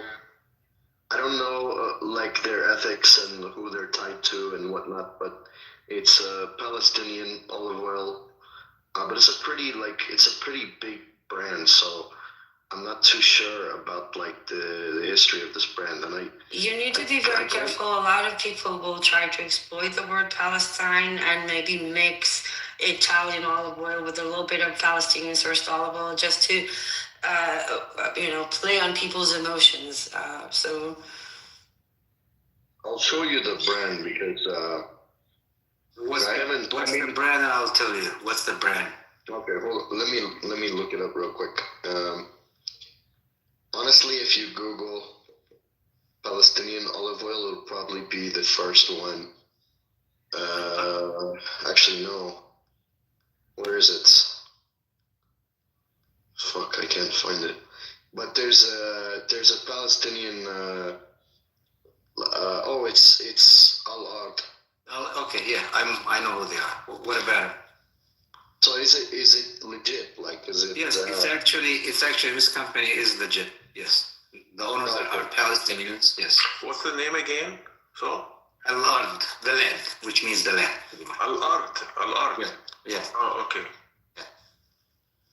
But there is in America there is what's that organization? Something called Fair Trade or something. They do source some olive oil from the West Bank, and it's bottled, and there's a facility somewhere here in the West Bank that actually bottles the stuff and ships. Yeah, they make sure it's sourced from the origin, right? Yes. Yeah. It's not exploitative. It's not exploitative of the farmers' free trade. Right. Yeah, and it's actually pretty decent, pretty okay. Yeah, I've had that olive oil. I remember it. Yeah. Okay. Because they do go to small farmers and they make sure it's organic. They actually, send someone to examine if a farmer actually used any chemical fertilizer in his land, and something that's not available to us anyway. And I don't think anyone in Palestine uses chemicals. Yeah. Because we don't have access to the stuff. We used to have access to chemical fertilizer in older days, but we don't have access to that anymore. But they do source that from small farmers, and they buy the stuff like right out of the processing facilities in the West Bank. Those companies. This particular organization, the Fair Trade people. Would you ever have non-filtered olive oil, filtered olive oil? And because I don't use the filtered one. I only use the real thing that doesn't go through filtration, that still has the murkiness and the solids to it. It's a completely different flavor. What do you mean when you say unfiltered? I mean, the machines those days are pretty okay. I mean, we don't use the very old system that we used to use like 50, 60, 100 years ago. Now we have machines that we bring from Europe, from Italy, mostly Italian machines.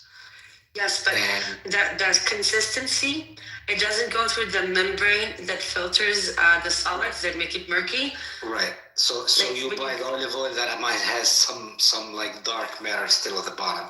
I prefer it. I always prefer it. It's far more flavorful. I know people freak out over it, but usually usually all you have to do is just put the after you crush the olives, you put them through a pressing machine, and pretty much a very simple process of extricating the oil out of the pulp of the olives. Most maybe not commercial the best ones. for like cooking with though, because I think it would just burn.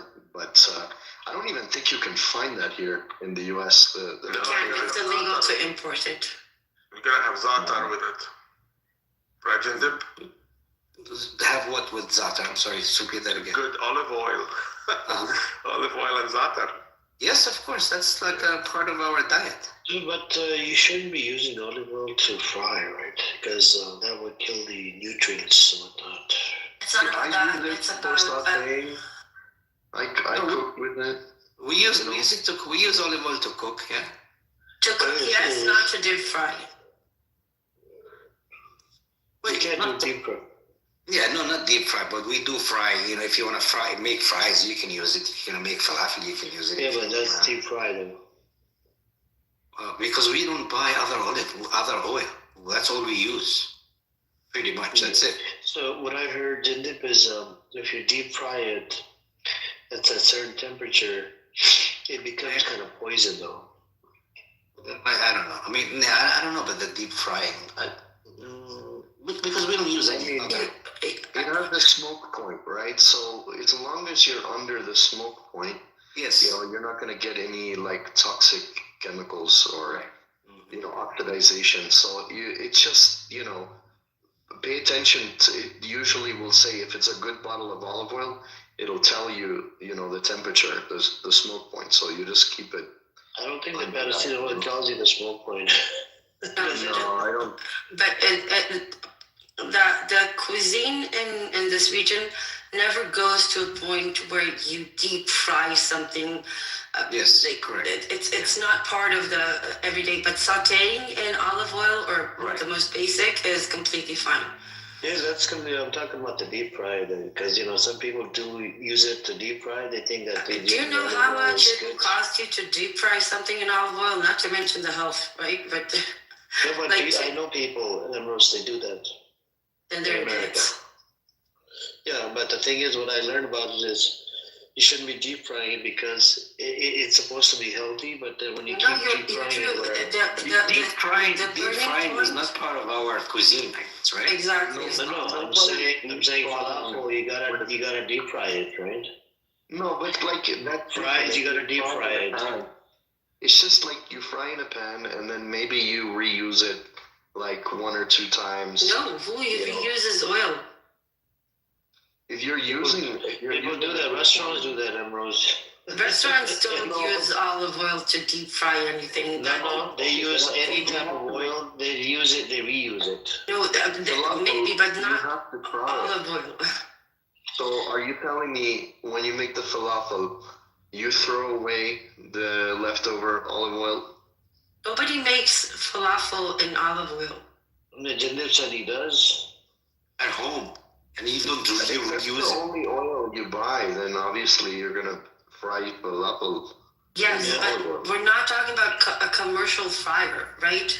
We're talking about a small pot. Yes, I know. I know. I guess you guys don't understand. Like I guess someone like me. I mean, I don't know. I can't box but I make I produce olive oil, and it's decent quantities. So, and it's something I've done, all my entire life. So we don't store olive oil. We store olive oil in big barrels, in barrels. Not like some bottles or stuff like that. So we have constant supply of olive oil. So. Again, don't forget the olive oil that Jindip is using is not overly processed. So the burning point for that specific molecule is higher than what you would get in commercial olives. Right. So if I wanna make some potato fries, I'm not gonna go buy oil to fry potatoes or to saute potatoes. It's not frying. We just saute. No, saute is different than frying. Yeah. Deep frying, what I heard, Jindip, and what I learned, you could Google this, right? Even though it's good, it's healthy, whatever, like olive oil, but when you deep fry it, it kills that good stuff in there, and it becomes like poison. You see what I'm saying? Mm-hmm. That's what I learned about it. Whether you do it in a small pan or a big pan, what did you say? You know what oxidization is, right? So it's the same thing. Like the oil goes rancid. You know, you have like the thing, okay, different. Do you know do you know the terms omega-3, omega-6, all those things, right? So what they represent is they represent the location on the molecule of the double connection between two atoms, right? So it's a double connection. If anybody remembers chemistry, it will be a two-line connection between the molecules instead of one. The location of that changes the properties of the molecule. Certain oils like olive, like avocado, like coconut oil, the location of that double connection would be placed in a way that would make it a lot more susceptible to and a lot more easy to burn. However, if you look at vegetable oils, the location of the structure of that molecule, even though it's an oil molecule, fat molecule, will be placed in a way that would make it a lot more sturdier for an exposure to high temperatures. But the high temperatures that we're talking about, like deep frying, and that almost doesn't exist in Palestinian cuisine. Even if you talk about falafel, you think about the commercial way falafel is done, which is not what traditionally you would see at home or in the region. So you have to separate the two. And yes, Amir, you're right. Certain olives, like olive oil, like avocado, like coconut, should not be heated to the point of starting to smoke, because the way that molecule breaks down does create a molecule with an exposed end that is a free radical, which makes it carcinogenic to some extent. But it doesn't happen in Palestinian cuisine because no dish goes to that extent, and usually, by the way, you won't see deep fried or high temperature food in the region. You will only most of the places that invented deep frying or extremely high temperature or extremely spicy foods would be tropical locations where food had a tendency to spoil a lot faster. So they would have to take actions in order to kill whatever grew there. So deep fry, extremely spicy food like India, places like that, it always resulted for health reasons. Palestine doesn't have the same humidity in the air, the same conditions that allow food to spoil so quickly. They did need to preserve things, hence the olive oil, but it's not, I think, what you envision. It's different. Yeah, I think the whole concept of deep frying is not part of our cuisine, period. The whole Fertile Crescent is a lot more known for fresh food and very little preserved food. The preserved food that you will see here are things like olive or at best maybe a yogurt stone, but this is why they say the Mediterranean diet is like the ultimate diet, right? A lot of fat, a lot of healthy fats like olive oil, like fish, a lot of fresh vegetable. You will never see a Palestinian table that doesn't have fresh vegetables on it. Never. It's impossible. No matter what you eat, you would have a plate with tomatoes, green onions, but there will always be fresh vegetables on the table. Otherwise, people simply won't eat. It becomes, am I right, Jandib? It's just impossible to eat without a fresh ingredient next to you. Yeah, it's just the basics, pretty much the basic stuff. I mean, it's just basic healthy stuff. I think if you notice the diet of a farmer in Palestine, it just like you said, it consists of all those basic elements. Like you said, there's the basic fresh vegetables, and then you have the dairy part. And the dairy, the labna is fermented for a reason, because once it's fermented, it can't go it can spoil. Right. So, and you have the bread, the olive oil, and the vegetables, and the dairy, and the protein part, which is usually eggs and so on. That's it. So it's pretty basic stuff. But even when it comes to protein, there's no culture of like preserved meat or salted fish, right? It's always fresh. Yeah, correct. Which is not something like, if you go a little bit more to hotter places, then you won't see it. If you go to colder places, then you will see things like preserved meat, preserved fish. But here, the two things that you do preserve are preserved in a very natural way: oil or very basic fermentation like labne.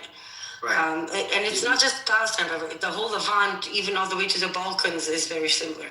Right. You like shakshuka?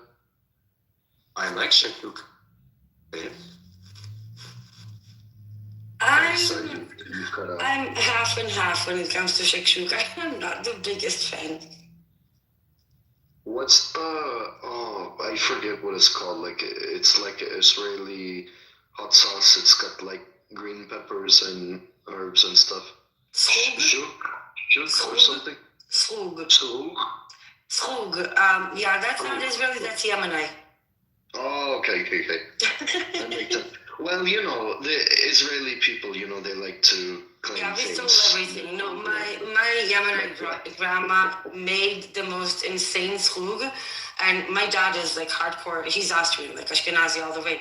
So when he first started dating my mom, it was like he had to build the stamina, but by the time that like I remember myself as an older kid, he would put it on everything. My grandma would send jars of it a week and everything. He would eat an omelet, he would put it on everything. What are the ingredients of the scoot? Parsley, olive oil, garlic, green hot peppers. Okay. And that's the green version. You have the red version, which I like less, but the green version, it smells like parsley, garlic, and the peppers. The green hot pepper. Yeah, that sounds very, very good. Sounds like really good stuff. That's Yemeni. Yemenis are a really good cook. They have really good food. Yes, they do. They certainly do. Like except for chilbe. Never eat chilbe. Whoever invented chilbe and amba, fuck you. Maybe you'll be cursed on the end of your days. What is that? Jesus Christ, that shit stinks to holy hell. What do you call helbe in English? What is it? I have no idea. I think I tried to find out once and we couldn't figure it out. Like, I only know it's chilbe. Yeah, it's a very strange thing. You think about Ashkenazi food. Oh, there is Ashkenazi food. No, there is Ashkenazi food and it's horrible. Ashkenazi is like, it's like all the Eastern European Jewish food, What's the basic Ashkenazi food? What do you call it? Fish, like the gefilte can be okay. Okay, really? this is hold on. This is a phenomenon that not many people know about. Palestinians like gefilte fish. I swear to God, I used to work in import and export, and Palestinians actually import gefilte fish on a regular basis. For some reason, they developed a taste for it. I'm sorry, Jandeep, it's true. I don't know what the hell is wrong with you people, but for some reason you've decided gefilte fish is something edible. It is actually. It can just looking at it. Okay, to be clear, if we're talking about a fish patty, a patty made out of fish that is slightly sweet, has a gelatinous thing and a carrot on top. It's dear God. Okay, and what's the other fish besides the gefilte fish? The one that is pickled. What is that? Is that what's pickled herring? I don't know what they call it. Yeah, but that's more Eastern European than the gefilte fish is like hardcore Jewish Ashkenazi, and it's fucking gross.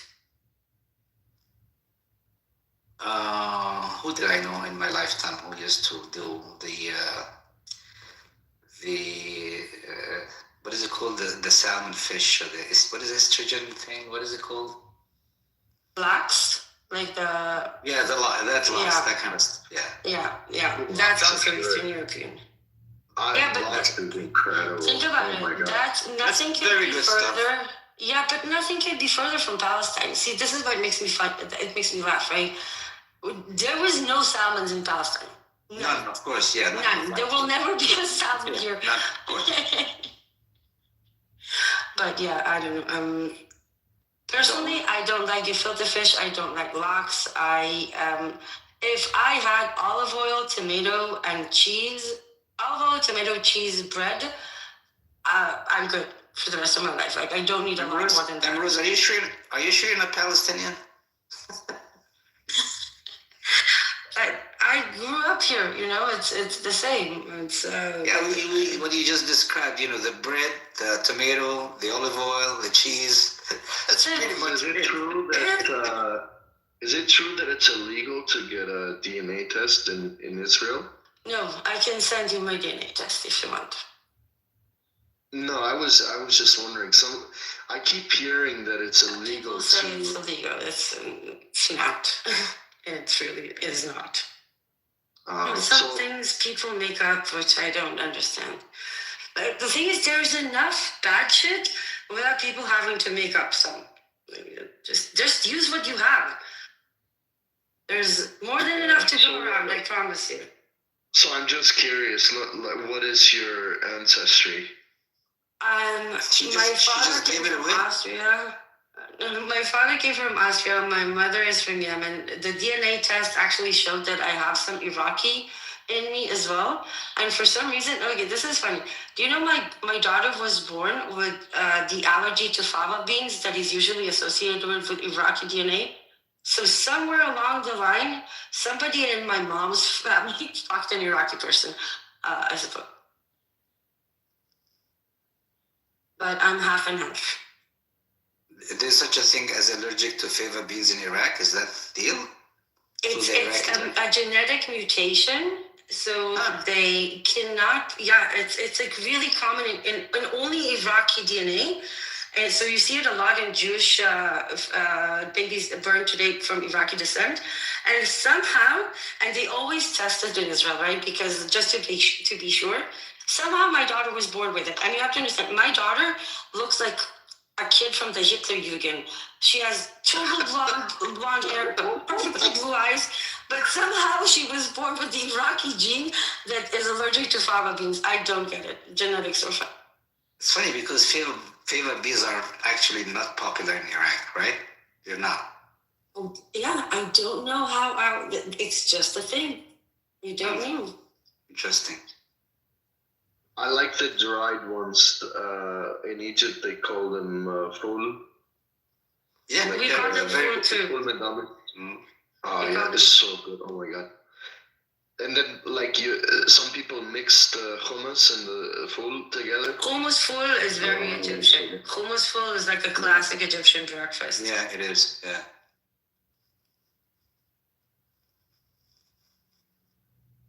But I'm sorry. On this, I do think Egyptian falafel is better than Lebanese falafel. But when it comes to hummus, like hummus, nobody does it like Palestinians do. I'm sorry. That I've had the entire region I've tried.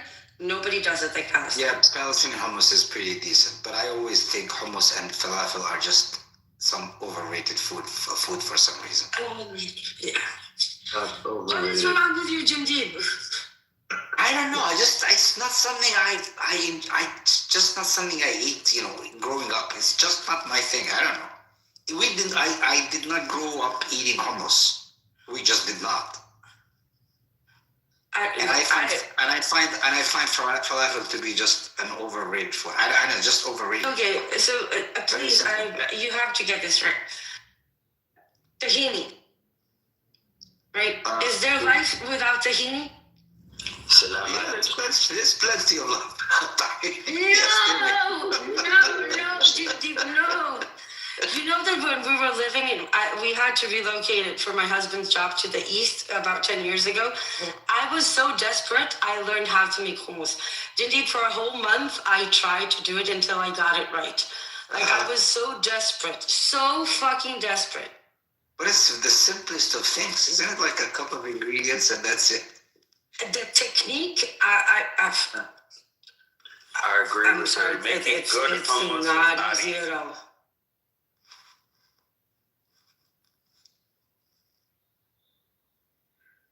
Yeah, Ambrose, I agree with you 100%. I tried to make hummus myself. Does not taste the way that I wanted it to, so I agree with you. No, I did a lot of experiments until I got a good one, but...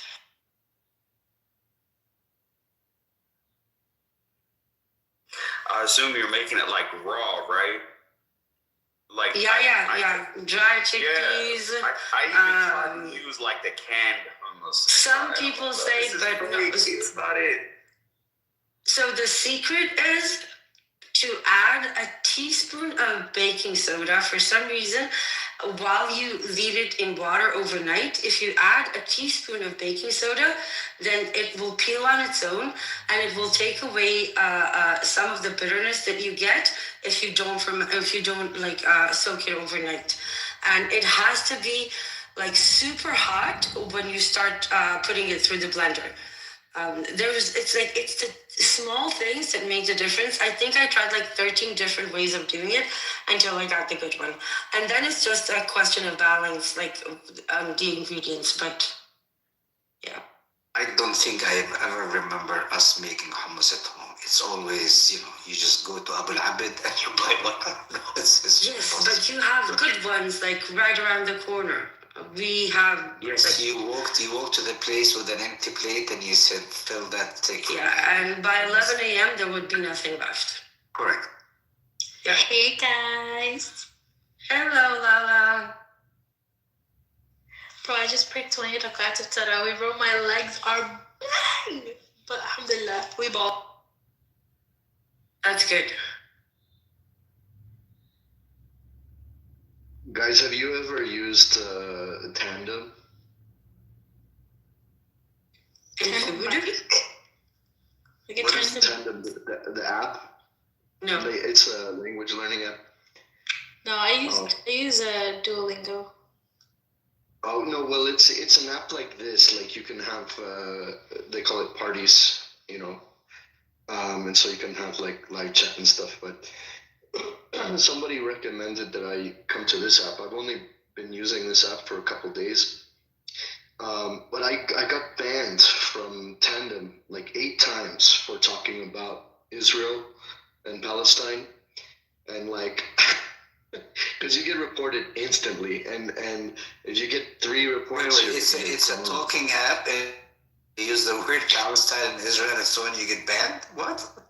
If you talk, well, it's not exactly like people report you. That's the thing, and so anytime you talk about like Israel or Palestine, like the reports just come in so fast, and like you can get 3 reports in a day, and then you're gone.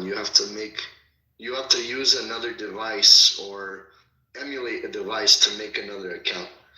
Is that the case though? Is that really the case? I didn't know that. Yeah, I've been banned 8 times. Every time it's because I talked about either Israel or I talked about American politics. Like I talked about like how the U.S. is basically an oligarchy. So what do they want to talk about? I don't know. Well, it's a language learning app, so they just I guess they don't want people, talking about controversial language learning app. Strange. Yeah. Oh, so it's not Clubhouse. I was about to say. I reported it 1 million times. I made my pinned tweet on X, like the one on the top, is a tweet that has a thread from anti-Zionist Israelis, and I called it like the doctor's note. Like, if any of you are scared of being called anti-Semitic for speaking up against Zionism or the genocide, here's a thread of a shit ton of Israelis who are saying far worse than you ever will. So if anybody complains or call you anti-Semitic, just send him this doctor's note.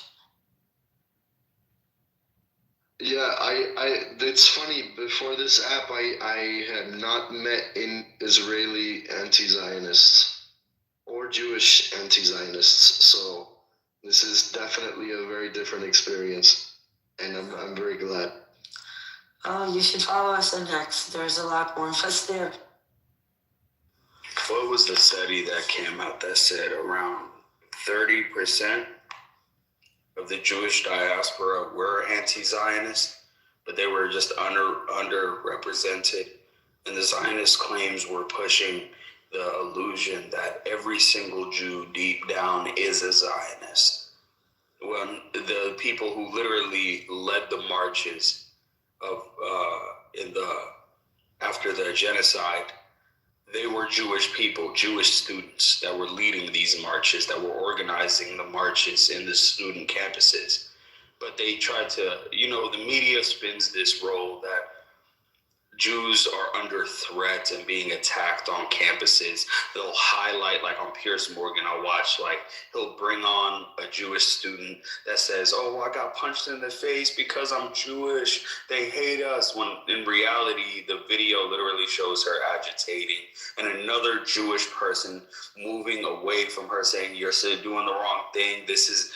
It's the silliest argument I've seen. It's almost, that's the most anti-Semitic claim, that Jewish people are a monolith, as the old adage goes. All Jewish people believe this. All Jewish people belong here. All Jewish people are like this. This is why we say What's more Zionism anti-Semitic? is anti-Semitism. Yeah, that's the clearest case of it. If you take a book and say on any people, all black people believe this, all black people are Democrats, all black people will think this. It's Like, yo, you're racist. exceptionalism. It's literally saying we're different. We're not like you. It doesn't make sense to call it anti-Semitism because typically the Palestinians are more Semitic than the typical Israeli. You know, That is true, but it's the most stupid argument in the world. Language is an evolving creature. Even though technically you're true, right? The popular understanding of anti-Semitic is Jew hatred, right? Even though technically you're true, but the argument is just people go for hours and hours over this, and it's just call it whatever you want, right? And just we all know what it means in the context, but it's still anti-Semitism is an integral part of Zionism. It doesn't work without it. Without anti-Semitism, Zionism loses one of its pillar excuses for existing. So they need it, and they need to put an emphasis on it. It's just part of the construct.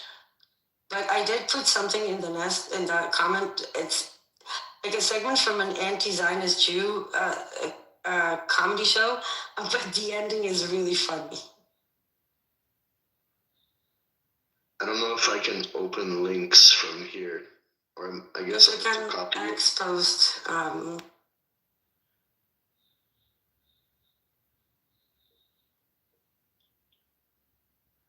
Jindeep, did you see Coexistence My Ass?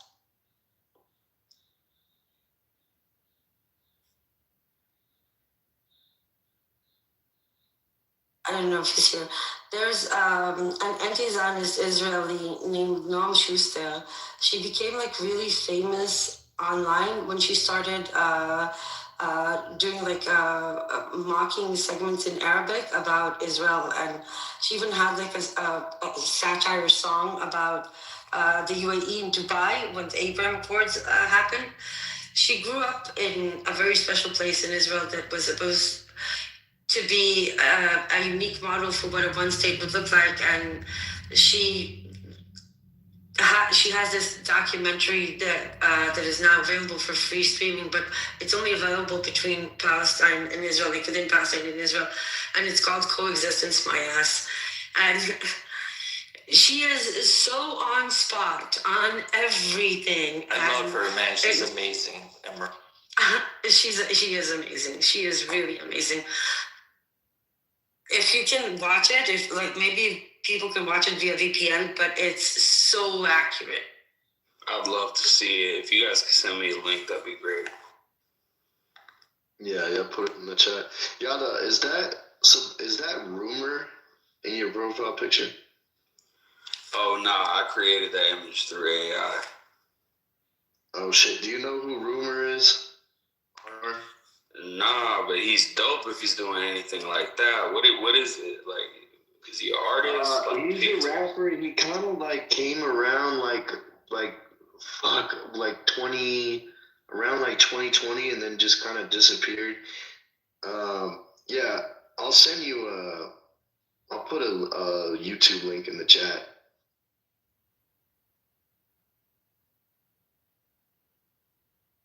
Yeah, put me on.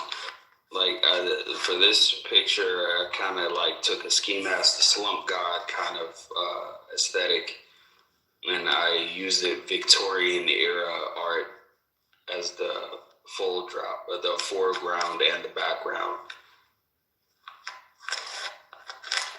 But did y'all see that Tucker Carlson interview with Mike Huckabee Oh my God, that was the most annoying It's the 2 most hours I painful spent. 2 hours ever. Oh my God. This man, Mike Huckabee, will spin silk out of shit if he has to. 100%. He's asked Personally, I multiple think times. they're both idiots. Tucker but- Carlson, fucking hats off to him. Really? I'll say this. Yeah, hats off to him. He shit on Somali people, he shit on Muslims plenty of days. But hats off to the man. He posed very credible, serious questions on Mike Huckabee. He's the ambassador to Israel, as you guys know, Mike Huckabee. He sat right in his face. He said, look, dude, he said, Israel is harboring pedophiles. He said, Alexander something, some kind of Slavic name, Pekovich or some shit like that. He was the guy caught last year in Las Vegas trying to have sex with 15-year-old girls and 14-year-old girls. He was arrested in a sting operation. And through that sting operation, he managed to just get on a flight, go back to Israel, as happened multiple times. Do you know why people shouldn't bring up that argument? Why is that? Do you know who Scott Ritter is? Yeah, I know. Do you know what his past is? Scott Ritter? Yeah. I mean, Scott Ritter, he has those same allegations too. Twice he was caught. He was He's twice been raided caught. by the FBI recently. So I'm saying, all I'm saying, idiotic, shitty, evil, bad people exist everywhere. Oh, 100%. Don't take one case and make it. Don't take one case and. No, don't take 100%. don't take one case and make it out an example because you derail your own credibility. No. But listen, Scott Ritter isn't being shielded 100% by the government. He's been raided by the FBI multiple times. The Israeli government isn't raiding this Alexandra guy's house. He's escaping his ultimate doom as being caught as a pedophile. To be honest, that is the least important part. That is the least important part. That is the least important part of that entire interview. Like, if anything was a waste of time, was that. It's much more relevant to mention that Mike Huckabee thinks that Jews have a divine right to everything between the Euphrates and the Nile, right? According to him, if Iraq attacks Israel and Israel somehow manages to conquer Iraq, they get to keep it because the Bible says so. The amount of insane shit that he said there is far more concerning than that anecdotal case that he spent 20 minutes on. No, 100%. I agree with you. I wasn't even going to get into that yet. I wanted to start small. I was like, just because he said this incredible. I mean, let's be real. Did you expect any different from Mike Huckabee? I didn't.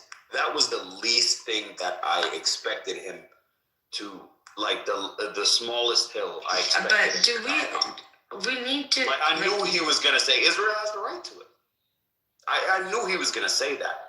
But at least I thought he was going to get to a place where, like, oh, hell no. As a U.S. official, just go into his banter and say, yeah, this Alexandra guy, he needs to be brought back to the United States and prosecuted for his crimes.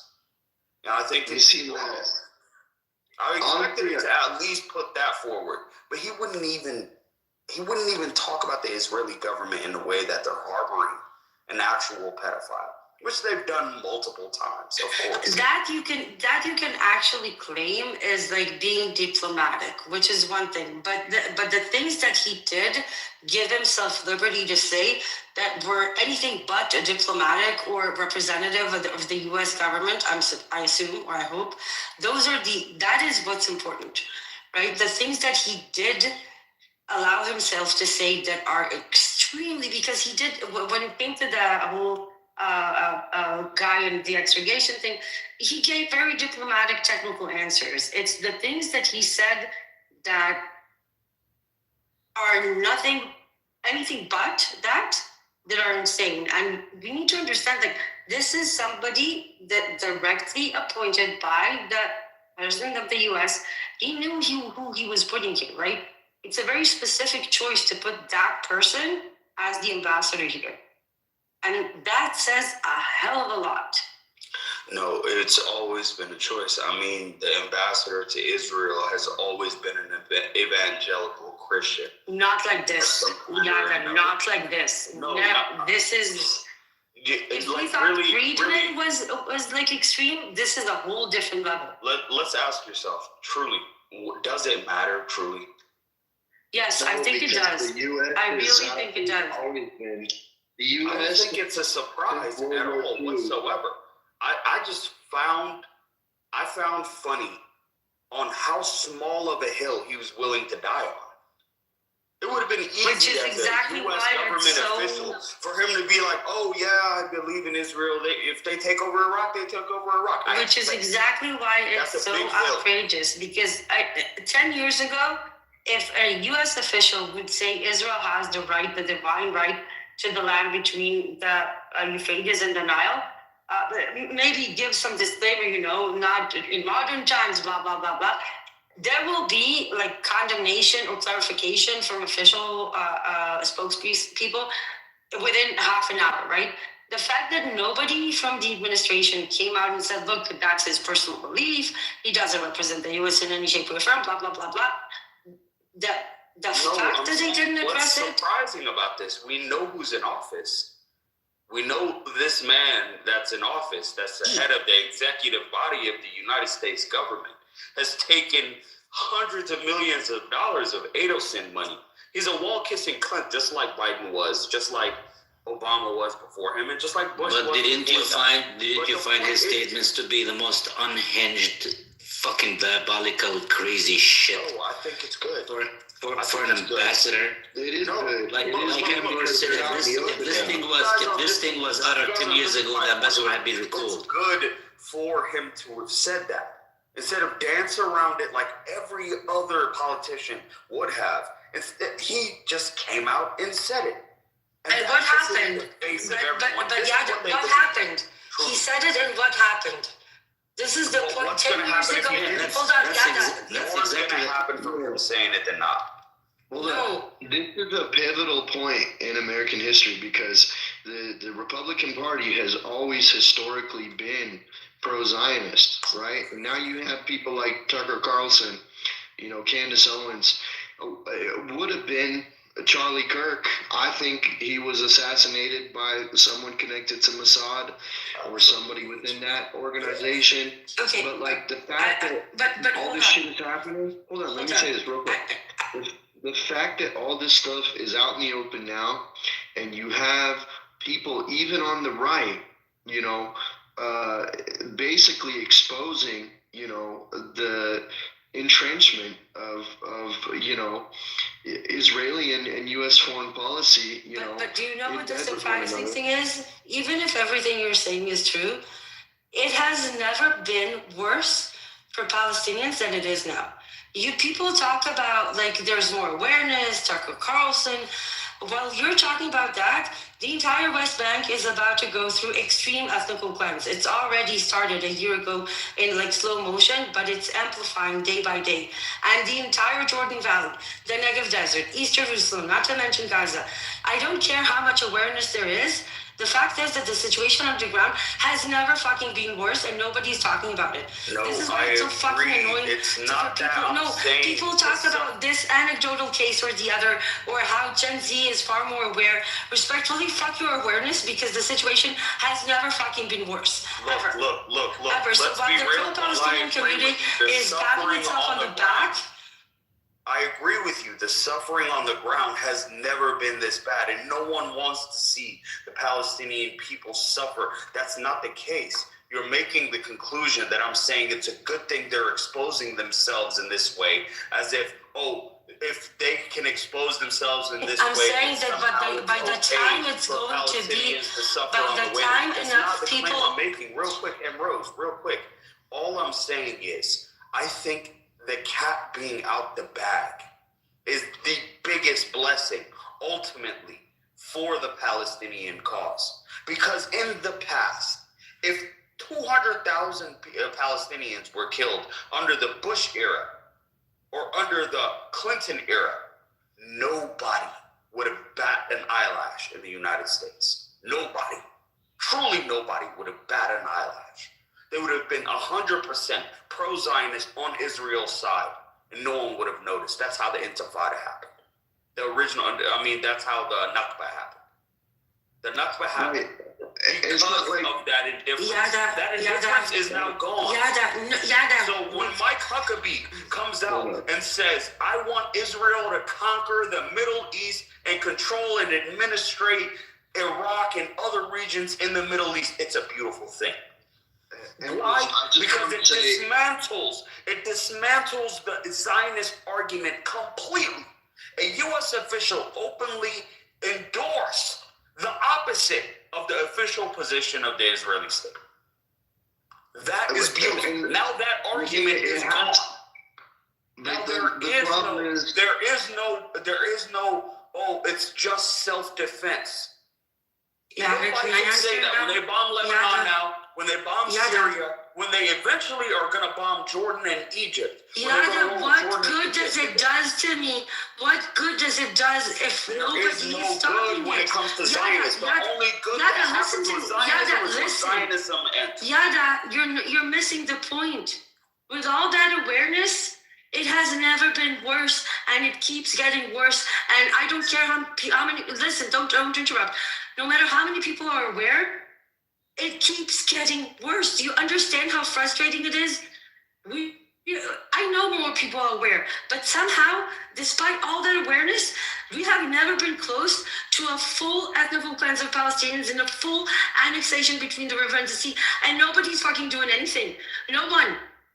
You keep talking about awareness. You keep talking about how people are now exposed to what real Zionism is. Well, great. Where are those people? What the fuck is happening? How come if they're so aware, nobody's fucking doing shit?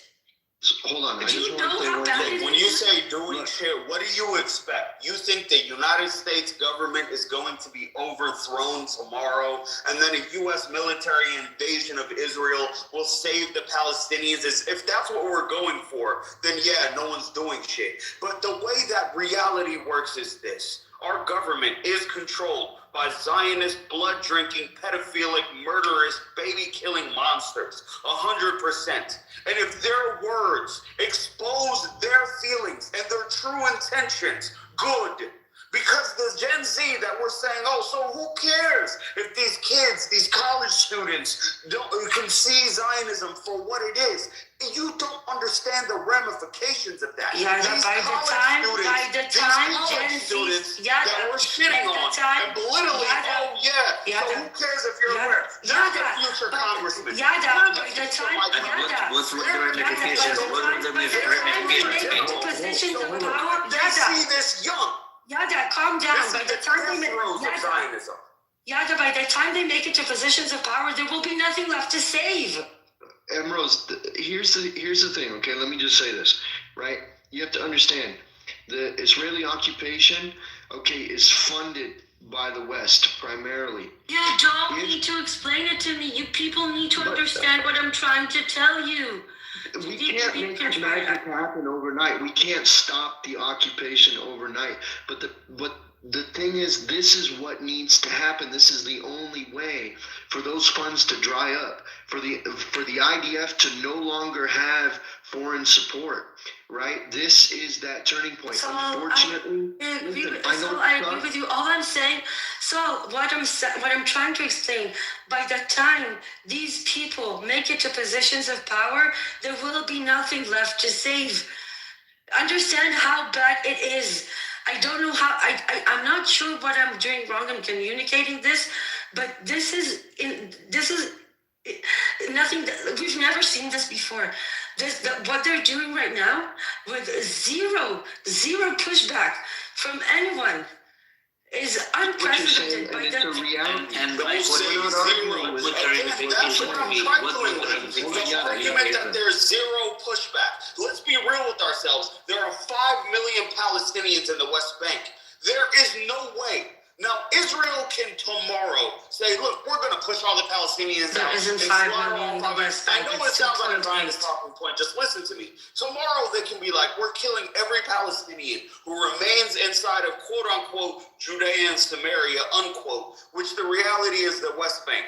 They can say that tomorrow, but if they do, their political standing is completely gone. They've declared war on Jordan, who already is the second most water-poor nation on the planet, who will go to war and whose people will rise up in destruction of their monarchy that is holding the line. The Egyptians are walking on a knife's edge, trying to keep their people in line with them because of the extreme unrest on their southern border in the Sinai Peninsula.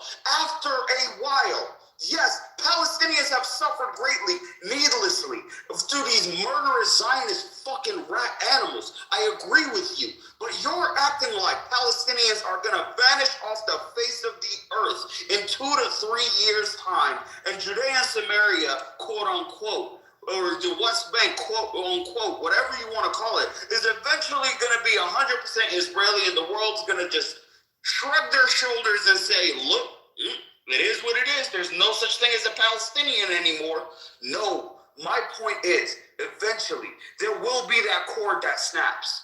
The Epstein files is a fucking crack in the shield of Israelis. The statements by Mike Huckabee on Tucker Carlson is a crack. That crack's starting to show. Eventually, the entire structure, that thing that's been so solid over the centuries, the exceptionalism of Israelis, Do you know what I found out yesterday? Now the Israelis are enemies. Now they're American and Western Yada, you have to let other people talk. Yada. See them as enemies. Yada, you have to let other people talk. Indeed has been trying for like 10 minutes. No, I was asking, he talked of the ramifications of the statements coming out of that nut job, Mike Huckabee's mouth. What are the ramifications? What ramifications are they? Where is, like Ambrose said, did anyone say anything about it? Absolutely. Look, you're looking for the elite structure to be like, oh my God, Mike Huckabee's crazy for believing this. Look, the elite, they're walking a line. They're toe and toe. They're all Zionists. We know this. I'm not looking for Piers Morgan to come out tomorrow and say, oh my God, Mike Huckabee, clearly I've had him on my show multiple times. You're insane for saying. He literally had, what's that lady that got nominated for the Nobel Peace Prize that's trying to conquer all of Gaza? She sat on his show in front of Piers Morgan and told him, we want to conquer all the land from the Nile to the Euphrates. That's all Israeli land. She said it to Piers Morgan. I'm not looking for an elite to yell. You guys are looking for some politician or some public figure to come out and say, Mike Huckabee, you're wrong, it's evil. I'm not looking for that. I don't give a fuck about that. But Ambrose's argument is, it would be too late. It would be too late to save anything. When is it going to be too late? Hold up. We have to face reality here, and that we may not be able. Hold up, yada. We have to face reality here and accept that we might not be able to stop the complete destruction of Gaza. Okay, like that is a fucking reality. So more needs to happen, but unfortunately, the way things are, without starting an outright war with Israel, the only other option is to make, that foreign policy so unacceptable that they're completely cut off from funding. Look, Gaza has been completely destroyed already. Please let me talk. Right. Please, thank you. Look, the thing is, it's not just Gaza, and it's maybe some things that are clear to those who see it on a daily basis, but not to others. What has been happening in the past year goes far, far beyond Gaza. The West Bank is being pushed into concentration camps. We have over 40,000 displaced. Jenin, Tulkarem, Nur Shams, 47 communities in territory seized, cabinet officially annexing territories A and B. I can go into the Negev and the Jordan Valley and East Jerusalem, who's been under insane ethnical cleanse. Every day there is another family that is being evacuated from a house that has had for centuries, right? And this is levels that new legislations against Palestinian 48 that is allowing the state to revoke their citizenship. This is far beyond Gaza. And And what I'm trying to say is that respectfully to all those efforts and all that awareness, I'm not looking for anybody to attack and bring a military into Israel. But yesterday, for example, I discovered that Pakistan has a very solid trade relationship with Israel. Apparently, it's one of the biggest salt importers into Israel.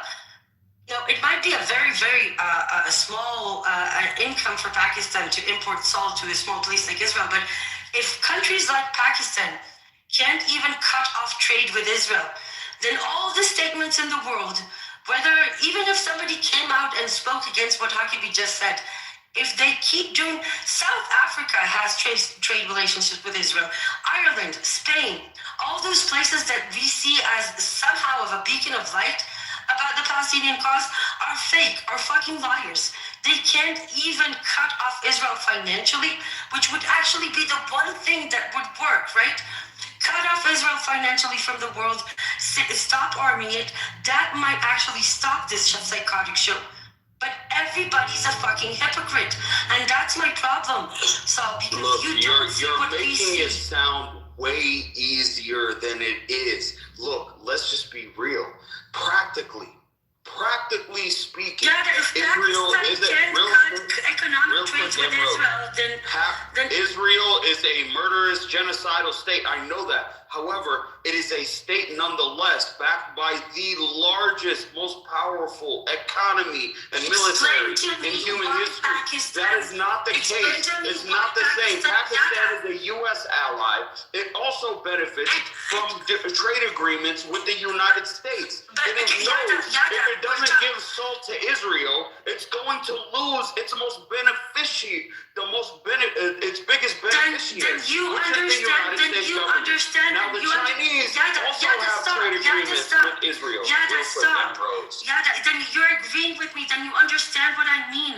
All this. Yeah, we never said we disagreed with you. What we're saying is Gen Z, respectfully, by the time they make it to positions of power, considering the rampant genocide expansion in between the river and the sea, there will be nothing left to save. So I'm not interested in we could talk about Mike Huckabee and his statements is one thing, but acknowledging reality and understand that if we don't do something to wake up the world and make it understand that it's now or fucking never. Because the occupation, it's not going to nuke Palestinians, right?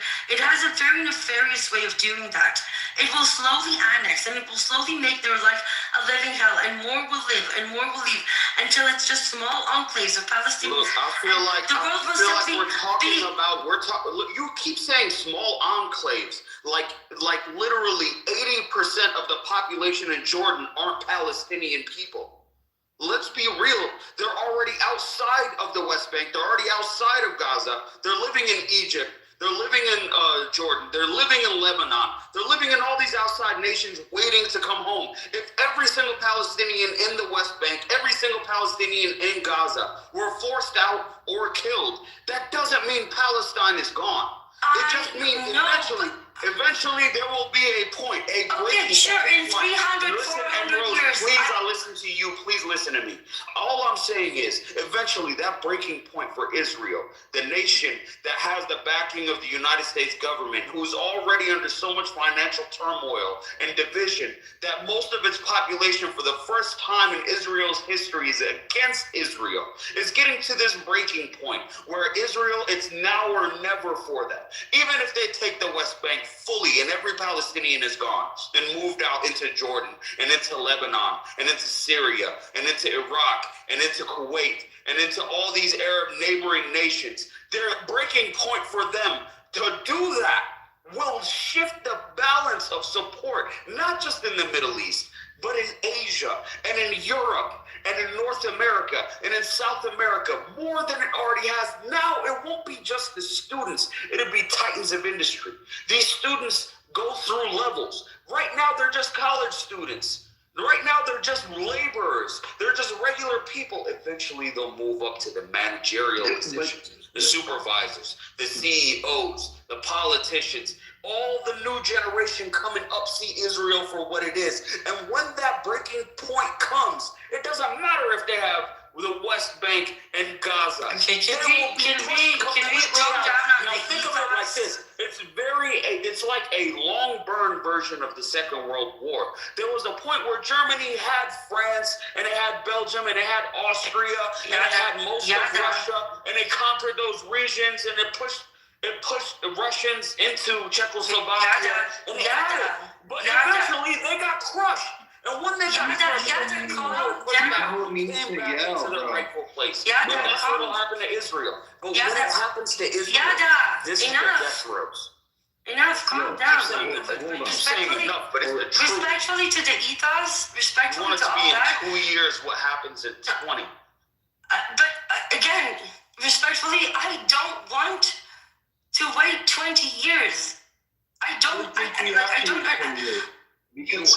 to is the point. No.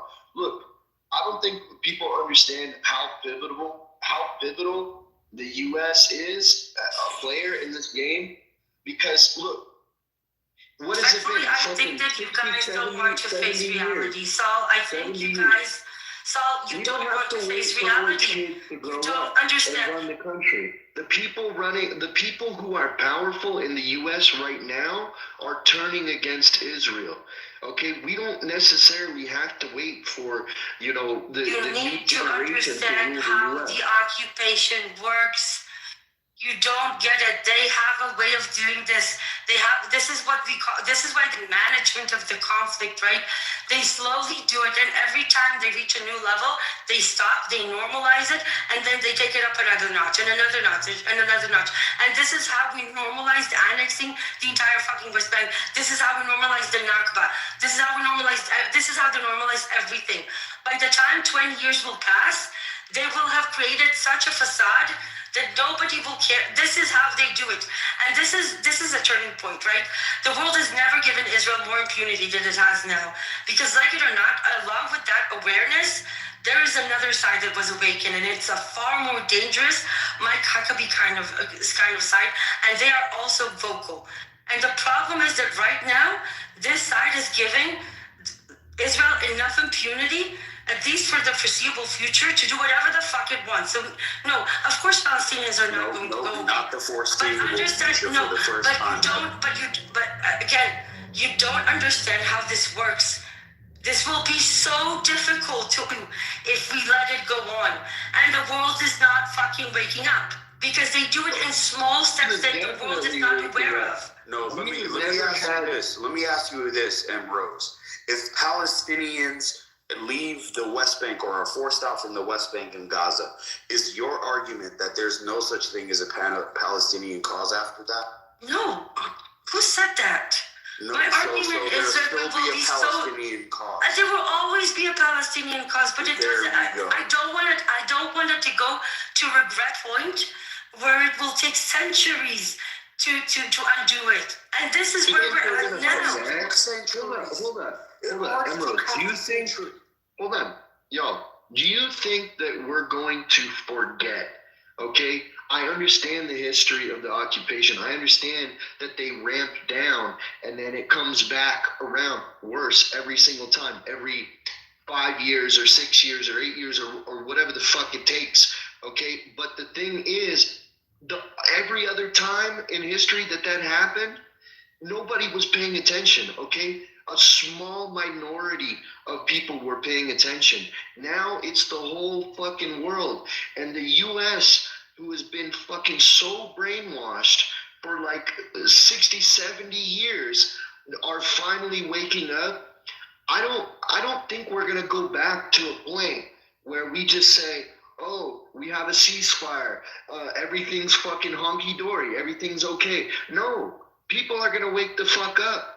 If they ramp down, that's an opportunity for us to fucking make arrests, to take things to international courts, to actually hold people accountable, to actually do something. I honestly think this might be the next step.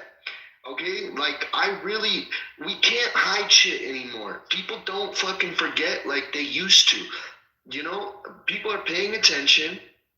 And I don't know. I mean, I support a war against Israel. I mean, we've fucking had so many unjust wars over the past few decades.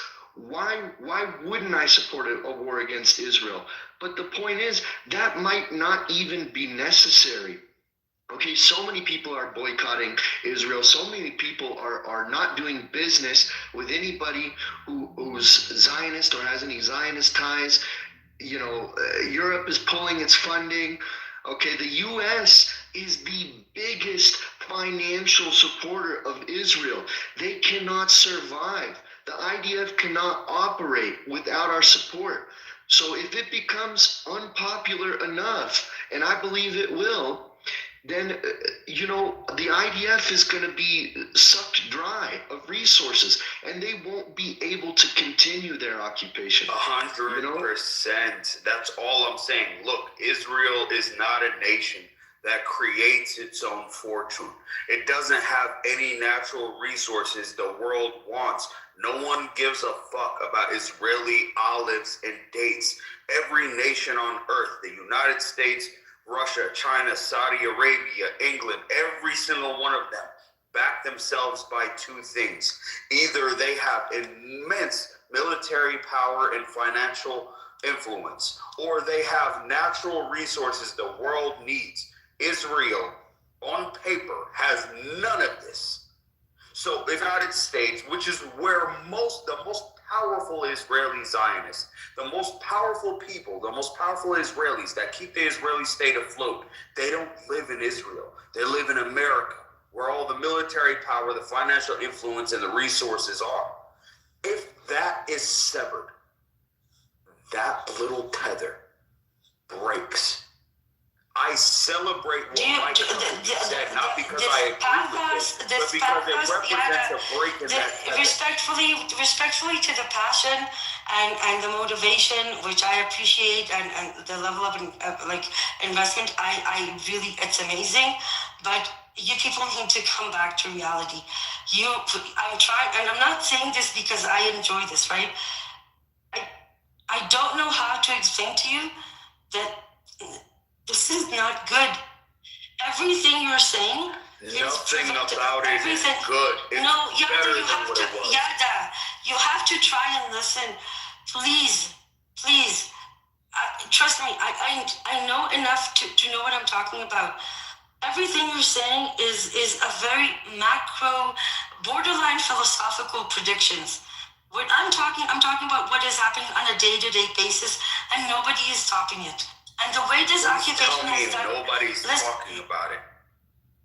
Okay, never mind. But she said nobody's talking. But just please tell me that Israel has more support today than it did 20 years ago. Can you make that clear? Hey, Yada, can I interject for a second? Sure. I've been listening to you and Ambrose, and I think you guys both understand the danger, but different timelines, okay? You're looking at it from more, you're saying, in order to stifle this regime, the Zionist regime, we basically, it comes down to America, and within America, it has to come down to basically Gen Z getting into places of power later on.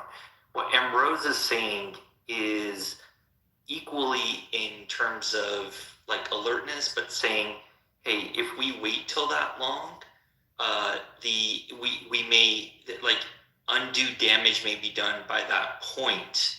So here's my question for you two: why can't we work on parallel paths? Why is it either or?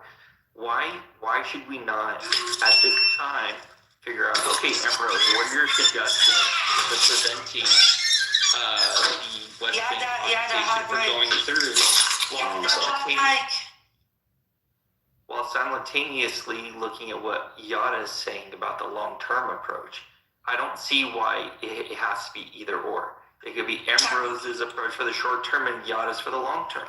What I'm trying to say is, look, we have a group, we talk every day. I think it was about 6 months ago, we had a low point, and we realized we need to change approach, because it became like a whack-a-mole, right?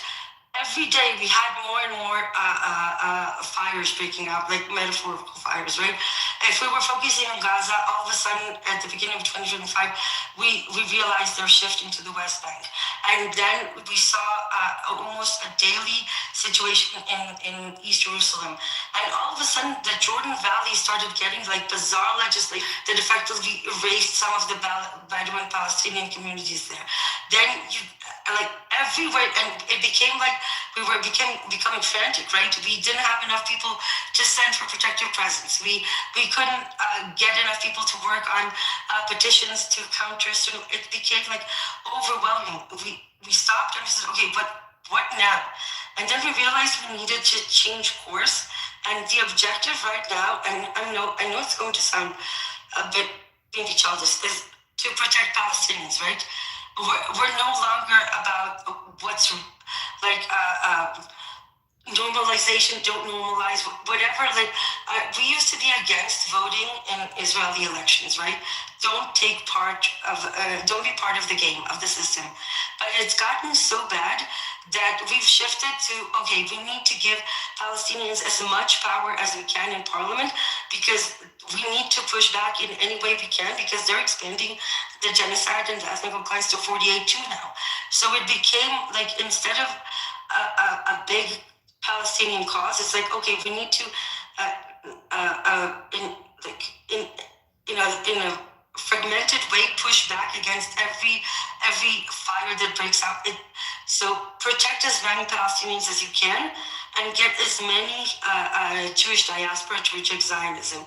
But you don't understand how bad it is, because the way the occupation works is they will push. At some point, somebody might stop them, but they will achieve a lot by the time that happens. And then they will normalize and they will make the new situation the status quo. And then within 10 years, another small cycle will happen, and another small cycle will happen. And they will normalize the management of the occupation until it becomes the de facto reality. And there will be no point in pushing back anymore, at least not in, let's say, the next century. And this is what we're seeing in the past year is unprecedented.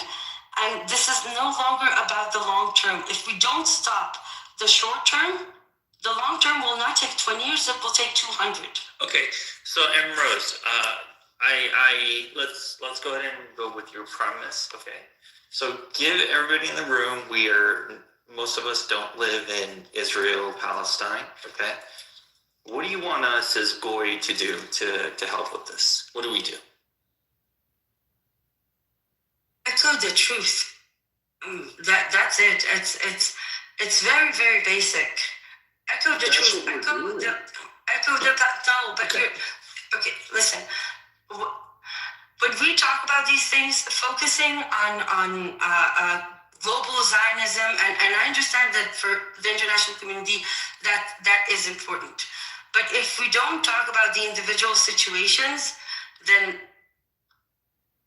I don't know, Taco. I don't know. Come to Protective Presence. There are foreign volunteers that come. They come here for a month or so. I can give you various names of organizations. Simply having foreigners, Westerners mostly, sitting with them, with Palestinian community is so. We have so much requests for protective presence that there was one of the families that my friend Ronnie works with. Yesterday had her house burned down just because there was one night that we didn't have enough people to send. One night, and they burned the whole place down. So you see, this is the things that we're trying to do. I've been listening for, hang on a second, I've been listening for a while with you and Yara, right? If I may. Both things can be true, Ambrose. The slow action, or whatever you want to call it, with Tucker Carlson, they're both idiots, according to you. And if they have 2 million followers or 3 million followers, why not, maybe get some people to change their mind about Israel Palestine? That's a good way to go about it, right? I agree, but I would. No. So both things can be true. You see, you can't take away the credit from what Tucker Carlson is doing, even though we have difference of opinion. Same thing with Piers Morgan. All of a sudden, he agrees that Yeah, what I'm saying is, look, he's got his own following, 2 million, 4 million, 5 million, whatever. If we can get even freaking like 50 people to get their mind changed about Israel Palestine and become more pro-Pali, can you imagine what that effect is? Like donation, going to protest, speaking to the Congress members. So both things can be true. Maybe. So I would suggest you not to take away the credit from the people that are actually, that are doing, like, even bringing awareness. Even you bringing awareness, even on Twitter Space, or I'm bringing awareness on the Clubhouse. Amir, all I'm saying is that I would like to see the balance shift a little bit to focus a little more on the short term and a little less on the long term, because I think that if it stays like this, we're going to lose the whole thing. Right? I think that we're not going to lose it. Hang on a second. Hold on, bro. We're not going to lose it because they've been fighting for over 50 years. They're still there, right? They're not going anywhere. Right, I know the life is very tough under apartheid and occupation system. They're getting killed, butchered, and slaughtered. But these people are resilient. The Palestinians are, mashallah, resilient. They're strong, they're brave, they're doing everything they can to survive. No, we talked about the olive oil. I know, Simone, I'm saying, and the balance needs to be shifted so that people are also aware of violent situations and not just the global. But they can do whatever in their country. So I'm in America. Right? Everybody has their own responsibilities. Everybody is working from paycheck to paycheck. They can only do so much. There's a limit there. You see what I'm saying, Ambrose? So people that live in America, if you look into the majority of it, it's not living paycheck to paycheck, right? And what they're doing is they can bring awareness to this, talk about it, donate money, go to the protest. They can't fly out to Israel, and I would never fucking fly out to Israel. In my whole life, I would never fly out to Israel. I'm sorry. I'm desperate, and I'm not talking about flying to Israel. I'm talking about flying to Palestinian territories. But how do you get there? Do you get there through Israel, or do you get there through Jordan? Through Jordan. That's the Jordan's not going to give us hard time. Hold on, Emerald. Let me ask you a very important question. You do it for specific organizations. This is an important question. Okay, I know for a fact I'm not going to get into Israel. Because I've been vocal in the past, I've been vocal about this for over 10 years. There's no fucking way they're going to let me into Israel. Now, if I go through Jordan, right? Okay, remember what this flotilla tried to do, right? Obviously, they got turned away. If there is a way for people who are to get into the Palestinian territories from Jordan, like, this is information that you need to share with people. So I'm interested for sure. For example, you said that you have Jewish heritage, right? Yes. Okay, so it would be easier for someone like you to do it, for example, right? A lot of the foreign volunteers are Jewish diaspora because it is easier for them to do it. They use their privilege to do it. So this is one thing that a lot of Jewish diaspora can utilize. It will be a lot more difficult for, like, Edward will never be able to do it. I doubt Z would be, or Amir would be able to do it, right? But someone like you can actually do it, or someone like Buttercup, for example, right? And don't get me wrong, this is a huge thing to ask of people, right? It's living in rough conditions, in a dangerous situation. You have to be mentally strong for this. A lot of the people, there's a certain European volunteer in the past month. His profession is a firefighter, right? So this is a lot of the people who do protective presence are awakened anti-Zionists that used to be in the IDF. And these are strong men who know how the IDF work and can deal with them. But the point is that we've gotten to the place where we're simply, like, I've been trying to help. There's a campaign, one of the NGOs that I work with is pushing Physicians for Human Rights, which is about opening a humanitarian corridor between Gaza and the West Bank. Do you know how many people we have contacted trying to get this campaign viral? Do you know how many people I have told? Nothing. The most basic thing, right? Just move Palestinians that are critically ill from one Palestinian territory to the other. Israel won't allow it. We've talked to the Guardian, BBC, like, we can't get anybody to bite. This is the level of desperation that we're at. We're literally trying to save every possible life that we can. I hear that. Can I ask you one very simple question? Sorry if I sound desperate. No. It's a desperate situation, and it disgusts me. Like nobody. I'm really sorry if I was rude to anyone. No, you're okay, Emrose. Like I respect your passion, and I respect your work, and I respect all.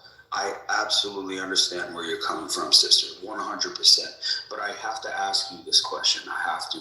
You said a statement a second ago where we are focusing more on the long term, where the short term is far more critical. Can I ask you where that? I told you where my breaking point is, where the breaking point I'm hoping for. I've articulated that. Can you articulate to me in the short term, what's the breaking point where you're like, if we pass this point, then it's over.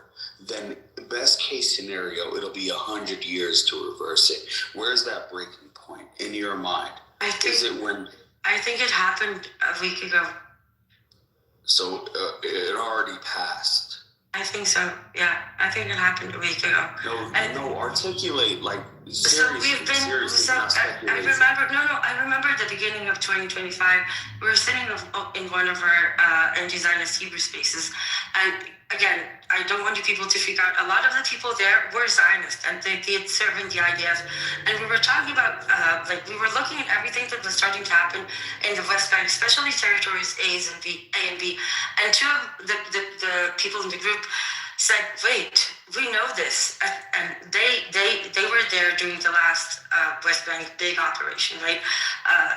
And they said, "This is exactly it. They're going after the West Bank." And that is when we started focusing and gathering the information about what's happening there, statements that nobody noticed, and we realized what was happening. And we have been talking about it, trying to scream about it. And when the security cabinet passed, there were a few incidents. So the first one was when Bezalel Smotrich declared that they're resettling a place called Chomish. Chomish was like a legendary settlement because it was one of the four that was erased during the disengagement. The disengagement was from Gaza and from 4 settlements of the West Bank that were evacuated. One of them was Chomish. The second that Smotrich declared Chomish a newly established, legal or not, right, settlement, that's when we started seeing the turning points. When the Security Cabinet officially passed the decision to annex civil intervention within A and B territories, that is officially saying we are no longer obligated for Oslo. And since there was almost no pushback on it, then I think that to me was the turning point. That's amazing. Destroying Oslo. So to me, that's what we have been screaming about this for over a year. I don't know if you remember, I came here, I started coming here about a month ago, and every day I said, look at the West Bank, look at the West Bank, look at the West Bank. We are looking at the West Bank. Look, real quick, Emrose, in 2017. Please. Does that answer the question, Yada? No, it does not, because you have failed to understand the gravity of what I asked you. I did not ask what you saw. I respect how you articulated certain flashpoints in the history that led up to this point, but that's not what I'm asking you. I'm asking you what you believe is the point of no return. You say it's in the short term. I'm articulated earlier that I believe that the war and the fight for the Palestinian cause cannot be ended just based on the land of Gaza and the land of the West Bank. That even if all these lands are taken and culled, like the filthy rat Zionists want to do, it still would not end the Palestinian cause. I've articulated clearly what is your point of no return. Let me communicate to Emrose what you're trying to say. So Emrose, I think what Yada's trying to say is at one point would you just say, now there's really no more point in fighting. It's that's what he means by breaking point, where it's like you're like, now there's no reason for us to even To me, try to fight for it. To And me, then, I mean, I know you said there's always going to be I mean, he tried to ask for it about a roundabout way and say, you know, are you saying that there's going to be a time where you don't need to fight for the Palestinian cause anymore? But that's kind of what he's trying to say. Is that But I think this is where we're at. I think we stopped fighting for the liberation of Palestine, and we started fighting for the existence of Palestinians between the river and the sea. Okay. It's no longer about liberating Palestine. It's about making sure Palestinians stay and live between the river and the sea. Okay, let me reframe that question.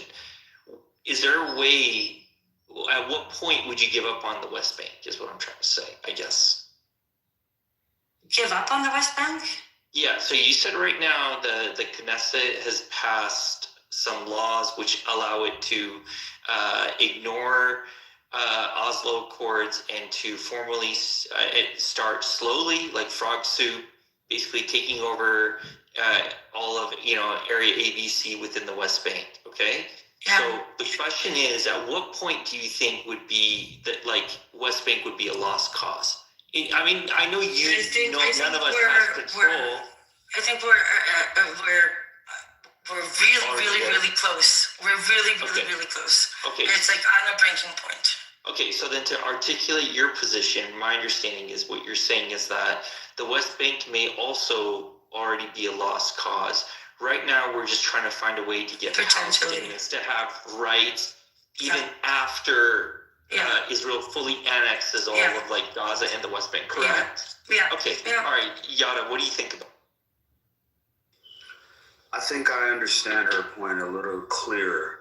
However, it really doesn't negate like there's political ramifications, there's societal ramifications, there's historical ramifications that need to be taken into account to ignore the fact that throughout the entire history of this demonic experiment called Israel, throughout its entire history, we are now living in the very first point, the very first flashpoint where the majority of the populace of the nations that have propped it up, the majority of Brits, the majority of the Franks, the French, the majority of the Americans, those who have put blood, sweat, tears, material support, political support behind the existence of this demonic entity, for the first time, their youth completely rejected, if not at least halfway rejected.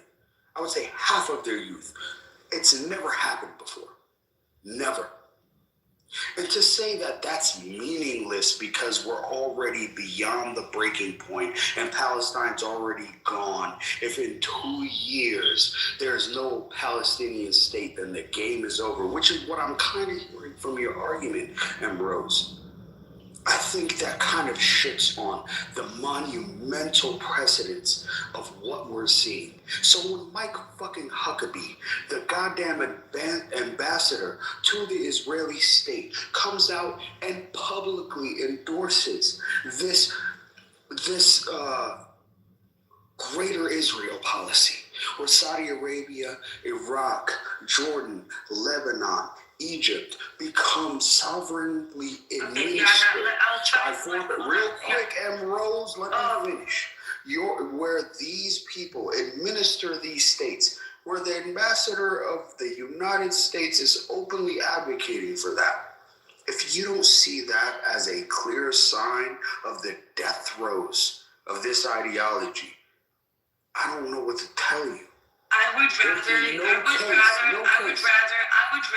conversation. Richard Nixon believed the same thing. He would never say it out loud. I would rather conversation like these.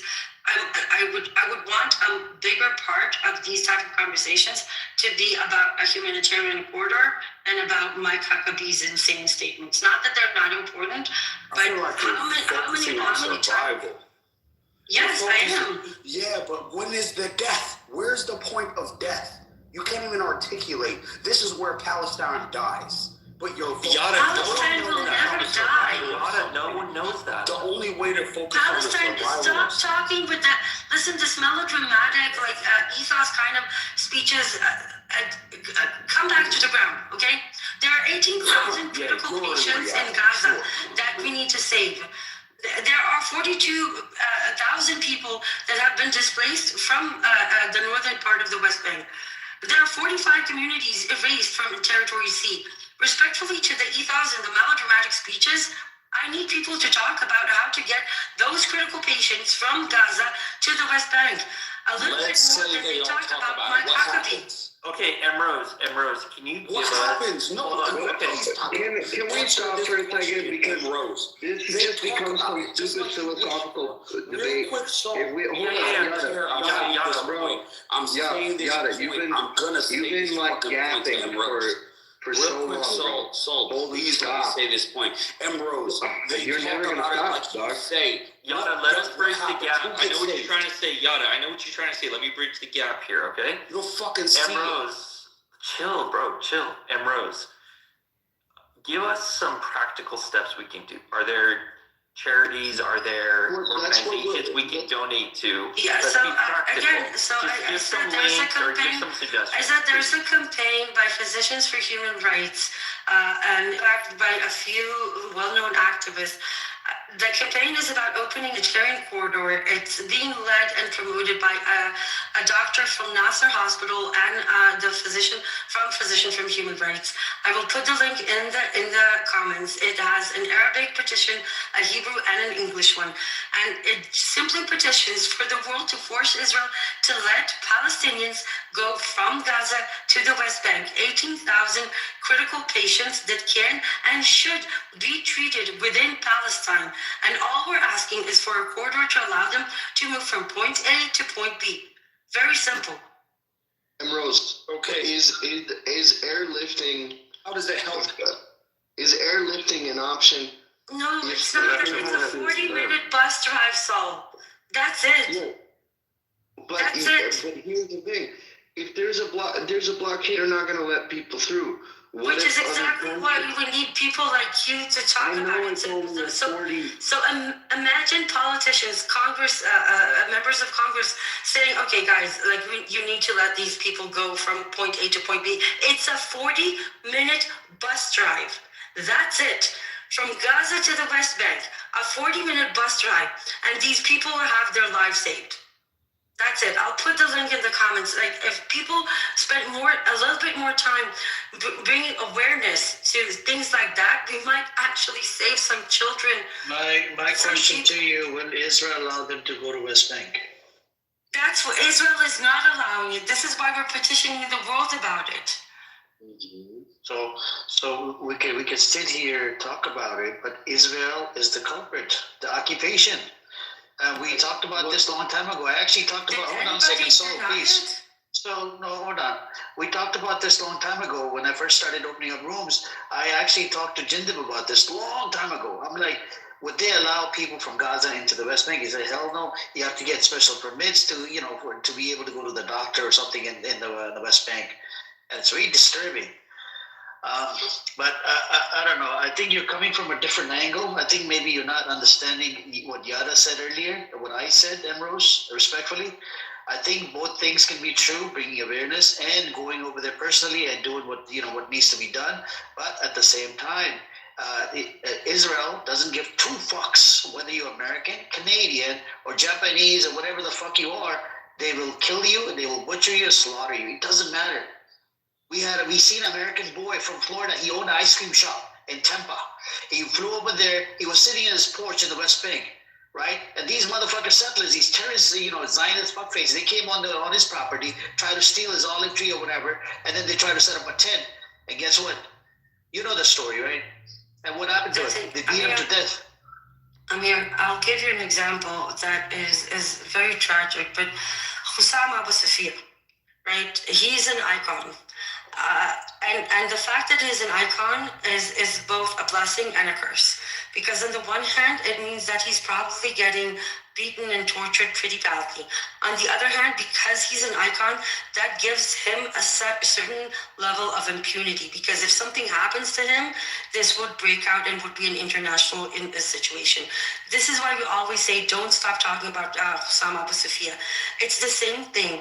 If things like this petition, like this corridor, manages to go viral among Gen Zs on TikTok and like really go viral to the point where media, Piers Morgan talks about it, and then a Congress member talks about it. This might create enough pressure.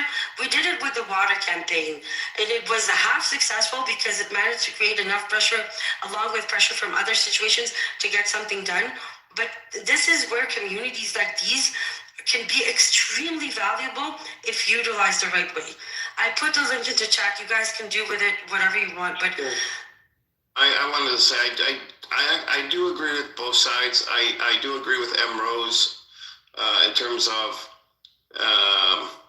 having a solution, and it may or may not work. Define solution before we use that word without.